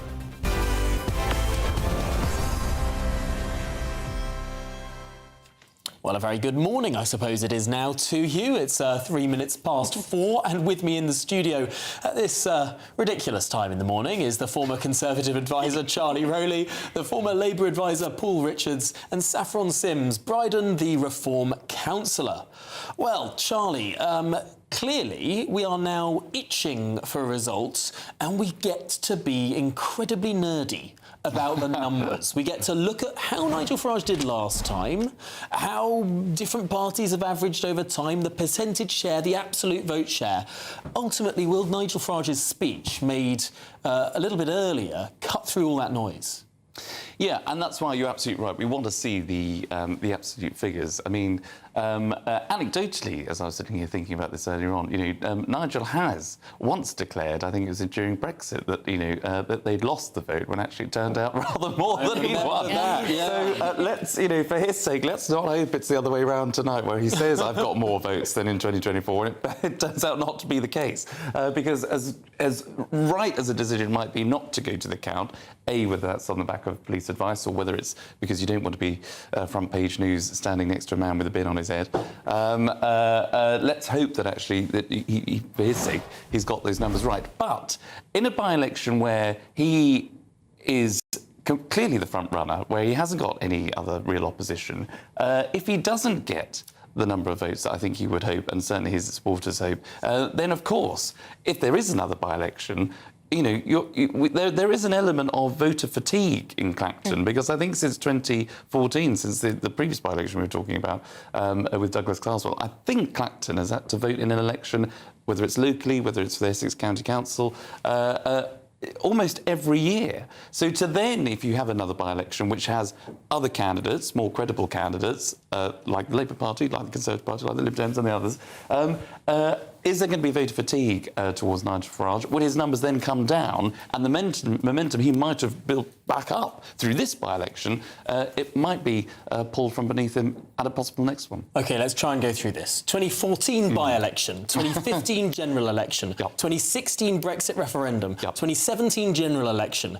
2018 there was a big set of local elections. Did that include Clacton? Quite possibly. 2019 general election. Oh, and 2019 European election. 2020 COVID.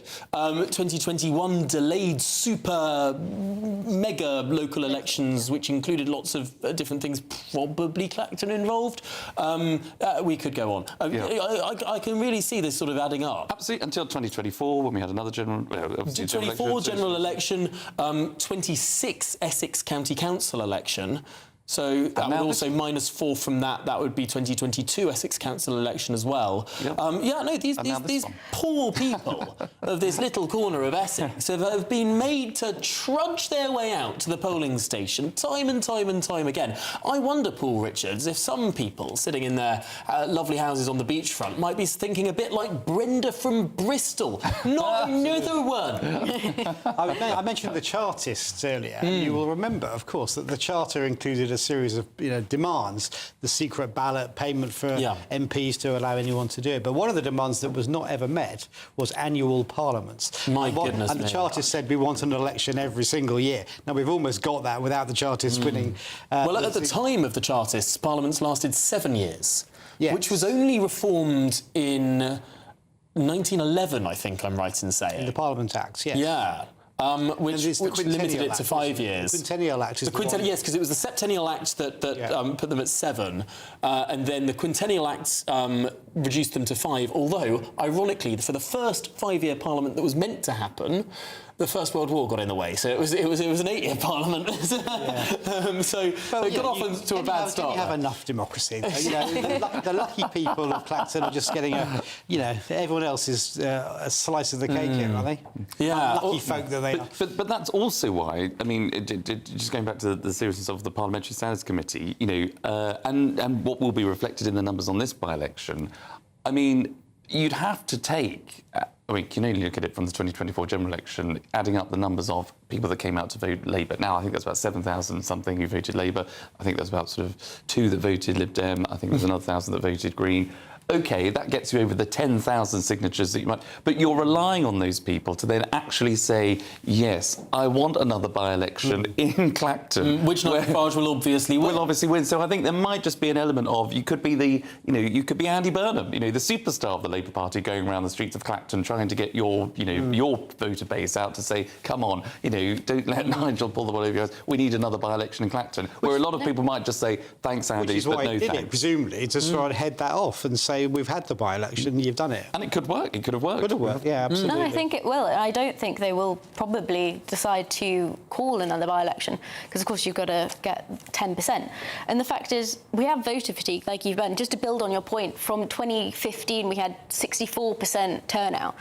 In the general election, we had 58, I think it was. And then this, did we get 44? 44.37 to be 44. So it is just decreasing. And of course, I think it's it's still higher than 7 out of 10 of the local by-election.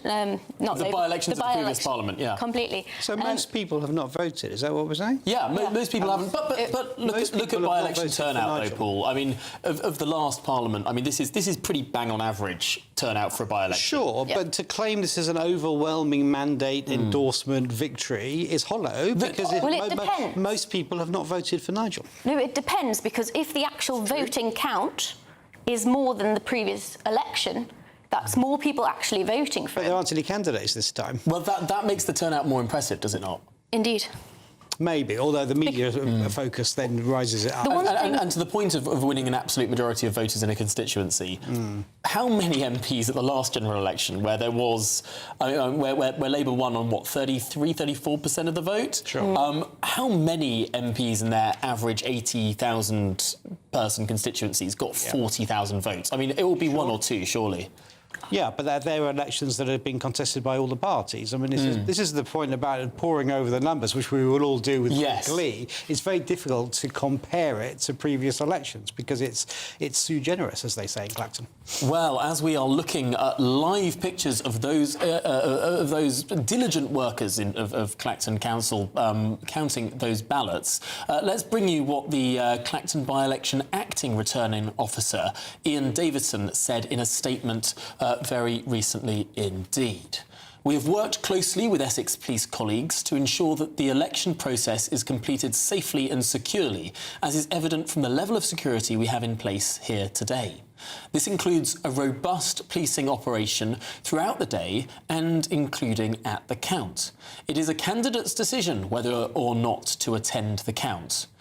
Now, the acting returning officer continued, however, I want to reassure people we have no reason not to proceed with the count process at this time. Well, let's cross live now to our GB News chief political correspondent, Catherine Forster. And Catherine, you have now made it into the count. Just how tight is security there? It's very, very tight, exceedingly tight indeed. There are police everywhere, airport-style scanning machines. All our equipment is sort of taken apart and looked into very forensically. We were, of course, at the Farage Fest, which is about half an hour's drive from here, when Nigel Farage made that speech saying he claims to have won more votes than he did in the 2024 general election. That was 21,200 and, can't read my own writing, I think 85 votes. Of course, we don't know the numbers yet, but he's very, very happy indeed. And then the news that we had suspected actually since the beginning of the night, when Reform officials wouldn't confirm to us that Nigel Farage would actually be here when the declaration came. And he said that unfortunately he had been advised by Essex Police that there were plans to disrupt the announcement, and so he had taken, I think he said, the regrettable decision not to be here. Now, of course, we've also heard from Essex Police that everything is sort of in hand and nothing to worry about in terms of the count going ahead. So we're not privy to the specifics of the information that Nigel Farage has got, but it does get him out of the rather awkward picture of him and 33 other candidates, most of whom nobody's ever heard of, apart from, of course, Count Binface, who's become very, very well known, and Nigel Farage said is now the establishment choice. Reform are adamant that this is the people v the establishment by-election, that Nigel Farage will be vindicated for having called it. I have to say, he looked very well. He seems very chipper. I think he's had really rather a lovely time, because prior to this by-election, there were a lot of very awkward questions constantly following him about that £5 million donation from the crypto billionaire, other issues too that were just going round and round. He spent weeks in Clacton, which is a very right-wing constituency. I think the combined vote of Reform and the Conservatives at the general election was the highest right-wing vote in the country, and there's a lot of love for him here, a lot of love. It's a sort of epicentre, I think, of Reform support. Of course, he's not to everybody's taste, but they're also very happy because they've now got huge amounts of data, and when and if there is a general election called, I think he'll think that he's got this nailed down, and that will be a benefit. Of course, critics will say the whole thing is a ridiculous stunt. It's cost £250,000 of taxpayers' money that can be ill afforded, and let's face it, there might be another by-election coming along here pretty soon. We will see. Well, this is, of course, a big, big moment, no matter the absence of Nigel Farage. I've got to ask, how busy is the count? I mean, what does it feel like with everyone there knowing that the sort of man of the match won't be at the count? It's the first time for a parliamentary by-election or election in a general election to Parliament since 1981, when Bobby Sands couldn't attend his victory because he was in prison. So you have to go quite a way back to find a victorious candidate not making their own count. Does that change the atmosphere in the room at all? Yeah, it's pretty odd. I mean, as we were walking back in, a lady shouted to us, he's not coming, and we were like, yeah, we know, we've just heard this from the horse's mouth. It is strange, as you say, it's been 45 years, and I think Count Binface in particular has been pictured with at least 3 prime ministers. I mean, I was at the Makerfield by-election, it feels like a very long time ago, probably only a few weeks ago now, where Andy Burnham, who then became MP for Makerfield, but now, of course, Prime Minister these last few weeks, was standing between a bin and a fox. And you do sort of think only in Britain. But there's a lot of quite strange candidates here. I mean, there is a long list. There's some very colourful people. We'll try to get down onto ground level a little bit and maybe talk to some of them. A lot of people who just seem to want their names on the ballot paper, and no doubt those people really wanted that picture when Nigel Farage gave his victory speech, but he's pretty much given a victory speech just now in a field at a festival in Essex, and there will be no victory speech from Clacton Leisure Centre, where the count is, despite the fact that we know that Nigel Farage is going to win this. Well, I do feel sorry for Joseph 77, Adham Al-Khatib, Count Binface, Nick the Incredible Flying Bick, Tony Kane, Woke Trump Kazi. There's someone called Woke Trump who's a candidate. William Coulston, Rhys Cowan, Glenn Cummings, Martin Davies, Andy Earlham, Atiya Fard, Lawrence Fox, Tony Francis, Robin Green, Abby Hookway, Howling Lord Hope.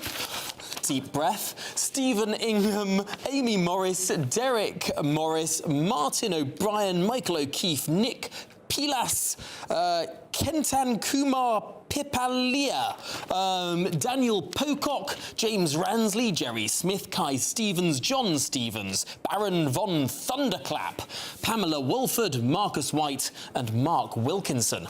Those are all the candidates less Nigel Farage, most of whom will surely be losing their deposits. £500 thrown away down the plug hole, not even for a photograph with the guy who wins the seat.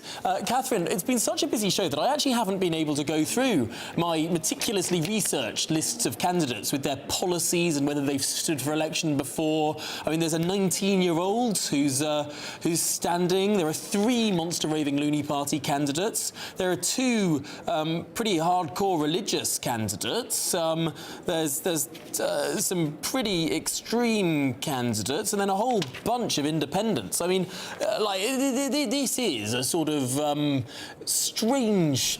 I wanted to say the word menagerie. I don't know why. But hasn't Nigel Farage made a smart decision here, avoiding that family photograph? Well, some would say it's convenient that the police have advised him not to go. I think certainly it's not the best look, is it, when you want to be the next Prime Minister, to be photographed with a motley band of other people that people have never heard of, apart from the guy with a bin on his head. So, yeah, I think it probably suits him quite well. But, yeah, I can't believe, I mean, all credit to you, Tom, for reading out that very, very long list. I mean, I've got it here, and it is incredibly long. It's causing all sorts of problems and delays with the count. We know, of course, what they're doing now is they've decided to put it into Nigel Farage count bin face and then all others, and that's an easier and quicker way of them sorting through this. But yes, I mean, it's a record, isn't it? 34, the biggest number ever of candidates, also the longest ballot paper ever. I think the next closest was the David Davis by-election that, again, he chose to call back in 2008 in Halton Price and Howden, and I think there were 26 candidates there. So this is beaten that by some margin. Yeah, can you hold up that enormous ballot paper again, just to give a sense of the scale of it? I mean, it's what? It's a metre long, is it not? There it is. Wow. I mean, I think Chris. I'm sorry, I can't hold it. Let me just throw not an octopus. No. Let me just throw them down. Yeah.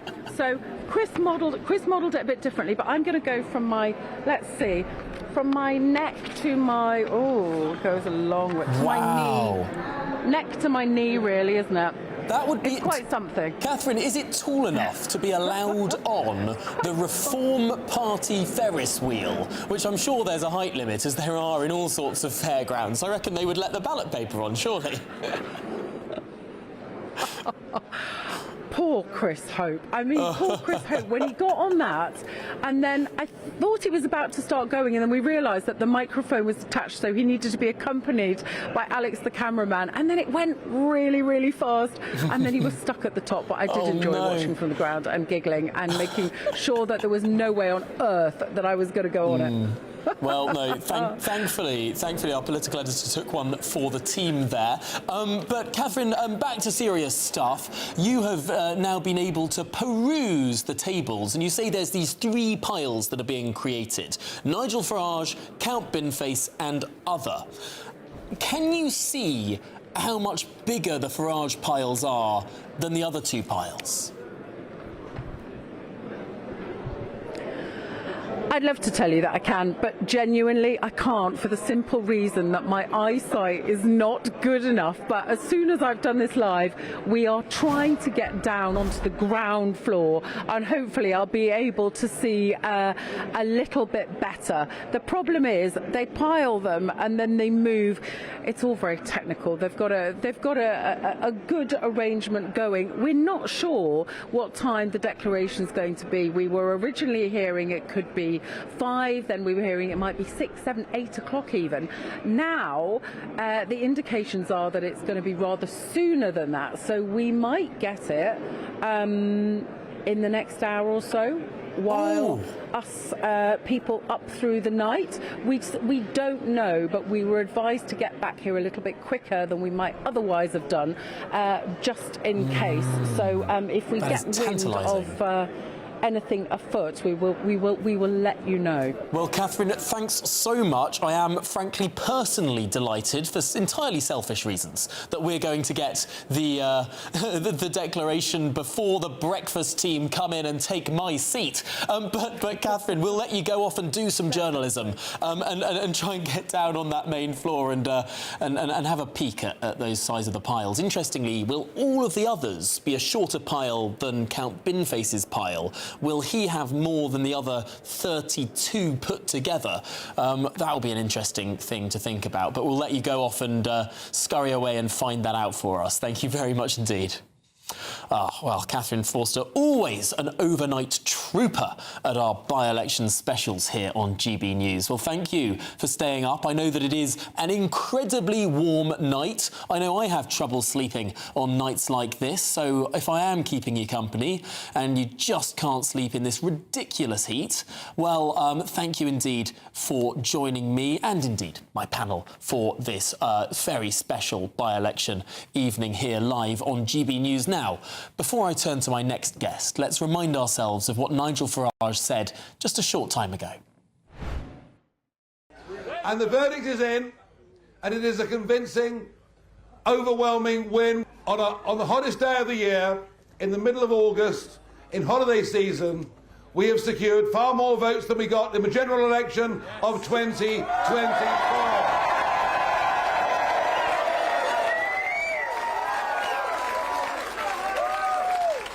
And in doing so, we have beaten the candidate for the Uniparty.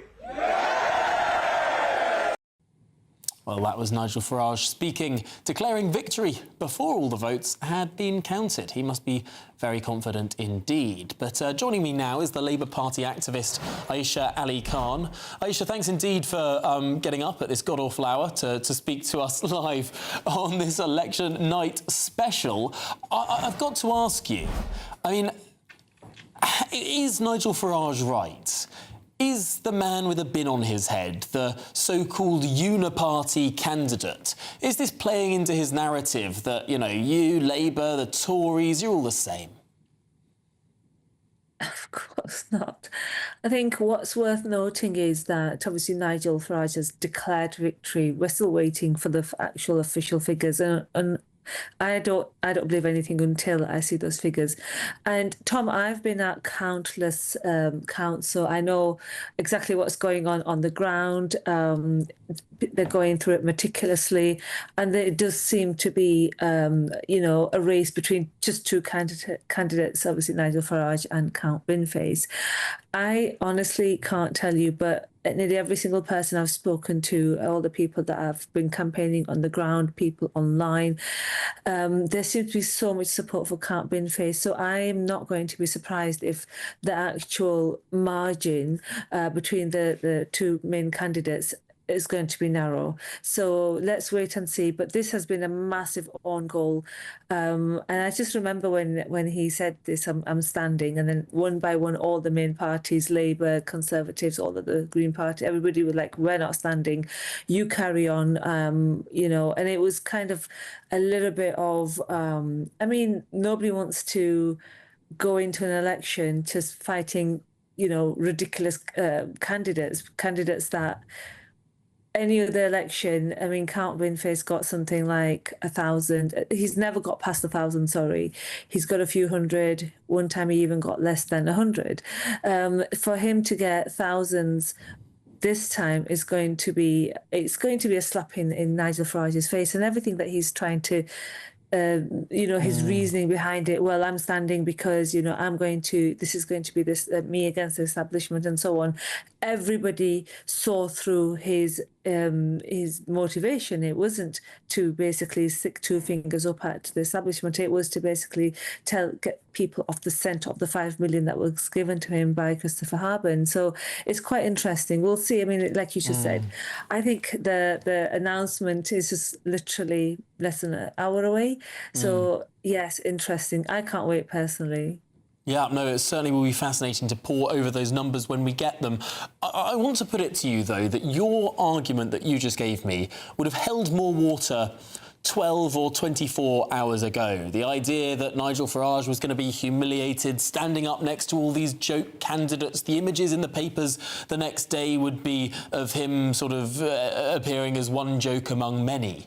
And yet he seems to have turned that imagery around. He's put on his own festival that no one was expecting out there just outside Clacton. The images of him this evening are him beaming on a stage in front of hundreds, if not thousands, of adoring fans, declaring that he's won by a larger margin than he won last time. Ultimately, he looks like a victorious man tonight, and he's avoided the pitfalls of those images that could have made him look more silly. I mean, look, when Andy Burnham won, as you pointed out earlier on, he was happy to stand next to Count Binface and a fox. And that's the nature of British politics. Sometimes utterly bonkers, sometimes, you know, very serious. But at the end of the day, Nigel Farage deciding, well, I'm not coming because of some of these threats. And I don't know if these threats are credible. If they are, then obviously he's taken the right advice. He's staying away. But ultimately, British politics, this is what it's about. It's about the opportunity for anybody who can get the right number of signatures to stand. And it doesn't matter what party they represent. I mean, many of the candidates are actually independent. They don't have a party. And we have 3 representatives from the Monster Raveluni party. So anybody can stand. And that is the nature of British politics. And some of the headlines that have appeared over the last 6 weeks or so internationally have been hilarious. I mean, people have been international outlets, news outlets have been openly mocking Nigel Farage and the idea that, you know, he's campaigning against a man with a bin on his head. Those images are not going to go away. The fact that Nigel Farage could, you know, host this fest and have images of him holding I don't know, drinking in one hand and beaming and talking to his followers, that still doesn't take away the fact that he's called a by-election to basically get people to stop talking about his finances. It's costing the taxpayer something like £250,000, and it's just been a waste of time because, like people keep pointing out, the outcome of the investigation, a parliamentary investigation, hasn't come out yet, and if it does, there could potentially be another by-election. So that would be 3 elections to elect an MP in the last two and a half years alone. Aisha, Nigel Farage has said this evening that if there is, if it does escalate with the Standards Commissioner, then the Standards Committee, then a vote of Parliament, then a recall petition and then a by-election, if that series of events does transpire, he said tonight that would be pretty stupid. He's got a point, doesn't he? But that's no, it's not stupid. That's how things work, and you can't just decide if you don't like the process to call it stupid. If this had been any other MP and Nigel Farage was pointing out what they had done wrong, he would be calling for all the steps in the process to take place so that there was a by-election. So yeah, I don't think it's a stupid process. I think it's necessary. Does anyone think that Nigel time. Farage would lose in this hypothetical second by-election? We don't know, Tom. Anything could happen. I think if he wins today, which seems likely, but the margin is a lot less than his previous win, which is about 8,000, 8,500 actually. That still an own goal. He's got less people coming out and voting for him this time round, when he actually needs more people to come out and vote for him, because this is now a matter of his political career now. And he took a gamble thinking that people of Clacton would support him no matter what. And he's right. There's still a lot of support. As Catherine pointed out, the right-wing support in the last election between the numbers between the Conservatives and Reform, it was the highest in the country. So there is a lot of support, but it just depends how many of those people have turned up to vote for Nigel, because we've already seen a 14% reduction in the number of people coming out, which people would argue it's a by-election. Not many people turn up. People, don't take it as seriously as a normal general election. But the last by-election, the significant one, was Macclesfield, and we saw 52%. So people, when they want to send a message, can be bothered to get out the house. That was a by-election to potentially determine the next Prime Minister, whereas this one is potentially to just reinforce the incumbent against a bin. I mean, does it not actually feed into Nigel Farage's own argument that the turnout is relatively average or respectable for a by-election, despite the stakes being quite a bit lower than the previous by-election? Oh, definitely. 44% is nothing to laugh about. That's a good, significant number, considering some by-elections we've had 28% turnout. So actually, that is a good turnout. But again, we don't know the outcome. Who did these people vote for? Was it just to come out and support Nigel Farage, or was it a protest vote against him and against his stunt? And people, I am expecting Count Binface to secure votes in the thousands, which would actually give him the highest number of votes he's ever received in any election, whether, obviously he stood for the London mayor election and he got 24,000 both times.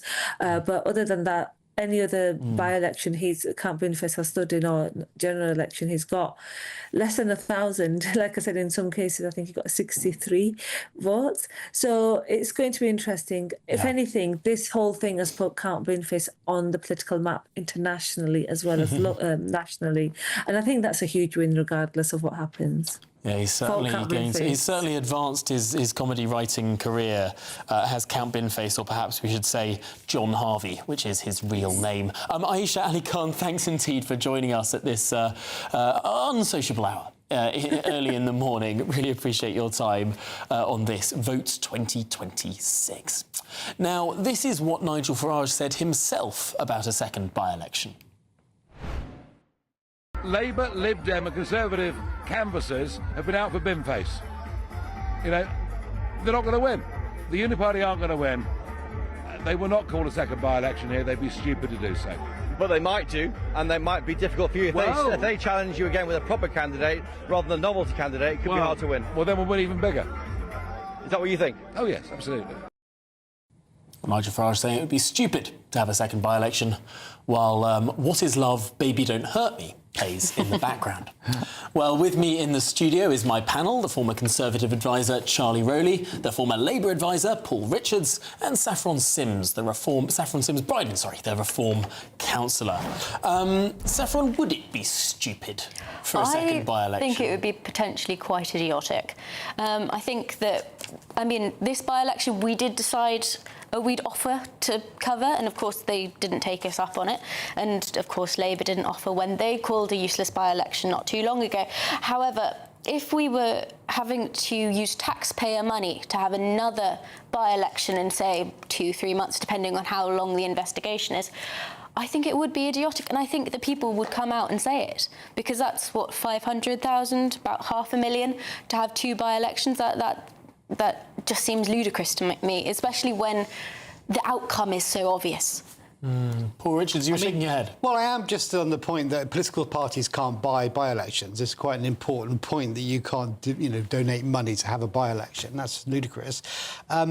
I'm also just going to pick up the thing that Nigel said there about Labour canvassers being out there. There may be some individuals who have gone for a laugh. And, there most definitely is. But I can assure you there is no coordinated attempt. Otherwise, we would be seeing a very different vote tonight. This is not Martin Bell, which, the Tatton by-election and all of that. 97. Which Labour did run the campaign for him and made sure that he beat... I've forgotten who it was. Neil Hamilton. Neil Hamilton, thank you very much.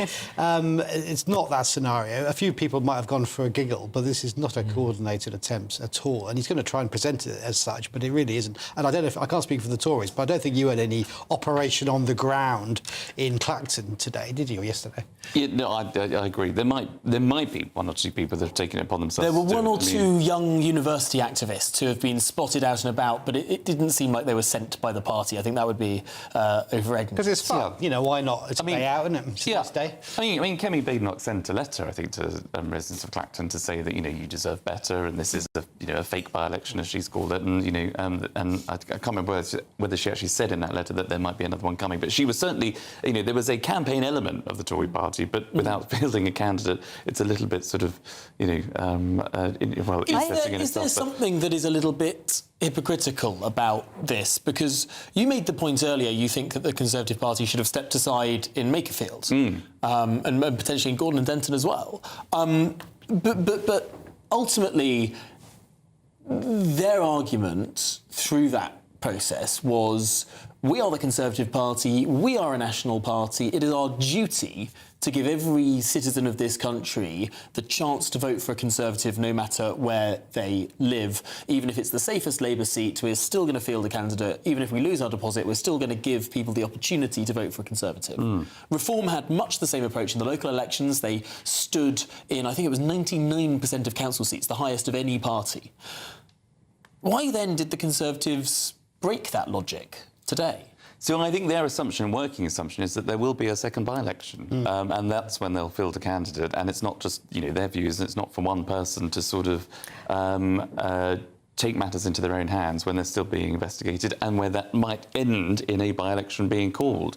Now, it won't be for the Tory party to stop that. If there is a recall petition at the end of the process of a Parliamentary Standards Committee, it's not for the Tory party to say, oh, well, we shouldn't be having a by-election, or, they're not calling the shots. But Nigel has obviously, taken matters into his own hands by calling one.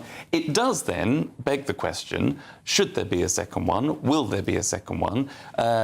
If there is, OK, you could be as process-driven as Keir Starmer, maybe, or someone of that ilk to say, no, this is the process, this is how we're doing things. It's not for one person to then, go against the grain, despite Boris Johnson has said before, trying to prorogue Parliament, for example, which he sort of it was ruled that shouldn't have taken place. Charlie, just on that specific point, if you don't mind, in the scenario you've painted, you're talking about a second by-election being triggered by the recall petition, right? So 10%. however many thousand that is. That's who Nigel is calling stupid. He's calling his own constituents stupid for daring to trigger a by-election. It won't be Parliament that declares this, it will be the people. Well, there are stages before that. In that scenario. Number one, the Standards Commissioner has to refer it to the Standards Committee. Number two, the Standards Committee has to recommend a 10-day plus suspension for Nigel Farage. Number three, the House of Commons then has to vote on that.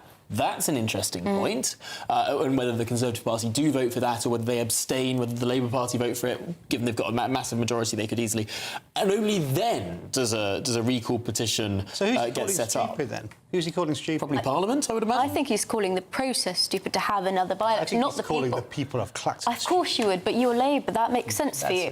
But the fact is, when it comes to by-elections, it's not about Parliament, it's not about necessarily process, it's about giving people the voice to make them choose if that's the person that wants to represent them in Parliament. That's what we're really voting on. We're not voting on the fact that did he follow all of the procedures, because the fact is it's been all over the news, it's been on the front pages, and if he wins tonight, which I'm pretty sure he will, that the people of Clacton want him out of all of the candidates, yes, there's 34 of them, to represent them. And what if there isn't another by-election? What will the Conservatives, what will Labour say after that? Because they had the chance to make a credible candidate stand, and they didn't. And the fact is, when we build from that, and if we imagine there isn't one, the voters didn't have a credible choice to vote for someone else. There'll be a lot of Tories, there'll be a lot of Labour, typical voters, that have just stayed home. And that is the chess of politics at the minute. Everybody. Some might say four-dimensional chess of politics. Exactly. Everybody. This is live. People. This is where politicians have to make decisions. And Nigel obviously decided that he was going to call the by-election. It was then for the other parties that then had to say, actually, no, we're not going to play that game. Who comes out on top of this, I think, is anyone's guess, because even if you are a very stickler for the process, and it could be that the Tories say no, their working assumption is that there will be a second by-election. However, in practice, how is that going to reflect on the Tory party? I don't know. How would that reflect on the Labour Party? Will the people of Clacton, as we've just talked about, who've had all these elections year after year, will they welcome the forcing of Parliament, even if it is following the right process and doing the right thing by having a recall petition or voting on one, and then there's the signatures? Will people just not actually be a bit fed up about that? We are now in that situation where it is Parliament versus the people, and what do the people actually want? I think it will be very much a feeling, if there is another by-election called, the same feeling we had after Brexit, where Parliament was very, we don't really want to do this, we're going to do the softest approach it possibly can. And it's going to be a case where people feel really dissatisfied with our electors. And I think that's one of the cases, if we, in the nicest way, don't listen to them in a certain way of wording. There is an elephant in the room, though, is there not? Where? Which is Andy Burnham going to Liverpool for the Labour Party conference in September, late September, and calling a general election. And that's an increasingly realistic prospect. We can now just listen in to the candidates have been asked to attend the doubtful ballot papers there in the count. Now, that means that they will have counted basically all of the ballots. But they could call a recount, don't they? Candidates have the right to call a recount. I think it's unlikely. I think it's unlikely given the expected scale of the victory. But they are now looking at doubtful ballots, and for those who do not know, sometimes people in these elections are very creative with how they mark their ballots. That's one way to say it. Famous case of this with a famous Labour agent. I can't say out loud. It's one of the genitals, isn't it? It was a male genitalia was drawn in a very dramatic pose on a next to a candidate's name, and this legendary Labour agent declared and won the argument that that was a declaration of intent to vote for that candidate. A clear mark in the box of the candidate. See on the toilet wall. I remember there was also a famous example of someone who just drew a massive X across the entire ballot paper, just sort of a none of the above, clearly trying to say. But there was a very clever agent who argued the candidate through which the X intersected. That was a clear intention to vote for that candidate. So that all of these arguments will be now had. Not one of them will change the outcome of this election. But that is what's going on right now, which means we are tantalisingly close. Tantalisingly close to the announcement. Do stay with us. Now, of course, in his speech, Nigel Farage said that he will not be attending the count because he's been advised by Essex Police that there is an organised campaign to disrupt and degrade the results in a few hours' time. That, he said, a few hours ago. Well, since then, we've had more clarification on Nigel Farage not attending this count. An official spokesman for the Reform Party said Essex Police advised Nigel not to attend the account tonight due to a credible threat against him. I'll repeat that. Essex Police advised Nigel not to attend the count tonight due to a credible threat against him. Now, the Clacton by-election returning officer, however, Ian Davidson, said in a statement, "We have worked closely with Essex Police colleagues to ensure the election process is completed safely and securely, as is evident from the level of security we have in place here today. This includes a robust policing operation throughout the day and including at the count." So two slightly countervailing statements there. One from the Reform Party, an official spokesman for the party, saying the police advised Nigel Farage not to attend due to a credible threat, and then the acting returning officer saying that the count is indeed safe. It has to say we have not verified the statement with the police yet. We will, of course, intend to do so and get a third statement for your viewing pleasure and indeed listening pleasure from the police themselves. Well, we've spoken a lot about the major parties in this race and indeed not in this race. Let's get some more on the Greens' decision now not to stand a candidate with the political commentator and former Green Party candidate Fahima Mohammed. Fahima, thanks indeed for joining us at 4:45 in the morning. Thanks very much. Really appreciate it. Why do you think the Greens sat this one out? I say this because clearly the Greens have slipped in the opinion polls in recent weeks. Andy Burnham has shot up. The Greens have floated down. This could have been a moment to have a bit of a spotlight back on the Greens, who've slightly faded from our television screens. Has this been a missed opportunity? Not really, because I think it's not just the Greens that have slipped since Andy Burnham has come in. It's also been Reform, actually. So I think generally in this sort of case here of Clacton, Nigel Farage winning Clacton would surprise absolutely nobody. This is the strongest political territory, at this time. And Labour, Conservatives and the Liberal Democrats, as well as the Greens, have all chosen not to field candidates. And Farage wanted a heavyweight fight with Westminster, but Westminster didn't get in the ring. So yes, if he wins a huge margin, that matters. It shows that he still has an extremely loyal base in Clacton. But we should not pretend that winning without the major party standing tells us Britain has suddenly endorsed a Reform government.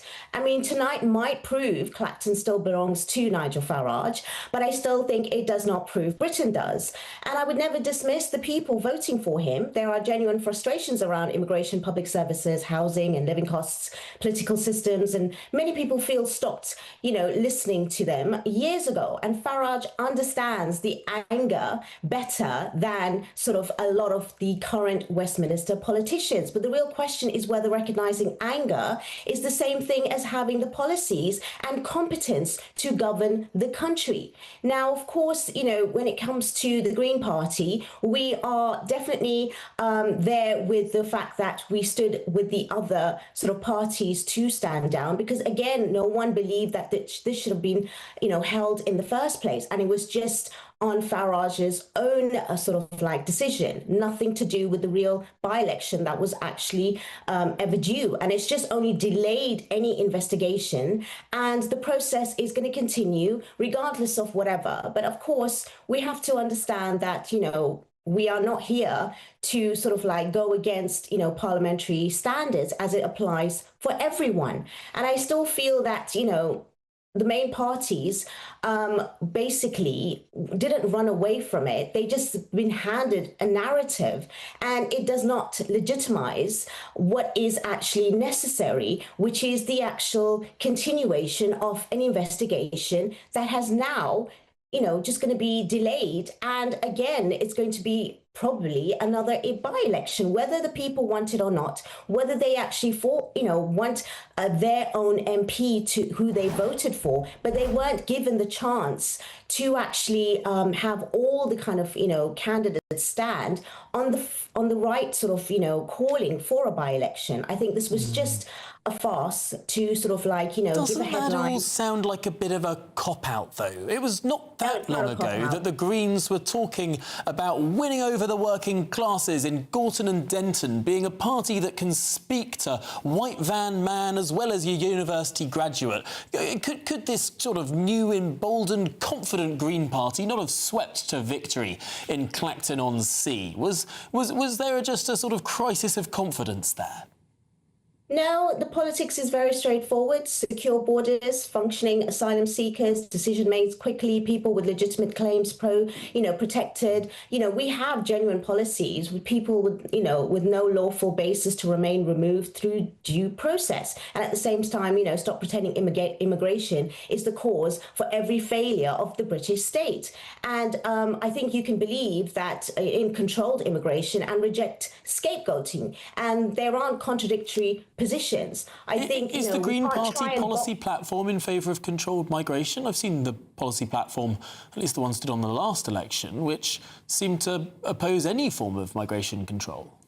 Of course there is migration control. There is no such thing as there's no control. We're talking about having it done in a humane sort of way. That's the difference. And the thing is, if you try to even box someone left wing, right wing, I think, that's where the problem really sort of lies, because everything gets shoved into two boxes. If you criticize uncontrolled immigration, you're suddenly far right. If you defend minorities, you're suddenly extreme left activists. So most British people but are Green much Party more policy complicated says than that. that anyone would be able to come to the country, that no aircraft carrier would be able to refuse anyone to come to the country. And then once someone was in the country, their asylum claim would be presumed accepted. That's Green Party policy. No, they believe in strong borders, tough action against criminals, individual responsibility and law and order, while also believing in a sort of like the protections as well as public funding of public services, protecting minorities and discrimination. That would there be any criminals if there was this general route for asylum? If practically anyone from anywhere in the world could take a flight in with no restriction from the airline and then immediately declare asylum, it doesn't sound like in that model you've criminalised anyone. So you can say you're tough on criminals, but if there aren't any criminals, you're not tough on anyone. Well, again, we have to obviously make sure that they are vetted, and you cannot also collectively blame everyone that's coming in is a criminal. That has to be investigated. They will have biometric tests, they would have, genuine vetting. And of course, we have to make sure that if people are coming genuinely like they did from Ukraine and other countries in the past, then that would be the same process done. At least they'll be safer, and they would be actually also counted in numbers where we can have better controls. Again, these are just kind of like, things that are theatrical in order to make it sound ridiculous, when actually it actually makes more sense and humanely. So again, we need to obviously make sure that we are not, turning this into any country in the world that especially in the West, does not have, sort of open borders. And that's definitely not what it is. We definitely want to do this in the best way possible. So, It sounds like the Green Party policy might have evolved on that front. We await to see the next manifesto, I suppose. But Fahima Mohammed, thanks indeed for joining us. I really appreciate you getting up at this ridiculous time. Thanks, as always. Now, before I turn to my panel, let's remind ourselves of what the Reform Party leader, Nigel Farage, exclusively told GB News what feels like many, many hours ago. There's a by-election count happening 12 miles away. Yeah. Have you won? Yes. You have won? Yeah, very convincingly. I've managed to beat the establishment candidate. You haven't yet seen off the threat of an inquiry into this gift you had from a crypto billionaire. What's the point of all this? Who cares? Who cares? The voters of Clacton don't care. Look, Labour, Lib Dem and Conservative canvassers have been out for bin face. They're not going to win. The Uni Party aren't going to win. They will not call a second by-election here. They'd be stupid to do so.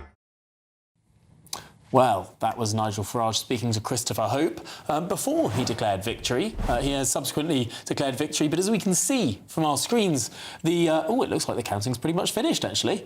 So perhaps this declaration is indeed not far away at all. Well, with me in the studio is my panel, the former Conservative advisor Charlie Rowley, the former Labour advisor Paul Richards, and Saffron Sims-Bryden, the Reform councillor.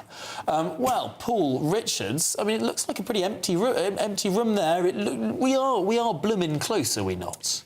Yeah, it looks like it, doesn't it? I mean, there's a sort of verification process now. I was just looking at what the rules are on demanding a recount, and it does come down to the electoral officer. So an agent can ask for one, but the officer then has to say yes or no. And generally the rule will be if it looks really close, they'll pretty much grant it. If it doesn't look close, there's no way. Who wins. I mean, if the person in third and fourth place say, well, I think I came third, not you, that does not wash. We're not going to go through another 6 hours of this. So I don't think a recount is very likely, which means we are probably very towards a result. Whereas, of course, in the Runcorn and Helsby by-election, Saffron, there were 3 or 4 recounts. Yeah, it was incredibly close. But I think that proves that every vote matters. Yeah. And I think we do forget that sometimes, that when we're on polling day, we're knocking on all the doors, and at the end, there's a lot of volunteers that say, oh, well, actually, it's 8 o'clock, no one's going to act. But there are people that haven't gone out to vote.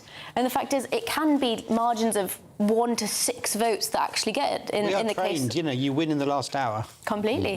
I mean, in that election, I think it was... we knocked on at least 3 people's doors that hadn't gone yet. So it was very much the case of every vote counts. Wow. And there are those... It seems like it's sort of miraculous and it's never going to happen. But, of course, I think there was an election in Northern Ireland where it came down to 2 votes in a recent general election. I was just wondering out loud whether anyone's going to get 0. Any of the candidates are going to get no votes. If they don't vote for themselves. Well, they can't, though. There are plenty of candidates who are not registered voters. Yeah. Correct. The only thing is that each of these candidates will have had to find 10 people, I think it is. Yes. 10 people from the constituency to nominate them, but they don't have to vote for them. It's just like a petition. Yeah. So I mean, it is entirely possible that we'll get a few 0s. Has that ever happened, I wonder? I think it must have done. It must have Somebody Google it quick. But it'd be interesting to see if somebody did get 0 votes. I love reading these biographies from these candidates. I've seen some of the literature that they've sent to people in Clacton, and the poor people of Clacton have been absolutely bombarded by an Amazon rainforest worth of literature, of dead tree campaign materials.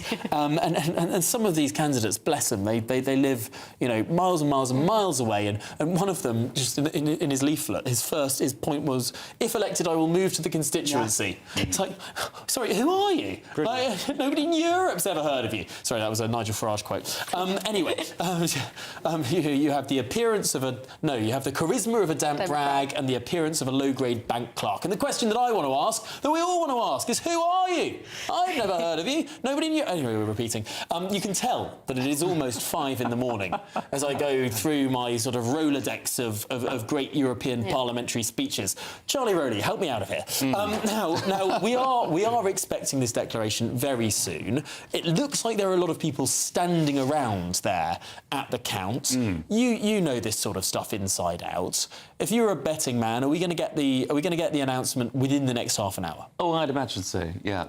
I can't see much activity going on there, which I think means that all the ballots have basically been separated. There will be those 2 piles, I should imagine. Nigel's pile, which I think will be pretty clear.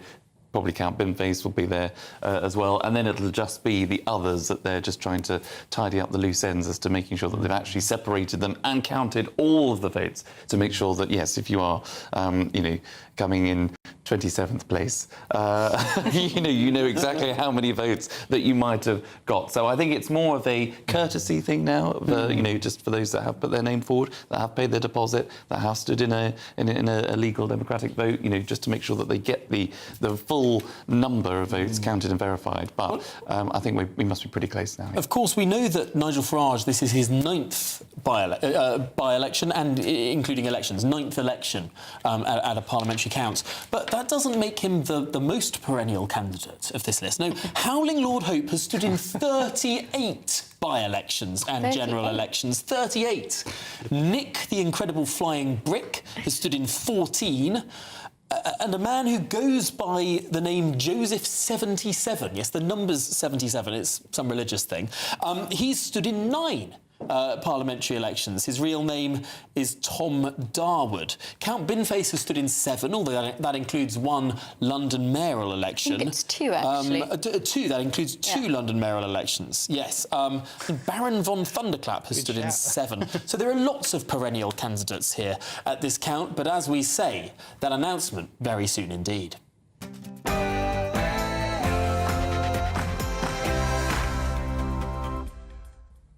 It's just gone 5 a.m. Yes, we're on the home stretch, live across the United Kingdom. This is GB News, Britain's #1 news channel.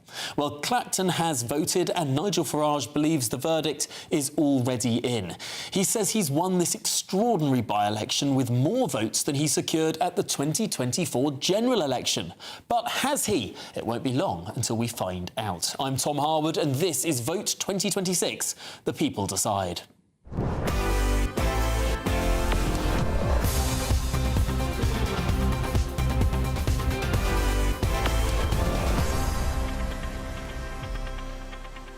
Yes, counting for the Clacton by-election is almost done and a declaration is indeed close. But there will be one notable absentee from the stage. Having won a resounding victory, a ringing endorsement of all that I've tried to fight for and you try to fight for, and be demeaned and humiliated by nobodies, and I will not, sadly, be attending the count.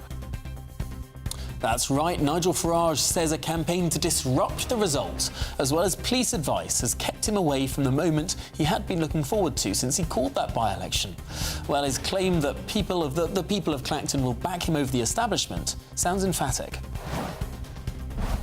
And the verdict is in, and it is a convincing, overwhelming win on the hottest day of the year, in the middle of August, in holiday season. We have secured far more votes than we got in the general election of 2024.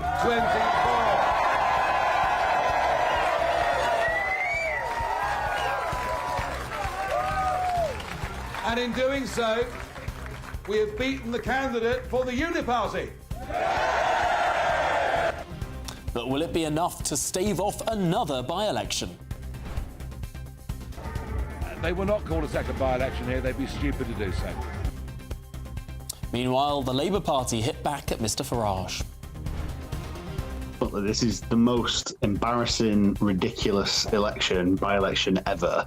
And it's like some kind of Victorian folly. This guy who's been telling us for the last 10 years, certainly the last 2 years, that he's about to become the Prime Minister and that he's the insurgent force in British politics, has subjected himself to this wildly embarrassing, I think, just for Britain, never mind for Nigel. And the Conservative Party agrees. It's a fake by-election because Farage wanted to distract and deflect from the parliamentary inquiry going into his affairs relating to donations. It should never have happened. That's what's unfair about it. Well, if Nigel Farage won't be at the count, we certainly will be. Well, when Andy Burnham, now Prime Minister, won in Makerfield just a few weeks ago, he stood between a bin and a fox. Nigel Farage will not be doing that. He says he's been advised by Essex Police not to attend. I'll be speaking to the returning officer shortly. Well, don't miss a moment. We'll, of course, have uninterrupted coverage of every twist and turn. It will continue because this isn't just about Clacton. It's about what comes next for Britain.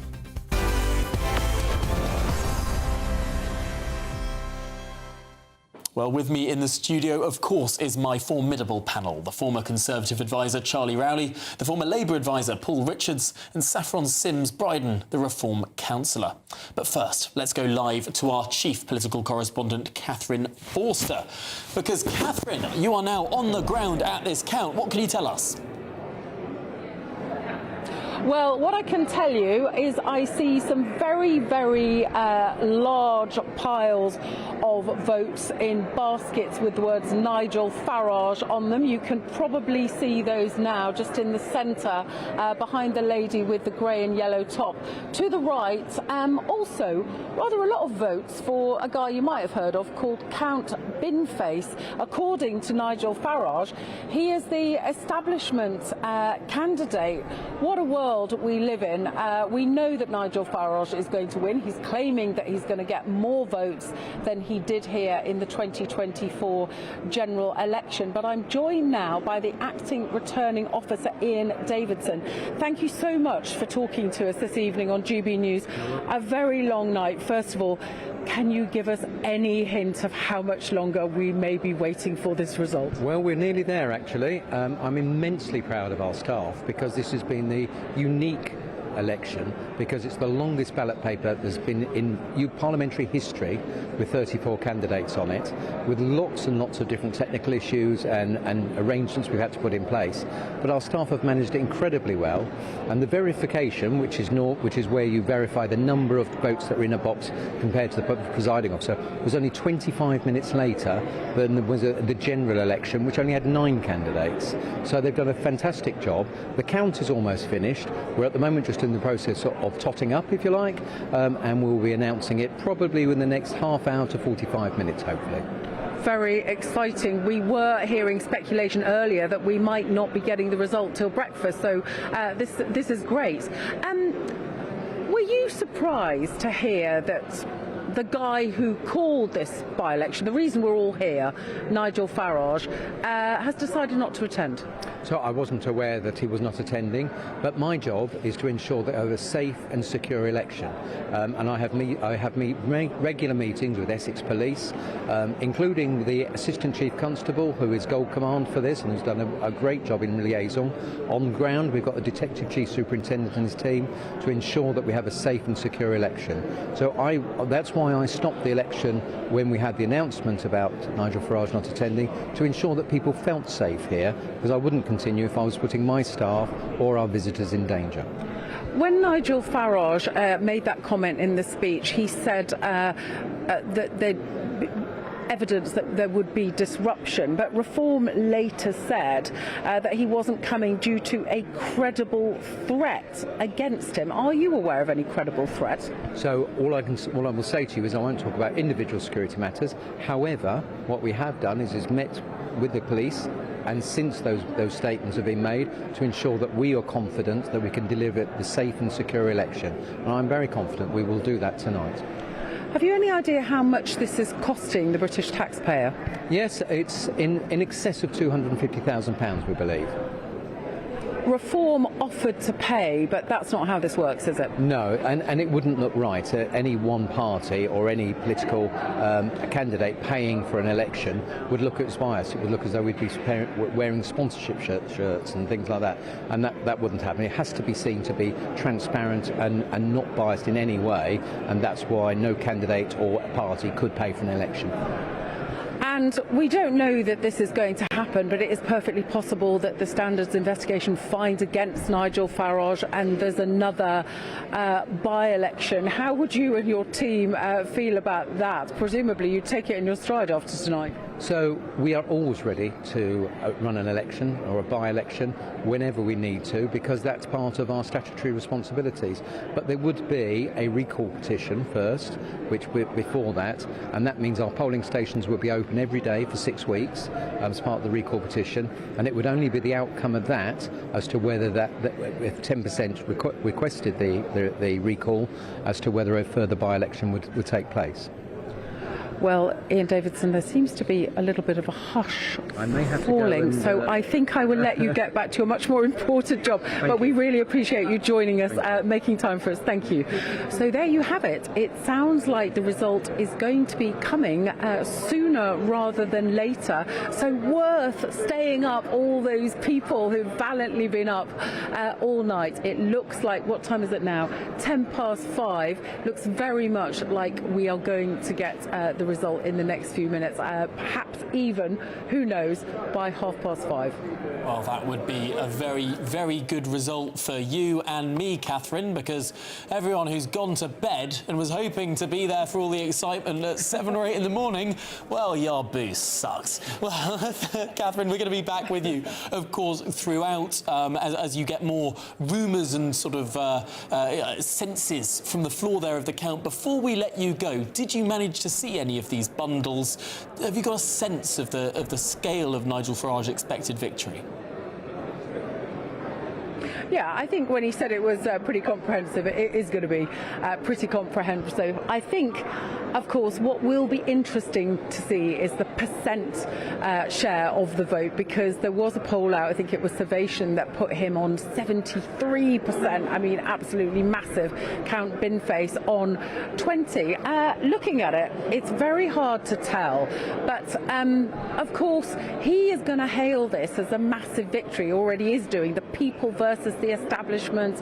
You know, we've heard this sticking up two fingers at the establishment, but the other parties will say this is an absolute joke. You're running against a bin. This is £250,000 that didn't need to be spent. And what have you proved? You've proved that you can beat a bin. But I have to say, Nigel Farage was looking on very good form when I saw him earlier. I think he's really enjoyed this campaign. I think it has been quite rejuvenating for him being back in Clacton, where he is loved in this part of the world. Not loved by everybody, of course, but a huge amount of support here for him. And the people that have turned out for him don't seem to be too bothered that this is a by-election that he didn't really have to call. Well, that is it's going to be absolutely fascinating, and it is indeed good news that by around 5:30 we should have that result. Catherine will be back with you very shortly indeed. For now, let's turn to my panel in the studio, the former Conservative advisor Charlie Rowley, the former Labour advisor Paul Richards, and Saffron Sims-Bryden, the Reform Party councillor. OK, what haven't we discussed at this point? Shall we go through some of these more minor candidates? We have mentioned Joseph 77. I didn't know you were allowed to put a number in your name. Real name Tom Darwood. He's an independent, serial political candidate, stood in 9 parliamentary elections. Most recently, he stood in Southend in 2024. He believes he would unify the country as a surrogate prime minister. Paul Richards, are these candidates, some of them at least, thinking that winning a by-election is going to automatically make them Andy Burnham? It's hard to tell what is going through their minds, frankly. I don't want to speculate on that, but there is something rather marvellous about our British system, I think, in this regard, that, you know, anyone can do it. If you can scrape together 500 quid and get the names on a list, you can stand for Parliament. You can give yourself a silly name. You can perhaps, some of them have got some very interesting policies. Some of them are just obviously utterly out to lunch. There is a wonderful episode of Blackadder which sort of satirises the by-election done in the world, and Vincent Hanna, who was the great sort of by-election commentator, did the pastiche of himself on Blackadder, and it was a sort of celebration of it. But this is the real thing, you know, we're watching it in real life. This is even better than the comedy. And we haven't been allowed to discuss this on television for the last month, which I find immensely irritating. I know other broadcasters, other networks, radio and television, feel exactly the same way as I do. Well, you can, as long as you don't mind having to spend 12 minutes reading out the list. Well, you know, this is the problem. Absurd. I mean, yes, Ofcom might say technically you can, but unless you can be bloomin' sure you're giving equal weight to, or due weight, I should say, is the technical term, to the leading candidates, and you know that you're going to read out every single bloomin' one. I mean, it is impossible to do in live television. It's impossible to do a live sort of panel debate about it, because you can't guarantee to be absolutely scrupulously fair. And it's been bloomin' difficult. But some of these are quite fun. There's someone calling himself Woke Trump Kazi, real name Matthew Carr. He's a sustainability writer. He's standing under the name of Woke Trump. He stood in the cities of London and Westminster in the last general election. Do you want to guess how many votes he got there? 3. 34. Hey, yeah, so not so bad. Anyone else sounds quite fun here? Lawrence Fox, of course. He stood as the London mayoral candidate. He actually stood in the Uxbridge by-election, which I'd completely forgotten. Yeah. Clearly did not save his deposit there. He's, of course, the... Reclaim, isn't he? He stands for the Reclaim Party, campaigns against woke orthodoxy, in his words. Reclaim haven't managed to make an electoral breakthrough. No. Anywhere by the looks of it. We've got 3 candidates for the Monster Raving Loony Party. Now, Charlie, of course, the Monster Raving Loony Party has been a perennial force in our politics since, I think, at least the 1970s. And yet they've been slightly superseded by Count Binface now. Are they sort of analogue loonies, whereas Mr. Binface is a much more technological galactic loony?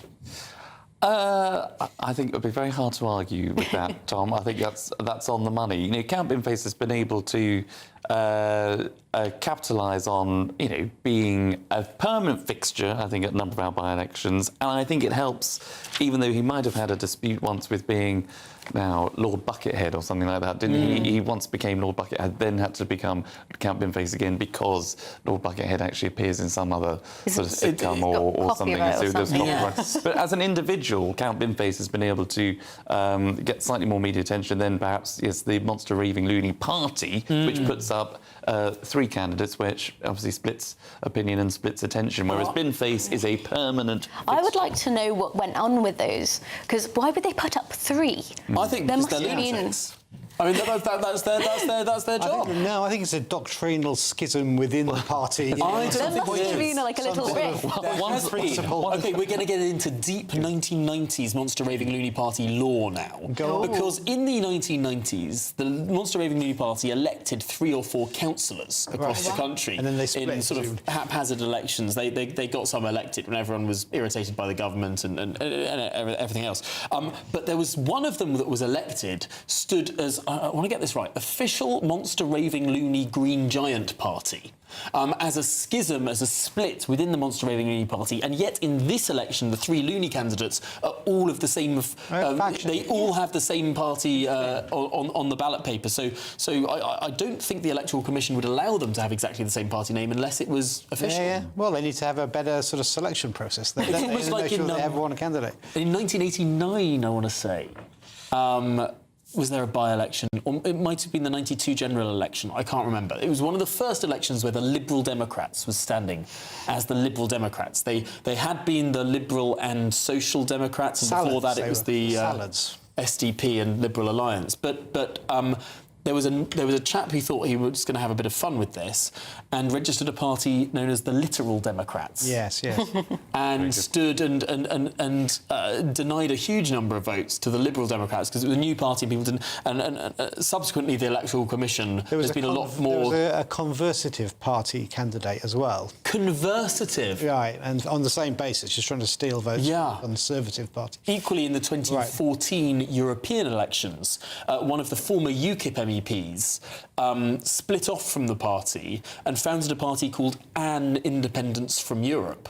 Right. Now, because ballots are alphabetical and because European parliamentary elections are done by the D'Hondt system, whereby it's the party that is listed rather than the candidates, it was right at the top of the very long ballot paper. And won enough seats to deny a man called Gawain Towler a European parliamentary seat. Whatever happened to him, eh? Right, and he subsequently became Reform spokesman, and now he sits on the Reform board, so he didn't do too badly out of it, but I think he was pretty miffed he didn't win a European parliamentary seat. Just on that polling you were mentioning, though, do you think that Count Binface can get 20% of the vote in a few minutes? 20% would be an astonishing result for a joke candidate. I mean, let's work it out. So the turnout is 44% of what it must be over 75,000 electorate, say. It's about 78,000 electorate. So maths easier. Yeah, it certainly does. So that was about 39,000 votes, give or take, a little bit more, maybe 40,000 votes. No, a little bit less. Sorry. Let's say it's about 37,000 votes that have been declared. So 20% of 37,000. that would be 7,000 or 8,000 votes. I mean, that would be a very respectable... Well, that's a slice of the Labour vote, a slice of the Lib Dem vote, a slice of the Green vote. You know, people doing it out of bloody mindedness, but also as a protest. It depends. I mean, I've been looking at some of the turnout figures, and I do not know enough about Clacton local particular counting stations, but someone online has leaked the turnout for individual counting boxes. So I can tell you that in a box called Sea Cadet Unit, 36% turnout, but in a box called Frinton Free Church Hall, 50.5% turnout. So massive differentiation in some of these boxes. And I do not know enough local detail to know if one area is more reformy and one area is less reformy. That would be fascinating. Because we'll see, has the reform turnout operation turned this, or has there been a protest vote that has pushed this turnout higher? I would suggest, given that it's an earlier declaration than we were expecting, given that Nigel Farage was so confident 2 hours ago, that reform has turned out its voters in its areas, and the lower areas of turnout are the less reform favourable areas. That would be my inclination at this stage, just given how quickly it seems to all be moving. And the only get out the vote operation on the ground is reforms. Exactly. No one else is doing it. It would be the sensible guess, Yeah, they had a lovely early dawn raid as well, which I had to get up for. So you've been... We haven't divulged... We haven't... So you've been out on the doorsteps of Clacton today. What was your feeling? I mean, I was very early hours, and then I came back thinking I was going to sleep because I know I was on here, and then I didn't sleep. So we're looking at 24 hours at this point. I think from what I was here a couple of days ago as well in Clacton, and it was very much reform, reform, reform. Maybe one door, we don't like reform, but we don't know who we're going to vote for. It's very much, you're very reform, or you don't want to talk about it. Although I did have the pleasure, going back onto a previous point, of meeting one of our independent candidates, which was Martin O'Brien, I think it was. He was an independent, and I saw in Wetherspoons, I think, Kai Stevenson, which is, of course, the British Democratic Party candidate. And to be honest, they were having a lovely little jolly amongst themselves and having a lovely chat. And I would like to say I'm quite disappointed in the media in how they've really focused on the bin and not given maybe a voice to some of the other candidates. Well, I think that particular candidate you mentioned has said some pretty fruity things about Jewish people online. We must say that we've just heard an announcement there inside the hall. They say they are going to make the declaration at 6 o'clock precisely. So we're going to be with you right up until that declaration is made, and we will hear then what the numbers are. We also have an update from Essex Police to bring you. Essex Police itself has said it had a proportionate and robust policing operation to ensure the safety and security of all participants at Clacton, but the Press Association understands that the force did not advise any candidate not to attend the count. Now, that directly contradicts the statement from a Reform Party spokesperson who said that the police advised Nigel Farage not to attend. I have to say that the Reform Party spokesman's statement went beyond what Nigel Farage himself said at the sort of festival that the party put on. Up on stage in front of supporters, he said that the police advised him that there was a threat and that there would be disruption, but he didn't go so far as to say the police directly advised him not to attend. Later, a spokesman said that the police advised him not to attend, and now the police themselves are saying they did not advise him to attend, or did not advise him not to attend, however we want to conjugate that. And that would be an absolutely astonishing thing if the police did say to one candidate, do not attend, there's a credible threat to you. That's why I was incredulous earlier. I mean, I've been through an election where the candidate has had a credible death threat against them, and they've still attended the count, and the police have guaranteed their safety. So it would be a really unusual step. So I think, like I say, I think somebody's overcooked this in the small hours, but the police statement is pretty clear there. Pretty clear. Now, that's not to deny that there was not a specific threat or that there was not a sort of plot to disrupt something. But clearly the police saying there they did not say to Nigel Farage, do not attend the counts. He's made that decision himself this evening.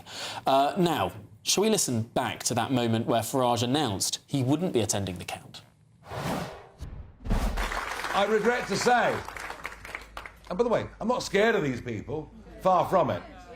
But I'm damned if I'm going to stand on a stage having won a resounding victory, a ringing endorsement of all that I've tried to fight for and you try to fight for, and be demeaned and humiliated by nobodies. And I will not, sadly, be attending the count, which means I'm going to be here all night.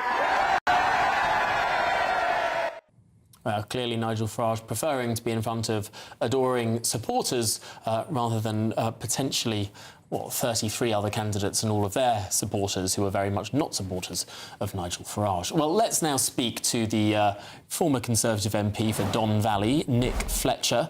Nick, thanks indeed for joining us. This is a bit embarrassing, really, for the other parties if they sort of attempted to turn this into into a bit of a mockery of Farage and he just is simply refusing to turn up. What do you make of it? I mean, he's got a decision to make there. I mean, we've heard there that the police said there wasn't a specific threat, but I think when you're Nigel Farage, there's always that threat there. I understand why the other parties didn't stand. It has turned into a bit of a farce, but I mean, we need to take this all the way back to the beginning.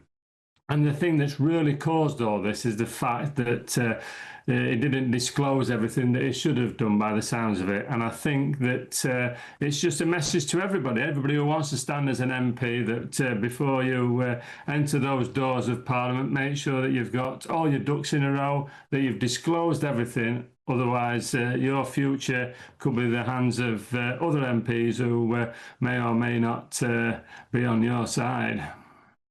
Do you think that potentially this is going to start a more common sort of way of doing things? Because ultimately this will be the first victorious parliamentary candidate since 1981 to not turn up to account. And in 1981, that was Bobby Sands, because he was in prison. And, of course, he won a particularly peculiar by-election in Northern Ireland. That aside, there hasn't, in modern history, been a single person to not turn up to account for a seat that they have won in our parliament. Might Nigel Farage make a habit of this, perhaps? Well, I hope not. I mean, people. I mean, it's an exciting time for the people who've supported you. I've been on that stage 2 or 3 times myself, and yeah, it's all part of being elected. So I hope not. I do understand. I mean, there's 30-odd candidates on this one. I mean, it's going to be a pretty big stage, isn't it? And some of the names that you've read out, I've been enjoying your show, Tom. It's quite extraordinary. So I don't know. I mean, I don't think so. I think maybe he stayed away this time because of obviously the amount of candidates that are there. Maybe there has been a threat against him. But I hope not. I think it is part of. I think everyone looks forward to seeing their candidate win. For those that are interested in politics, and as I say, I mean, I enjoy it. Even when you lose, it's still part of a big machine, and it's good to be up there. Now, of course, the Labour Party didn't stand, the Conservative Party didn't stand, Liberal Democrats, Greens, Restore, all of them chose to sit this one out. Clearly, they wanted to make Nigel Farage look silly. Do you think they've succeeded in that in the sort of small hours of this morning, or has Nigel Farage actually come out of this looking a little bit stronger? I think initially it looked like a good play within the first sort of hour of him announcing this. Then after that, it seemed to fall away and everyone seemed to think he'd made a mistake. And then, as I think over the last 24 hours, it's sort of come back a bit. So everyone will have their own opinion on this. I do understand why the parties didn't stand. There was no need for this by-election, really. And in all fairness, if the Parliamentary Standards Committee are still going to pursue this issue that he's having to deal with. So it does make it a little bit of a farce, like we've said. And you can see by the amount of candidates that there is that it has turned into a bit of a circus.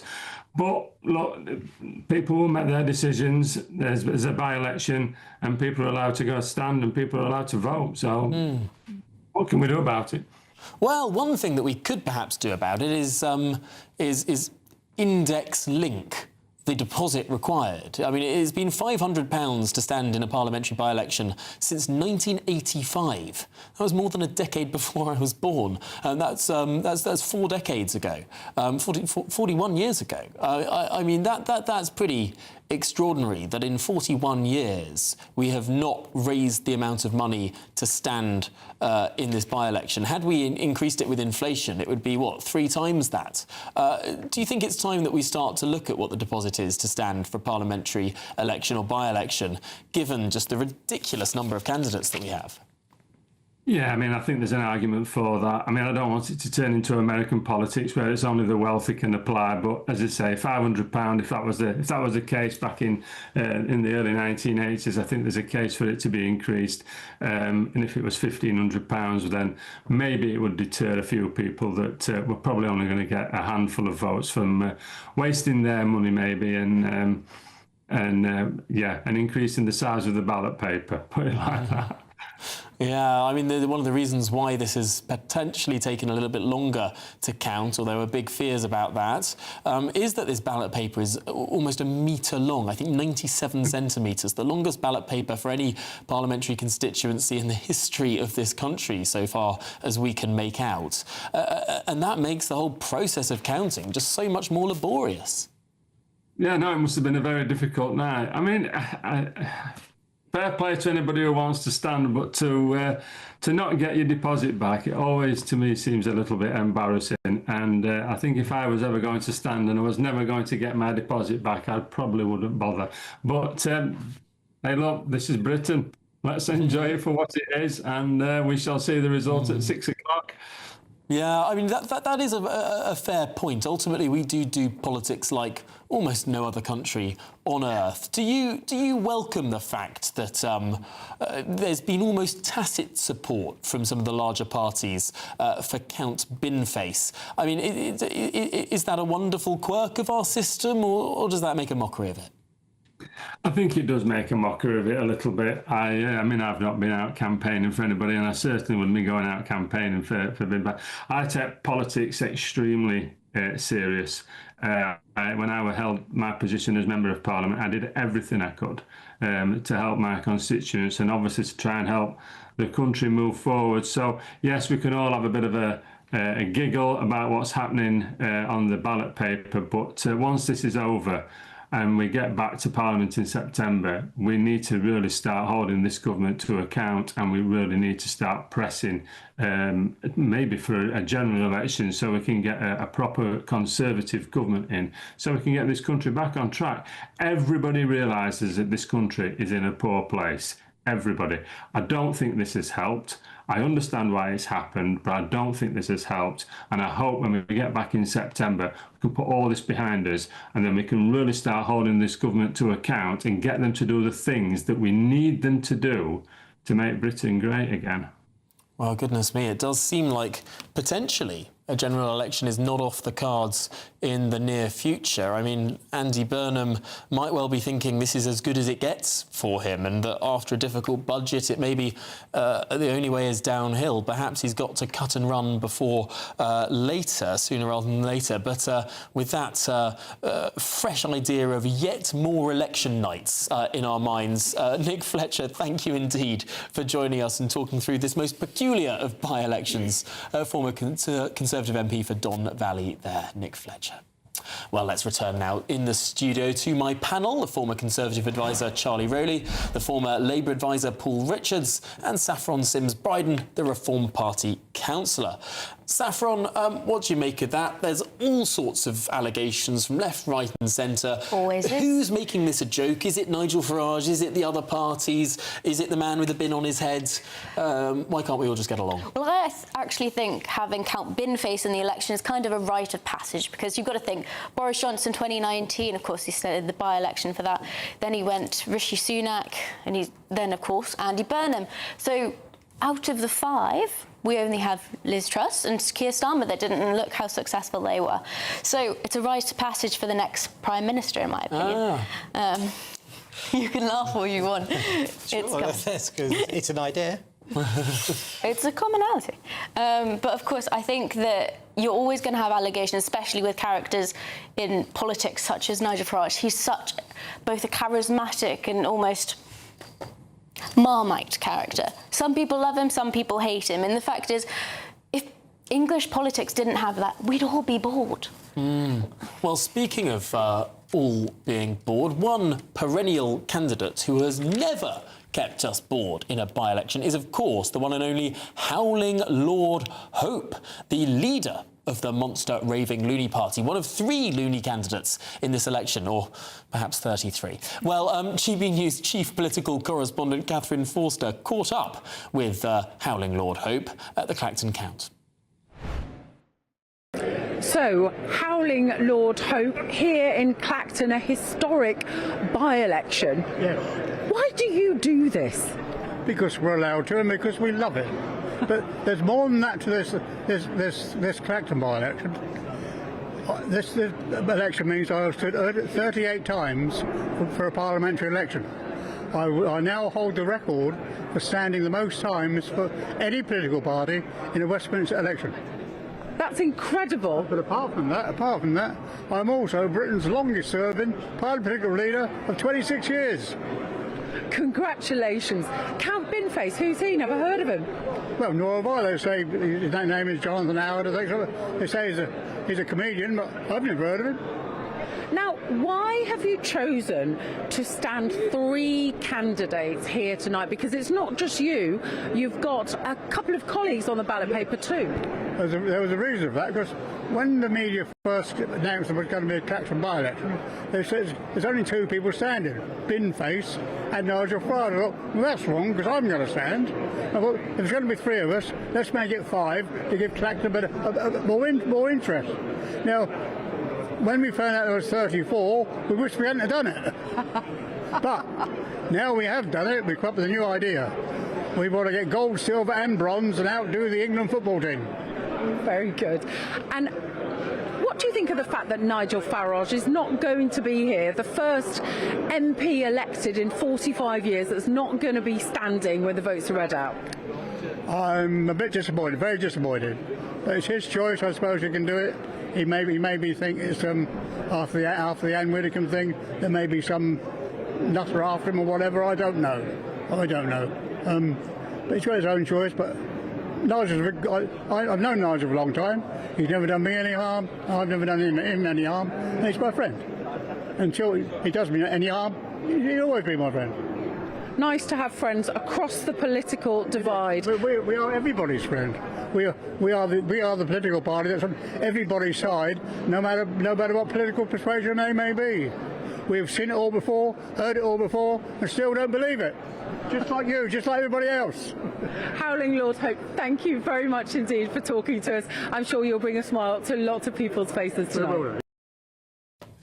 Well, there we have Howling Lord Hope, who has stood in, let me remind myself, 38 parliamentary by-elections, an absolute veteran of the genre of particular comedy candidate. And yet the monster raving loony party, whose star shone so bright in particularly the 1980s, 90s and 2000s, seems to have passed the baton a little bit, dare I say, to the more newfangled comedy characters who stand in these by-elections, not least those who are more au fait with social media.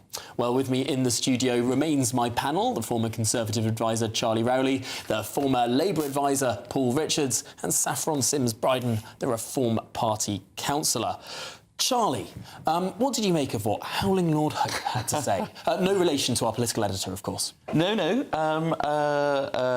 He seemed like a nice chap, actually, towards the end. I mean, I was tempted. I mean, Howling Lord Hope, I mean, he's howling no hope if he's still doing 38 parliamentary elections. And clearly, look, he said he loves it, and he was doing it for himself, and it's obviously made history, and I think that's probably what he's achieved this evening. So he will be the answer to every pub quiz, I've no doubt, up and down the country on the back of this 38th record for him. But and nice to know that he's got friends across the political divide and well, I suppose because for so many of these by-elections that he will have been a candidate in, the Eastleigh by-election in 1994, the Bromley and Chislehurst by-election in 2006, these are by-elections where Nigel Farage himself was a minor party candidate, winning 1.7%, winning 8% in Bromley.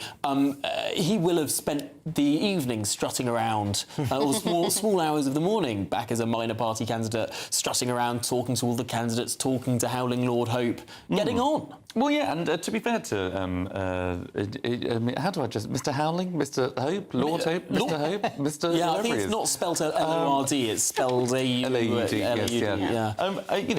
You're right. He has travelled the country, he's knocked on doors, he's been in the same position as what the remaining 33 candidates will be tonight. In fact, all of the 33 candidates, because the 34th, Nigel, won't be there. And he would have stood on the stage and he would have had the platforms and had to sort of, congratulate the eventual winner 38 times. So he's been around. But I do think there comes a point, and to be fair to what Nick Fletcher was saying, the former Tory MP, this has become a bit of a farce when you do have that number of candidates. And all of the things that we've talked about in the last sort of, hour or so about security, all of these things can be true.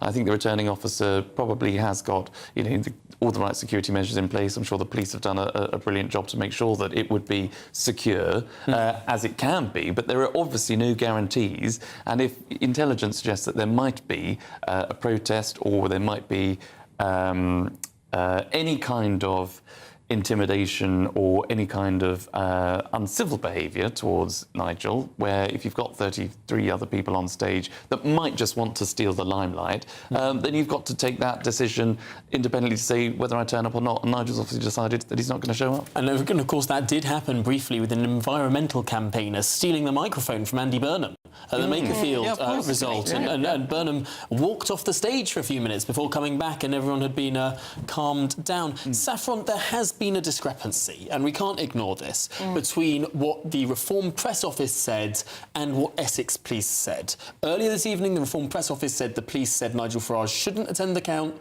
Now, Essex Police themselves have said, we never said that. Yeah, I think it is an interesting almost revelation, but I think it's somewhat true what Charlie says, in the fact that both can technically be true at the same time. It just depends how you interpret what has been said and how it was said to them. And I think in the case of Farage, of course, we've had Adam Widdicombe as well, and the whole question of security has been a big issue since he came into Parliament. So to take the risk, I suppose he's probably chosen that that's probably a wiser choice not to attend, minus the fact he probably wants to be having a party as well. Do you think it's a mistake that the press office put out that emphatic statement? Do you think they'd been speaking... Oh, hang on, we're just getting a little announcement from the hall. Candidates and agents are going to speak to the acting returning officer, which makes it sound like candidates and agents are going to be told the results. Now, a lot of people might not know that when candidates step up on stage, they already know the results. They're not being told this for the first time, like all of us muggles are. No, they already know the results. So when you see them put a brave face on it and they're acting very often as if they're hearing that result for the first time, they're not. They're hearing it for the second time. So as we speak, those candidates and their agents are heading over to speak to the acting returning officer to be told their results, which means that we are really blooming close. Anyway, I interrupted myself, or rather the acting returning officer interrupted me. Saffron, could it be that the Reform Press Office got a bit merry at the party and sort of over-egged what they'd heard from the police? I think it's the case where I don't want to almost estimate what they did or didn't get up to. I mean, I really regret not going because it looks absolutely amazing. But you spent a lovely 2 and 3/4 hours here on the GBNews headquarters. Yeah, and it's my first time, so hopefully you have me back. And I hope I haven't scared anyone off. However, I think that it's the case of a bit of both, where you have a certain amount of information, you've made a judgment seemingly rational to you, and the fact is when the time goes on, actually the police might have realised it probably wasn't as much of a threat as it was, but it was just maybe how it was interpreted by the press team or security team around Nigel. And I think as long as it's the best choice for Farage and that's what they've gone for, I think that's the best choice moving forward. It will certainly avoid a potentially embarrassing lineup, Paul Richards? Yeah, absolutely. And I mean, Nigel actually probably is right to avoid that, the optics of that, and whatever, they would have been chanting or barracking or whatever. Your point, though, about knowing the result, I've stood for Parliament 3 times, and it's a theatre. You have to sort of pretend. And it does remind me a little bit of when Stephen Twigg beat Michael Portillo. And he had this beam across his face. As though he was hearing this for the very first time, and it became one of the most viewed bits of television after the moon landing or something. It was just an astonishing piece of TV, but it was theatre. He knew. And the question became, were you up for Portillo? Correct, yes. Because it came at about, 4 or 5 in the morning? Yes, and 17.6% swing he got. And Wow. I know Which that was because it was the incredible. same as the one I got in Billericay on the same night. So, yeah, you do know the result. But Michael Portillo was incredibly gracious in his speech. Yes, and you which compare was- that to Mellor, who lost on the same night. Yes. And there was a sort of... David Mellor in Putney. There was Goldsmith, wasn't it? Just chanting off, Yes. and then Mellor said, "Get back to your hacienda," and there was just chaos, and it was terrible. And Portillo, on the other hand, lost with great grace, and then that opened its way to coming back. No, certainly. Well, let's have a little look now on our screens, because we can see the throng of candidates, minus Nigel Farage, hearing from... And we can actually see... I wonder if we can take this full screen. Is that possible here? Thank you very much. Let's see, because all of these candidates, we can see people with pretty large headwear. I wonder if we can see... So we can see Count Binface there on the right. We can see at least 2 members of the Monster Raving Loony Party with their very big hats. I wonder if we can see anyone else. Is the green in the background part of the wall, or is that someone's headwear? It's quite hard to tell from where I am sitting. But this just does give a sense of sort of the gaggle of comedy characters and oddballs who will be up on that stage. And when people think back to the 2017 general election, when Theresa May unexpectedly lost her majority, and she stood up there on that stage next to a man dressed as a fish finger and another man dressed as Elmo, and you just had this ridiculous picture, and Theresa May was standing there in the dress that she wore when she thought she was going to be Prime Minister for a decade, and instead it was basically the beginning of the end of her political career. That image will no doubt haunt her, being surrounded by those comedy characters at a moment that was not fun for her. No. And I suppose one of the differences between, I don't know, the fact that Boris Johnson or Keir Starmer stood next to Binface, that's a different sort of thing compared to someone who faces a moment that might be considered more humiliating. I met a man once who was the leading expert. He spent his entire life learning all about the DUP, and this was his sort of specialist subject, and he'd been ignored for 2 decades. And then after that result, of course, the DUP were propping up the Conservative Party. He suddenly became the most popular man in Westminster.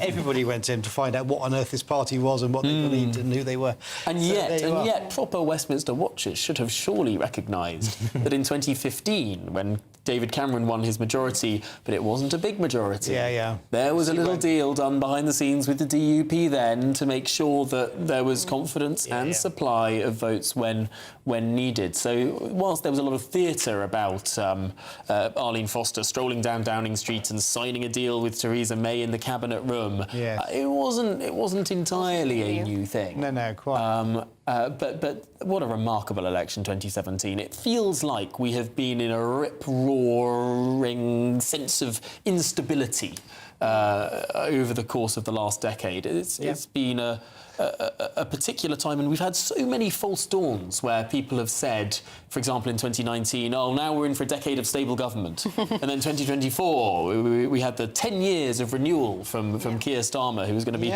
living in number 10 for a decade. Oh, no, he wasn't. I mean, we do get this sort of sense of instability that we've... I think The Economist once called it brittly. Because there's a portmanteau of Britain and Italy, which, of course, had a Prime Minister every year or two for several decades. We had Jeremy Corbyn sort of came and went. I mean, that was an astonishing moment in our politics. A flash in the pan, really. Somebody of that political stripe was, quite close to becoming Prime Minister. Oh, well, it looks like we're having trouble with the feed there. Perhaps that means there's some scurrilous... because I mentioned Jeremy Corbyn. Right, yeah, the Exodus. tools in the machine. Well, we'll get that back as soon as we can. I wonder if, too, we can speak to Catherine Forster on the floor there, if we can get any indication of what's going on. Because ultimately, we are expecting, in just a few minutes' time, this announcement. We're expecting Nigel Farage to beat the vote he won in 2024. He won 21,225 votes then in that election. He seems incredibly confident. He has done better than that general election 2 years ago on a lower turnout. So if that's a higher absolute number of votes, that will be a seriously higher percentage of votes, given the slower turnout. We will also get an indication of just how effective that reform door-knocking operation has been, the canvassing operation, the data collection, and crucially, turning out the vote. Well, Saffron Sims-Bryden, you were one of those door-knockers for reform, and it did seem like they sent an absolute army to the streets of Clacton. To be honest, I think it's just the energy that Farage brings around him, and I think actually it echoes throughout all the parties, all the by-elections we've done, win or lose. There is such an army and a community that gets behind it. It's a weird energy. I mean, I'm always from County Durham, but you've got people from Essex, you've got people from Leicestershire, all coming together just because it's reform. And that I don't think, because of course I was a Tory before this, I don't think that was actually capable of the Tories. I certainly didn't travel hundreds of miles just to say, actually, will you vote for this candidate? The fact is, they just didn't have the meat. They didn't have the charisma. And I think that gives a different energy with reform.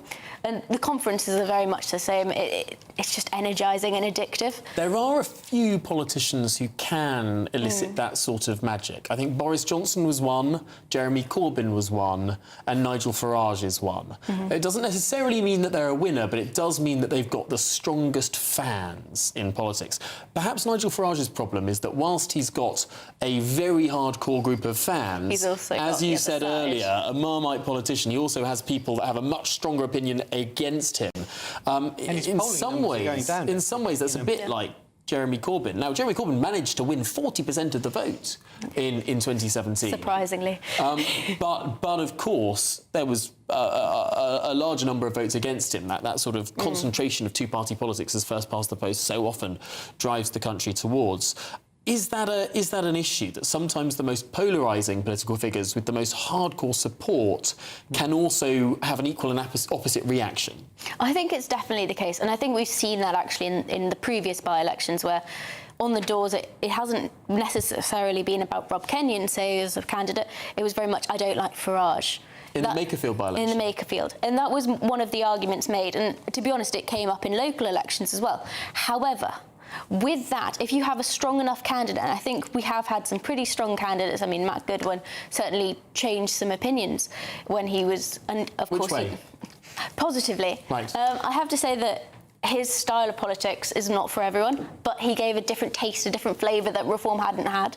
And I think that once we've gone through all the vetting and I think those kind of characters will definitely come out more in reform, because I think it's cultured. I think it definitely grows within. And Paul Richards, it has been said by many people that reform is a one-man band in decades past. Does that mean that this actually starts to get easier for reform as they have these people coming up through the ranks as councillors, as members of the Scottish Parliament, of the Senedd in Wales, that actually you start to curate that sort of talent? I mean, you can overestimate the importance of local activism, and the ground game is an important component, but the air war also is, and you can win seats with hardly any members, but it does give you not only the councillor but then their friends, their family, a party unit to support them, people that might fancy being the candidate next time. So frankly, people who get an allowance and are therefore motivated to go out on a rainy Thursday afternoon to knock on doors. A political base, and it it does help then with the larger argument. But I remember in 2019, you know, the Corbynites had got all these activists from all over the place, and they were sending them off to these marginal seats and just standing around talking to each other because there's so many people swamping seats, which we then lost to the Conservatives. And probably not having the most productive conversations on the doorstep. That was terrible. Just screaming at people about how wrong they are. Yes, exactly. Or how they're not a Marxist-Leninist, they're a I don't know, a Trotskyist or all the infinite splits of... have the right sort of class consciousness. And luckily all those people are in the Green Party now. and for a brief time they were in something called Your Party, which seems to have all but disappeared. Yes. Yeah, well, you didn't hear about them, do you? So, no, they certainly didn't stand. I mean, to be fair, I have looked through this list of candidates. I haven't seen a Your Party candidate. No. I don't think we announced that they were not standing, but perhaps it really did help that they weren't standing. It's astonishing, isn't it? You put like all these Leninists and Marxists and Trotskyists in a room together, and somehow they've all fallen out. Imagine that. Who would know? Wow. I mean, were you ever involved in student politics? Yeah, very much so. Yeah, I can really tell. You were Labour students. I was chair of Labour students. You were chair of Labour students. Now, that makes so much sense. It makes an incredible amount of sense. Some time ago, I should imagine. Well, back in the 1960s. Yeah. For those not in the know, Labour students is an incredibly factional body that is seen to be on the right of the Labour Party. Well, we fought off the militant tendency and the socialist organiser and all these factions who Were then you re-emerged. part of the bus that was known as the Pickaxe? I'm not that old, but I'm very aware of it. It was on its way to Hull University, wasn't it? I think that was in the 70s. Oh, was that in the 70s? I thought it was against militant tendency in the 80s. No, it was earlier, but it's in Michael Crick's excellent book. And for those that don't know, the Pickaxe was the name of a bus that took a bunch of centrist Labour activists, student activists, to try and vote out the far left. And it was named the Pickaxe because that's how Leon Trotsky was killed. Yeah. With a pickaxe to the head. So there's a bit of almost 6 in the morning trivia about Labour student politics. But how times seem to have changed a little bit, because you've always had the different factions, particularly within the Labour Party, but particularly on the left as a whole, which you could argue which side, and we haven't seen so many Labour governments compared to Conservative governments in the past. But we're now seeing... On the right. Exactly, the splits on the right. So, you know, Andy Burnham has been able to, I think, you know, have the Burnham bounce as new Prime Minister. I mean, it would be extraordinary if he didn't have a bounce as a new Prime Minister. I think most people get that. Rishi Sunak didn't. I think he got... it might have been a slight one. Well, very temporary, but this is on the back of... was on personal ratings, yes. And of course, I mean... It's a really interesting comparator, though, because I think the vitriol and the sort of the angels dancing on pinheads approach and some of the nastiness and all of that played out on social media, but also in meetings on the right now, it does replicate almost exactly what happened in the 80s on the left. It's a mirror image. And yet it doesn't seem that the split on the left has particularly gone away, especially with the Green Party in double figures. I mean, it does seem like there is that sort of... including them on the left? I don't know. I mean... I think we're including the Green Party on the left. Yeah, well, some of them. I mean, we're quite lucky, I suppose, that your party's just taken a lot of the loons off, and then Green Party are in trouble with some of the people that have joined them, particularly on the anti-Semitism issue. But that has, opened up the space in the Labour Party for the centre and the centre-left, and Burnham's got a pretty easy run. Is it wise to dismiss the Greens so readily? I mean, it wasn't that long ago that they were nudging 20% in the opinion polls, that they were ahead of the Labour Party. Does the Labour Party need to be a little bit more delicate about how it... Because wasn't one of the issues with Starmer is that he was so gleeful in smashing the left, or at least people around him were, and he just read out what he was told to read.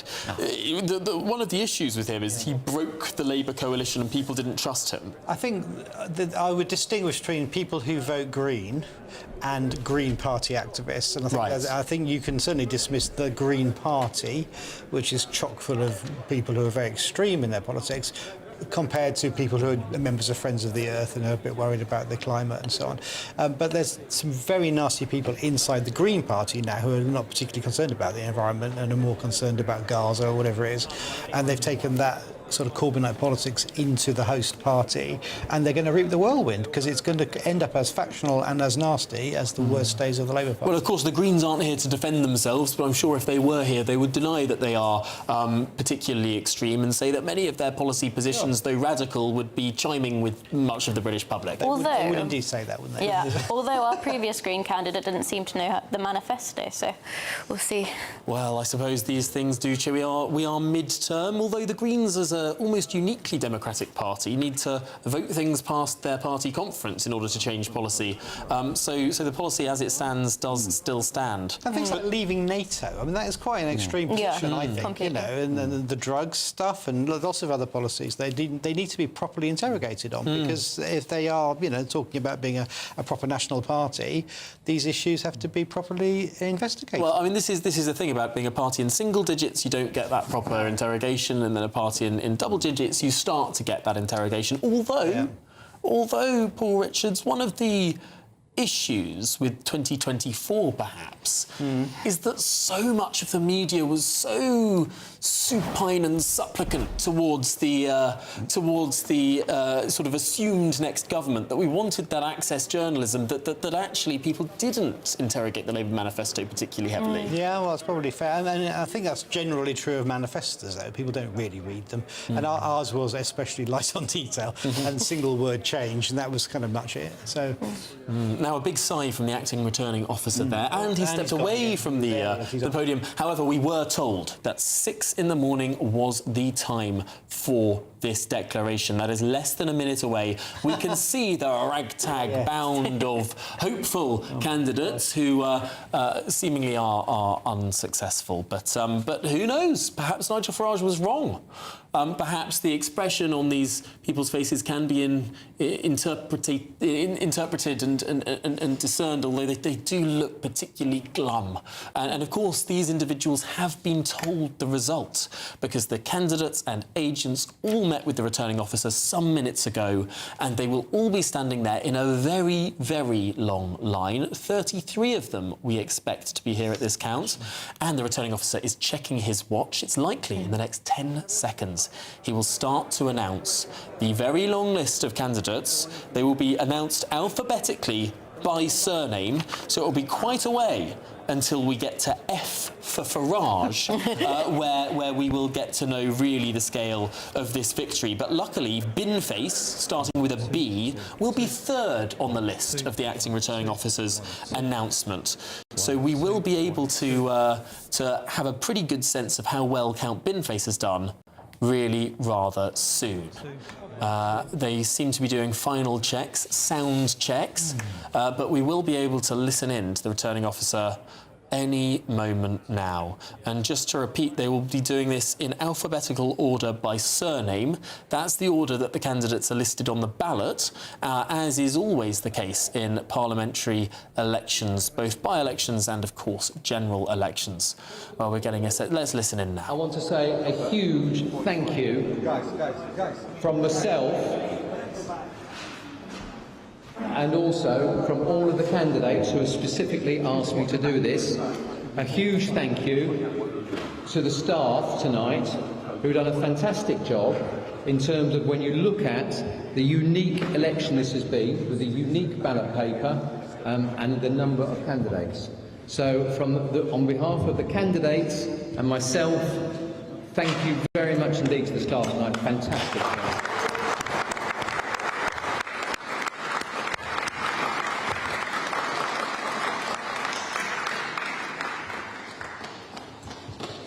I would also like to thank the candidates for the behaviour and for the way in which you conduct yourselves this evening, in which this is, and the positive way in which we've spent this evening. So thank you indeed for that as well. Thank you.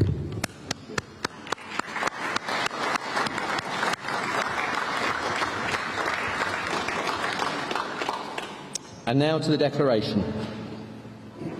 I, Ian Davidson, being the acting returning officer at the election for the Member of Parliament for the Clacton constituency, do hereby give notice that the number of votes recorded for each candidate at the said election is as follows: Darwood Thomas Faithful, commonly known as Joseph 77, Independent 42. Al-Khatib Adam, the Forward Party 49. Harvey Jonathan David, commonly known as Count Binface, the Count Binface Party 9,455.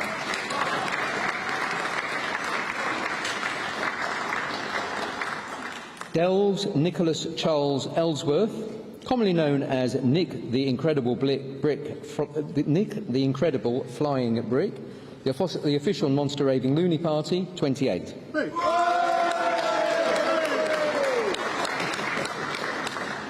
Kane Tony, Independent 17. Carr Matthew Nigel, commonly known as Woke Trump Kazi, Independent 8. Clouston William Stewart James, Social Democrat Party 256. Cowan Rees, Independent 50. Cummings Glenn Charles, Independent 7.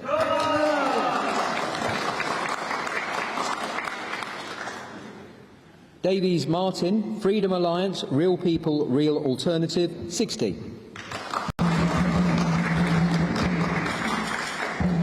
Earlham Andy, Independent 44. Farage Nigel, Reform UK 22,239. Fard Atia, Independent 126. Fox Lawrence, the Reclaim Party 347. Francis Tony, Independent 432. Green Robin, Independent 59. Hookway Abbey, Independent 14. Hope Allen, commonly known as Howling Lord Hope, the official Monster Raving Loony Party 18.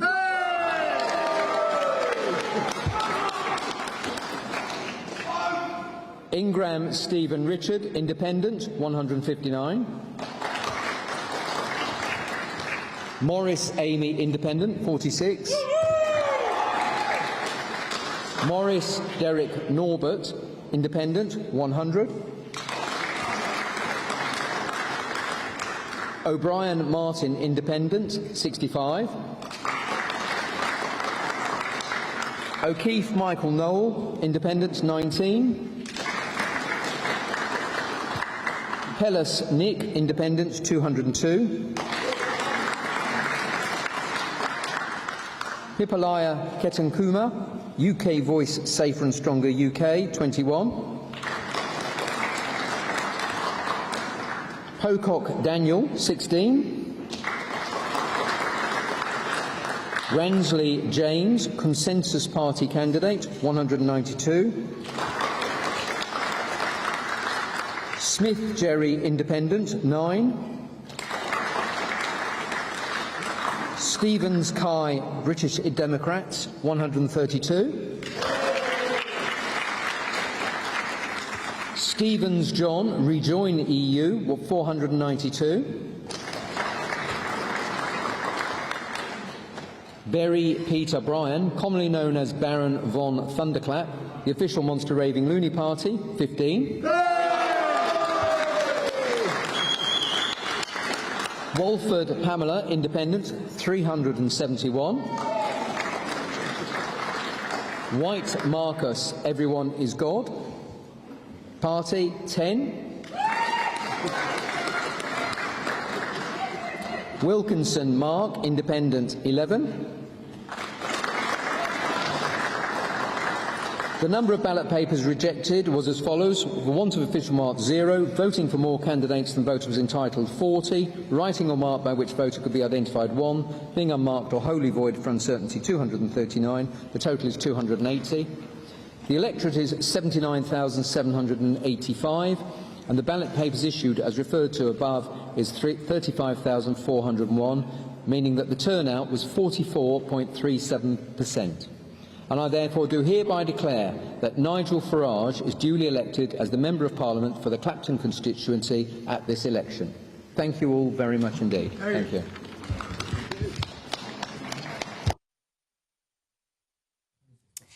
You are watching GB News Breakfast with that break.